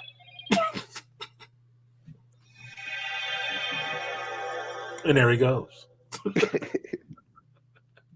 Go ahead. Another class implanted. Yep, looking for another class implanted. But I mean, but what I did was, man, when I started to do something, things started going well. I realized I was winning, and I like to win. And it wasn't just winning; it was doing something that I liked, and I became good at, and I enjoyed, and became confident, and not cocky, but confident, but also I was getting accolades from other people saying, wow, you did good. Or other people saying, hey, well, why don't you try to do this? And mentors coming up and saying, hey, this is good. And just confident in myself and realizing this is a thing. Like when I had to tell somebody, I said, one of the best things for a Black man to have is has confidence in himself and something that he can do well. And he likes doing it and he wants to do more. Not more to make money, not more to do. This is something that he wants to do well, but also here's another thing. He's on the same level as the other men in the world, white men, Asian men, Latin men, where these men have confidence in their fields and also in their abilities, but Black men, we're not just having confidence that we can shoot a basketball or throw a football or just I can beat another dude's ass. No, you have confidence in yourself that you can do something. You set your mind something to it and you do it and you push it and you don't give up. Like David Goggins said, you know, you don't stop when you're tired. You stop when you're fucking finished. And that was something that I realized. And growing up in a house with 4 women, I was, oh, I'm tired, or you don't have to do that, baby. Or why are you gonna do that? You don't got to do that. And I just realized, Always get that out. You don't feel good today? Yeah, you ain't got to do that. Bullshit. That's exactly why I should do it. So on the days that I do feel like doing it, it's I remember these days when I didn't and did that work. That's why most people, I don't know about that, but I don't work out just to be looking cute in the springtime. No, I don't. I work out so I feel better and I can carry my weight right and I feel good about myself. It don't matter about the spring because I ain't about to be out there pulling my shirt off and showing my flex and shit like that. That's not why I work out. I work out because I like being healthy. I like lifting weights. Exactly. It's fun. And also, I like the burn too, and I like the challenge. Yeah, I like the challenge. I like a good sweat. I like being able to zone out, listen to my music, and just do something that I might not have thought I could do. And one of the best, metaphoric. And one of the best things that I realized I could say now as a 51-year-old man is that taking risks gives you that challenge. Taking and it challenges you, and it also it pushes you to see who you are. You know, it builds that metal. It sees like, okay, like how you said, Artisan, you run to the challenge. You don't shy away. Like the old Malenko would shy away, or you make it. It's like, okay. It's like, okay, dude. That was one of the things I learned is that one of the things you should do is you should always go towards your fears, because those are your insecurities. That's how you stomp that shit out. And always go towards things that are challenging you don't think you can do. If you stay in the safe zone of always doing things that you know you can do, did you really accomplish anything? No. You knew you could do it. It wasn't even a goddamn challenge. No, you need to go to places where I don't know if I can do this. Well, let me see if I fucking can. Maybe I can, maybe I can't. We're gonna find out. And I'm glad, like, I wasn't like that when I was younger, but I had to get that way. As I got older, I got that way. Especially when I started getting more of that, I'm not a child anymore shit off of me. That I'm an adult. I can do what the fuck I want to. Oh yeah, well, whatever the hell I feel like doing now. Because that's the beauty of that shit. And well, the Beastly can add. Well, you can add this to do. Yeah, add to this final thoughts. But we gotta let Beastly get in so we can get some of his. No, let Beastly go. I ran my mouth enough, man. I don't want to take up you know it's good. No, go with Beastly, man. I ran my lips enough, man. No, but it was something. No, because you know what it was is listening to everybody and kind of like realizing, because every now and then, like, I have my days where I'm feeling down and low and shit, and nobody really gives a fuck except me and all this other stuff. And what keeps me going is the next generation of people that are around me. And because of that, I kind of realized, you know, I kind of have to be, I'm the fucking fixed point in everybody's life. Because as you know, as Idris Elba say in fucking Pacific Rim, all I need to be is the fixed point. And I realized how I'm that constant in everybody's world, because I'm the one who consistently doing X, Y, and Z. That's why everybody kind of now tends to start listening to me and looking to me for advice and shit. I'm like, well, you got to do this and that. You know, most people don't always follow my damn advice, and that's why they always end up back in the same damn position. Yeah, I'm like, but yeah. But that's when you look at them and say, okay, so you did it your way. You want to try it my way now? That's how you do that. Look, my cousin taught me that on the construction site. He's like, we're going to do it this way. But I think we can do it this way. Okay, we're going to do it your way first. But if that don't work, we're going to do it my way. And my way didn't work. And after it didn't, he's like, okay, so we're going to do it my way now? Yeah, okay. Well, this is what we going to do. It's like, look, got to let you bump your head first. Like, all right, go ahead. All I can do is give you the information. You choose if you want to listen or not. That's your choice. But don't you never be able to say I didn't tell you. Never be able to say that shit. I'll tell you ad nauseum. If you listen, that's your choice. We can have this conversation again, or we can have it once. Choose. But go ahead, Beastly, Malika, whatever, final thoughts. And then I got to give these people their salutes, because I did a whole 4 hours and ain't said one name about these people who donate. And I need to get to that shit. We was having a real rapid fire conversation. I didn't want to break that shit up, but it's a lot, and I need to do that shit. I want these motherfuckers sitting back there. Oh, nigga, it's Christmas. I gave you my money. You ain't even gave me my salute. Fuck you. So I want to make sure I get these to these folks before I get out of here, because I do got to use the restroom, and I'm not pissing on stream. I don't need to give any final thoughts. I'd rather you give everybody their salutes, because that's more important than y'all hearing my mouth. Y'all heard enough. No, nigga, no, you ain't getting out of here like that, bro. You got to give some final thoughts on Christmas. I'm just saying, I don't really care about Christmas like that, but I do care about the whole fellowship thing. You got to give some important thoughts for people. Something on their head for some motivation. I think that was I think it was just cool, full circle, that basically, like, I think even though this is Christmas and, you know, thankful and Christmas and all that bullshit, not the commercializing and capitalism, but it was just cool that as men that we talked about, you know, we talked about with particular other women of other color that are attracted to us, but this is about men, fellowship, building. This is what we need. And it's about, strictly iron sharpens iron. And this is a good thing. And I'm just happy. And it's a good way to spend 4 hours on a Sunday. Even though we can spend it with our families, but it's good that you're spending it with good company and other brothers from other mothers from around the world that we know, hey. Y'all my cyber family. What y'all talking about? I don't call y'all my brothers lightly. I don't call y'all lightly.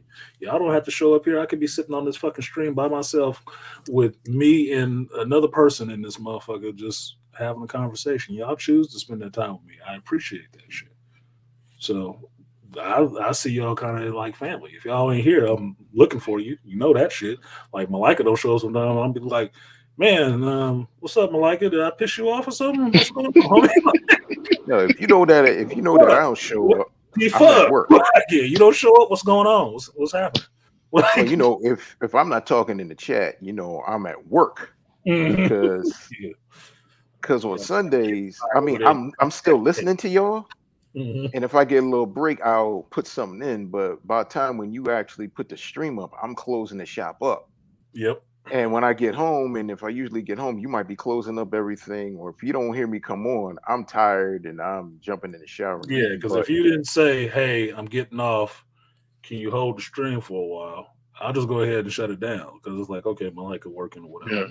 Yeah, I be looking for that. I'm like, is Malika coming? They took his mojo today. He need to recharge. It's good. It's good. I catch you on the replay. Yeah, but if you say, hey, man, hold the stream. I got some time. I'll hold the stream for Malika.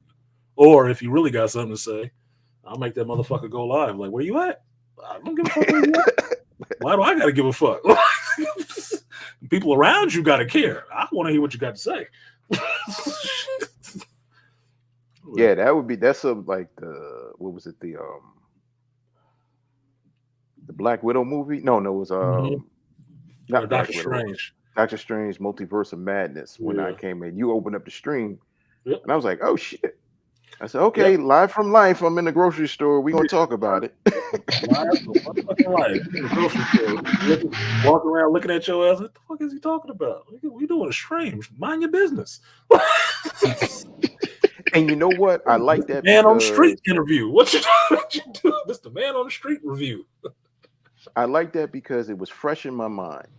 And you're getting I like how when you do your reviews when you come right out of the movie theater, and then you'll give your kind of all right, what's right on your mind, but then you'll maybe come back a day or two later and you'll settle and you do something, or you'll see it again for the second time and you get it. You're like, well, here's this way. And I always like that because it's always a new take on certain things, how the way you see something. So I kind of like that. Yeah, I like that because you'll get my reaction. It may take a little while for the review after that because I don't want to repeat myself, but the reaction is initially what I thought. And then I'll sit with stuff for another day or so. And that's when I'll actually do my review because then I've thought about more. I've probably thought a little deeper about some things that I might not have touched on in a reaction. And then I'll just give you the review. That's why I usually like 30 minutes or so. Like this fucking, oh my God, this damn Black Panther review or Doctor Strange review. 40 minutes, an hour, nigga. It's a lot to edit. I'm sorry. It's a lot to edit. I don't have a lot of time. I be making it real tough on myself. I'm sorry, but I make it real tough on myself. Y'all can bitch about they ain't coming out quick enough. Like, nigga, you ain't got to sit up for 8 hours for each one of these motherfuckers and edit all this stuff together. So you got the light side. You got the light part. Just sit and watch. That's what you got. Yeah, you get to sit and watch and say, I got to sit there and, put on the spectacles, put on the readers. We like, I need this song. I got to do that. I got to get the old man on. So trust me, when it come out, you should appreciate that shit. I don't have a lot of time to do this. So when you see it come up, I probably didn't sleep some night to get that shit done. Probably didn't. Because you already know I'm always working. But I appreciate you, Malika. You know that. I already texted you, but I do appreciate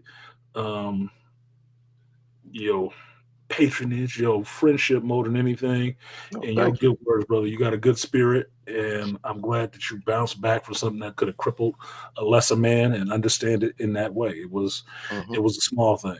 You miles beyond that shit now, so you off to bigger and better things, and I appreciate that you always there for the brothers to try to give them some aid, some words, or whatever. That shit reaches more people than you know.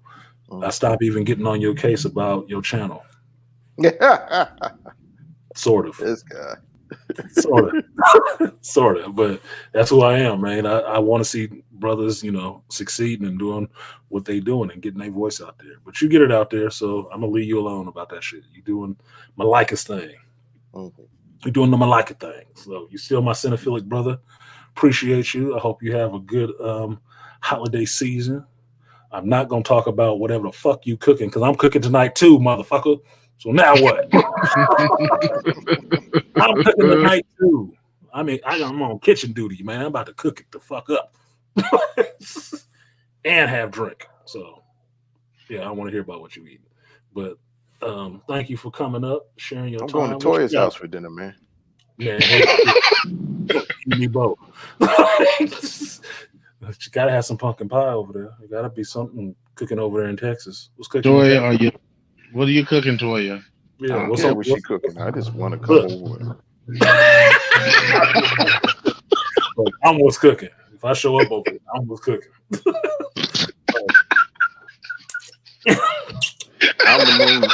I'm the entree. She's the dessert. I'm all right. Yeah, no shit. She said she made greens. Greens? Yeah, that's nice. That's real nice. Okay. That's real nice. Greens, huh? That's what we calling it now? Okay. Hold on. Wait a minute.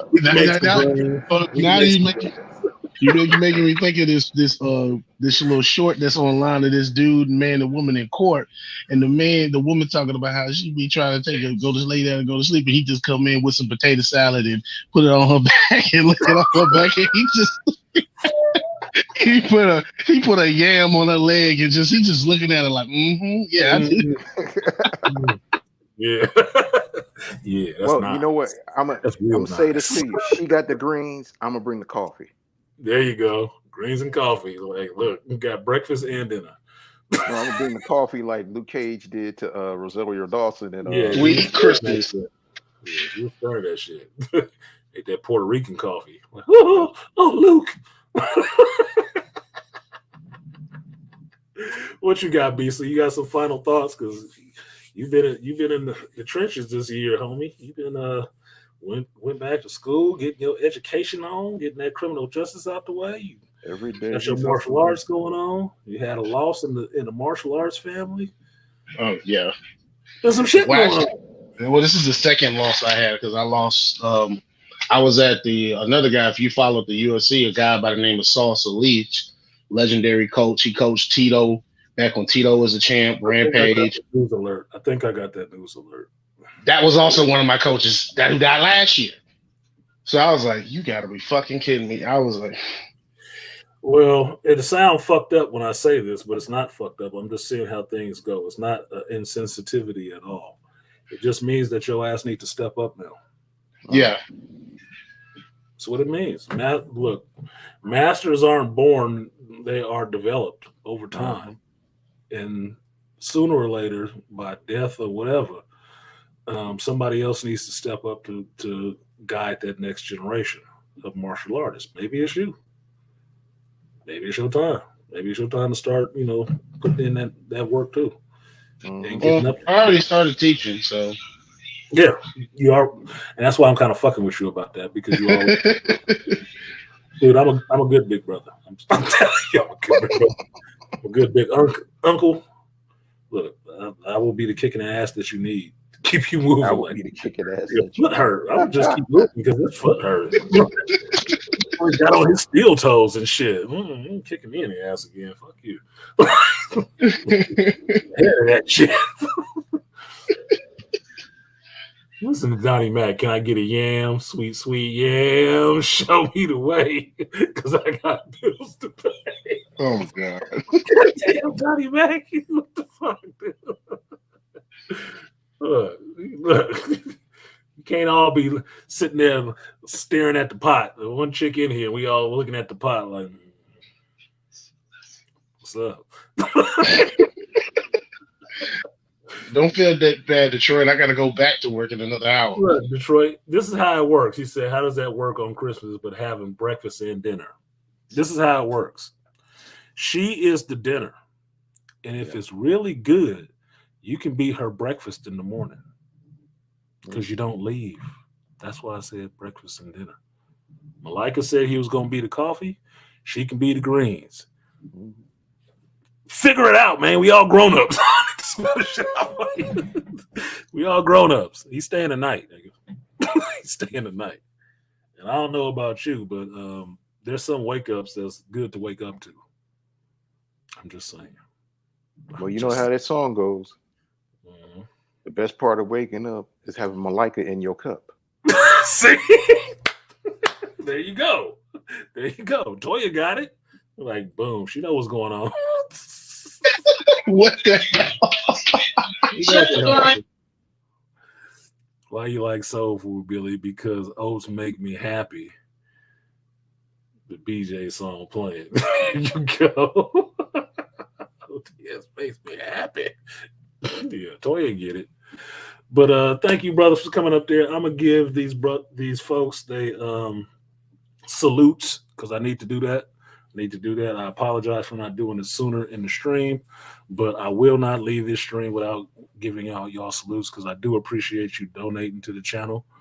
It slowed up because I wasn't reading that shit because I know people was kind of pissed off, but it is what it is. It was Christmas, and y'all know me. I like a good conversation, and if it's going, I don't want to break the flow. I get in and paddle. So first one goes out to. Let me get my little salutes up here. First one goes out to the Art of Idmore, the Doughboy. He will forever be the Doughboy because I call him that, and that's what I'm gonna keep calling his ass. I don't give a fuck where he worked. Too bad. You worked at the company too long. Too long. You worked there long enough to get a nickname. So too fucking bad. You're gonna be the Doughboy till I get finished calling you that shit. So shout out to the Art of Idmore. I will give you that 3B salute. Appreciate it.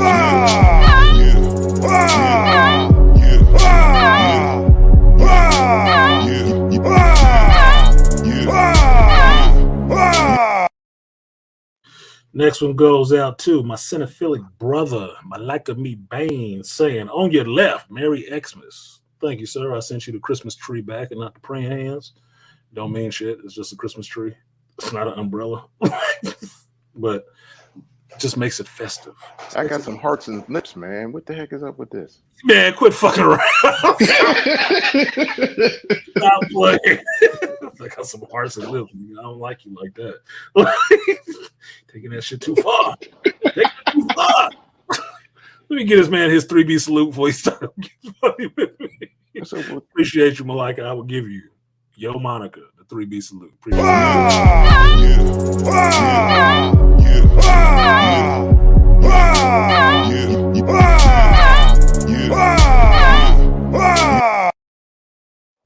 Fucked around. I had to give Aquateki a whole present. I'm not giving the Christmas tree. Making sure. Next one goes out too. The number one wrench in the building. Aquateki. Appreciate you, Aquateki. Always being here. And showing up to the stream, I will give you that double up. Appreciate you. Money for the crowd, double lag. Pussy on fat, double lag. 100 on the sack, double that. Block like a ghost town, still double bag. Next one goes out to the Swift Battle. Swifty in the building. He said, for Merry Christmas, Geek Sunday Tribute. Appreciate you, Swift. I will give you the guts and butts. Appreciate double up. 3 or 4 times. I ain't telling no lies. Run it up. Never let a hard time on the us.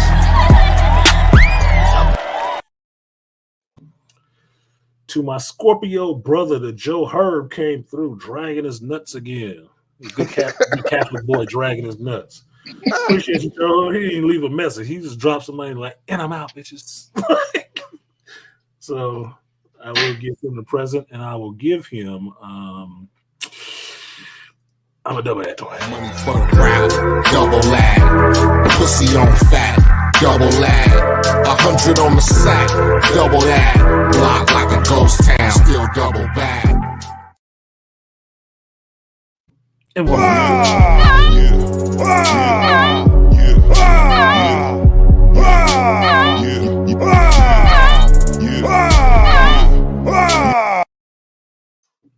Twerk it on Christmas.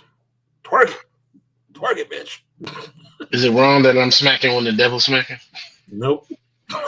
Nope. You're wrong. She like it like that. She like that shit. She would not appreciate it if you didn't smack it like that. Next one goes out to the package man. No one.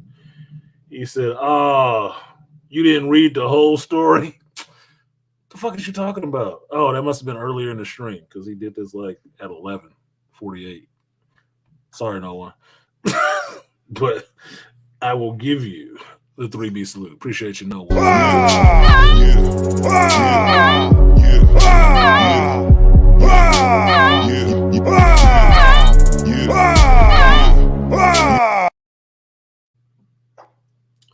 Next one goes out to no one again. He said, Santa said, Maestro, please. Shout out to no one, the package man. I will give you the guts and butts. Appreciate you. Double up, 3 or 4 times. I ain't telling no lies. Never let a hard time on the ones.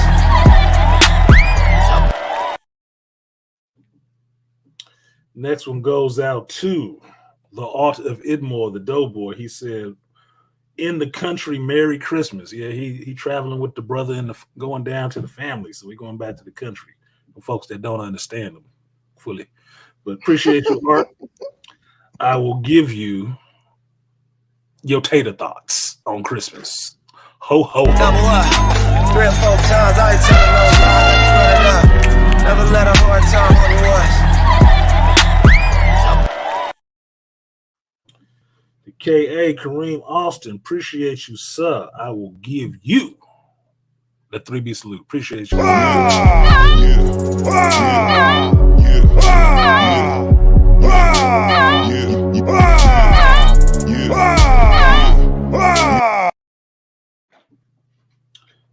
Buzz City Drones, AG, appreciate you. He said, for Merry Christmas. Appreciate you. I didn't think anybody would actually show up for a stream on Christmas, but look, I got a standard I try to hold to. Rain, sleet, or snow, on the show must go. So, appreciate you for coming through. I will give you the guts and butts. Double up, 3 or 4 times. I ain't telling no lies. Never let a hard time on the ones. And on the PayPal side, we got, I don't want to make sure I don't say this motherfucker government if that's not his thing. Sorry. One second. Because PayPal like to be funny and do their shit a little different. God damn it. You know, the hard part about having, technology that reads your fingerprints and you work with your hands? It don't read your fingerprint after a while.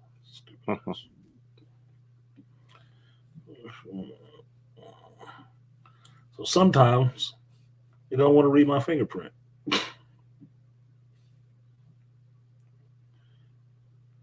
And sometimes I got shit on my fingers, but I don't this time, so I don't know what the hell it is. Stop jerking off. It should. I should stop using that sandpaper when I do. Getting those calluses, man. Yeah, trying to get the rough side of the mountain. Shout out to Brent Hagley on the PayPal side. Appreciate you. I will give you a 3B salute. Appreciate you.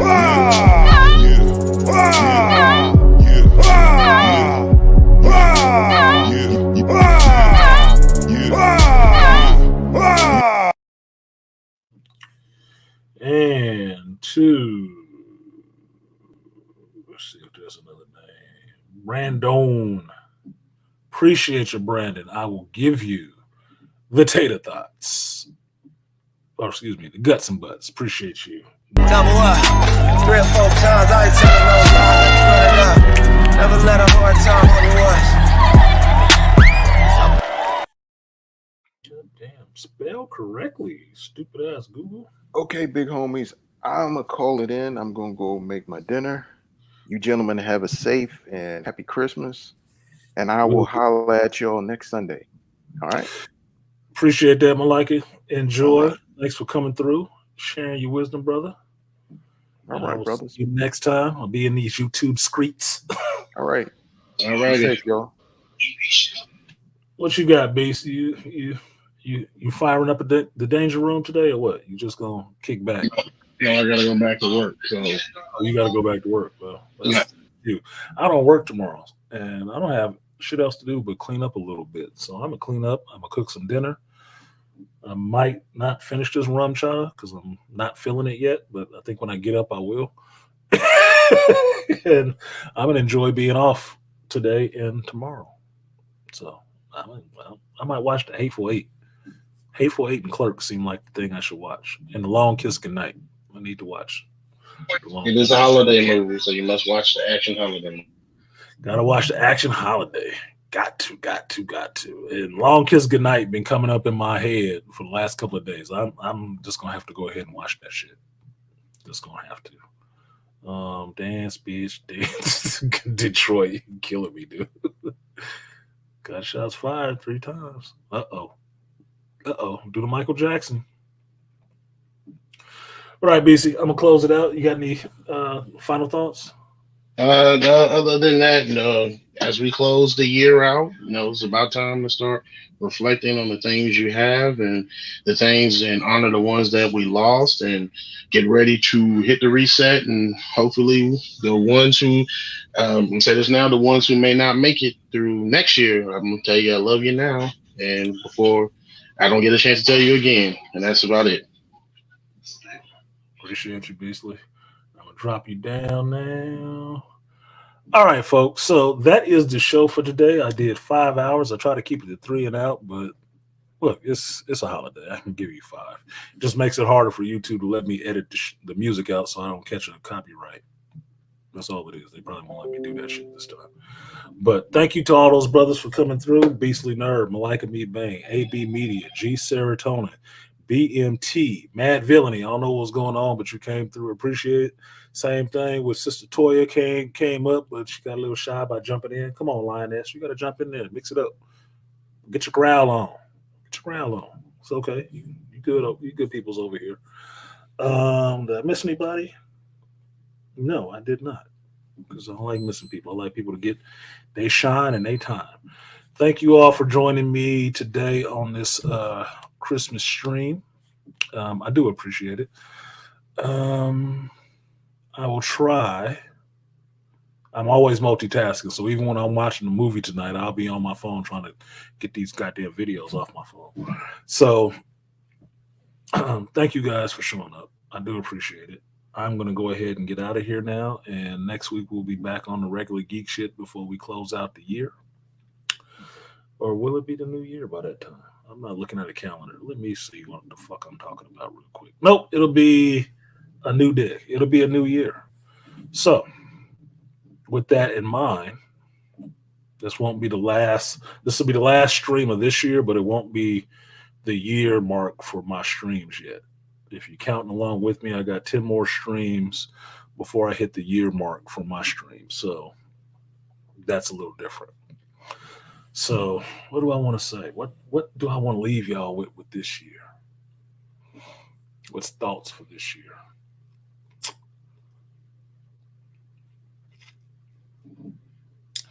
Every day is a new day, right? That goes without saying. But every day you wake up, there's another chance to do things differently, to change your life completely from what it is to what you want it to be.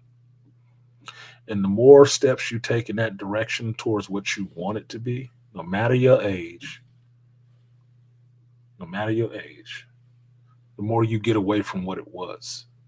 Always move forward. Always move forward. No matter how bad shit look at that time, all you need is one more day for that shit to turn around. Just like Malika just shared it with you guys, that he thought his school and stuff was all messed up. All he did was ask one person, and got the help he fucking needed. You need to do that for yourself too, especially during the holiday seasons and stuff like that. If you kind of alone, feeling a little down, reach out to them folks that you know. I got a complete smile today from somebody I wasn't expecting to text me at all. And it just so happened that I was thinking about their ass. Don't mean shit. It's just a smile. But it's appreciated. It's appreciated. It's appreciated. And I gave them that love back. You're not alone on this planet. You're not. And you need to be grateful for the fact that you're not alone on this goddamn planet. You can make yourself alone a lot, but you are not.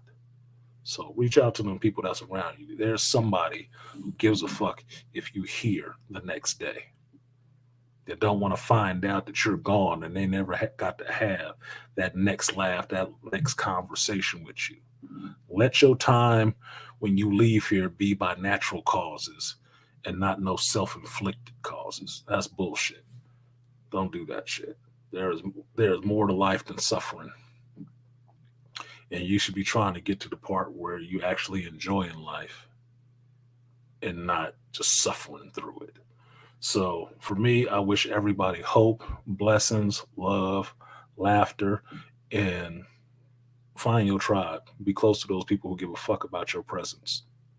And those who don't, yeah, fuck them severely. I'm artisanmc. I wish y'all the best. Like, share, subscribe, support this stream if you feel so inclined. We do this every Sunday at 11 a.m. Pacific time, 2 p.m. Eastern Standard Time. This has been Shop Talk Live. And for now, just for now, looking for the right video, the shop is closed. I will see you guys next time. Peace.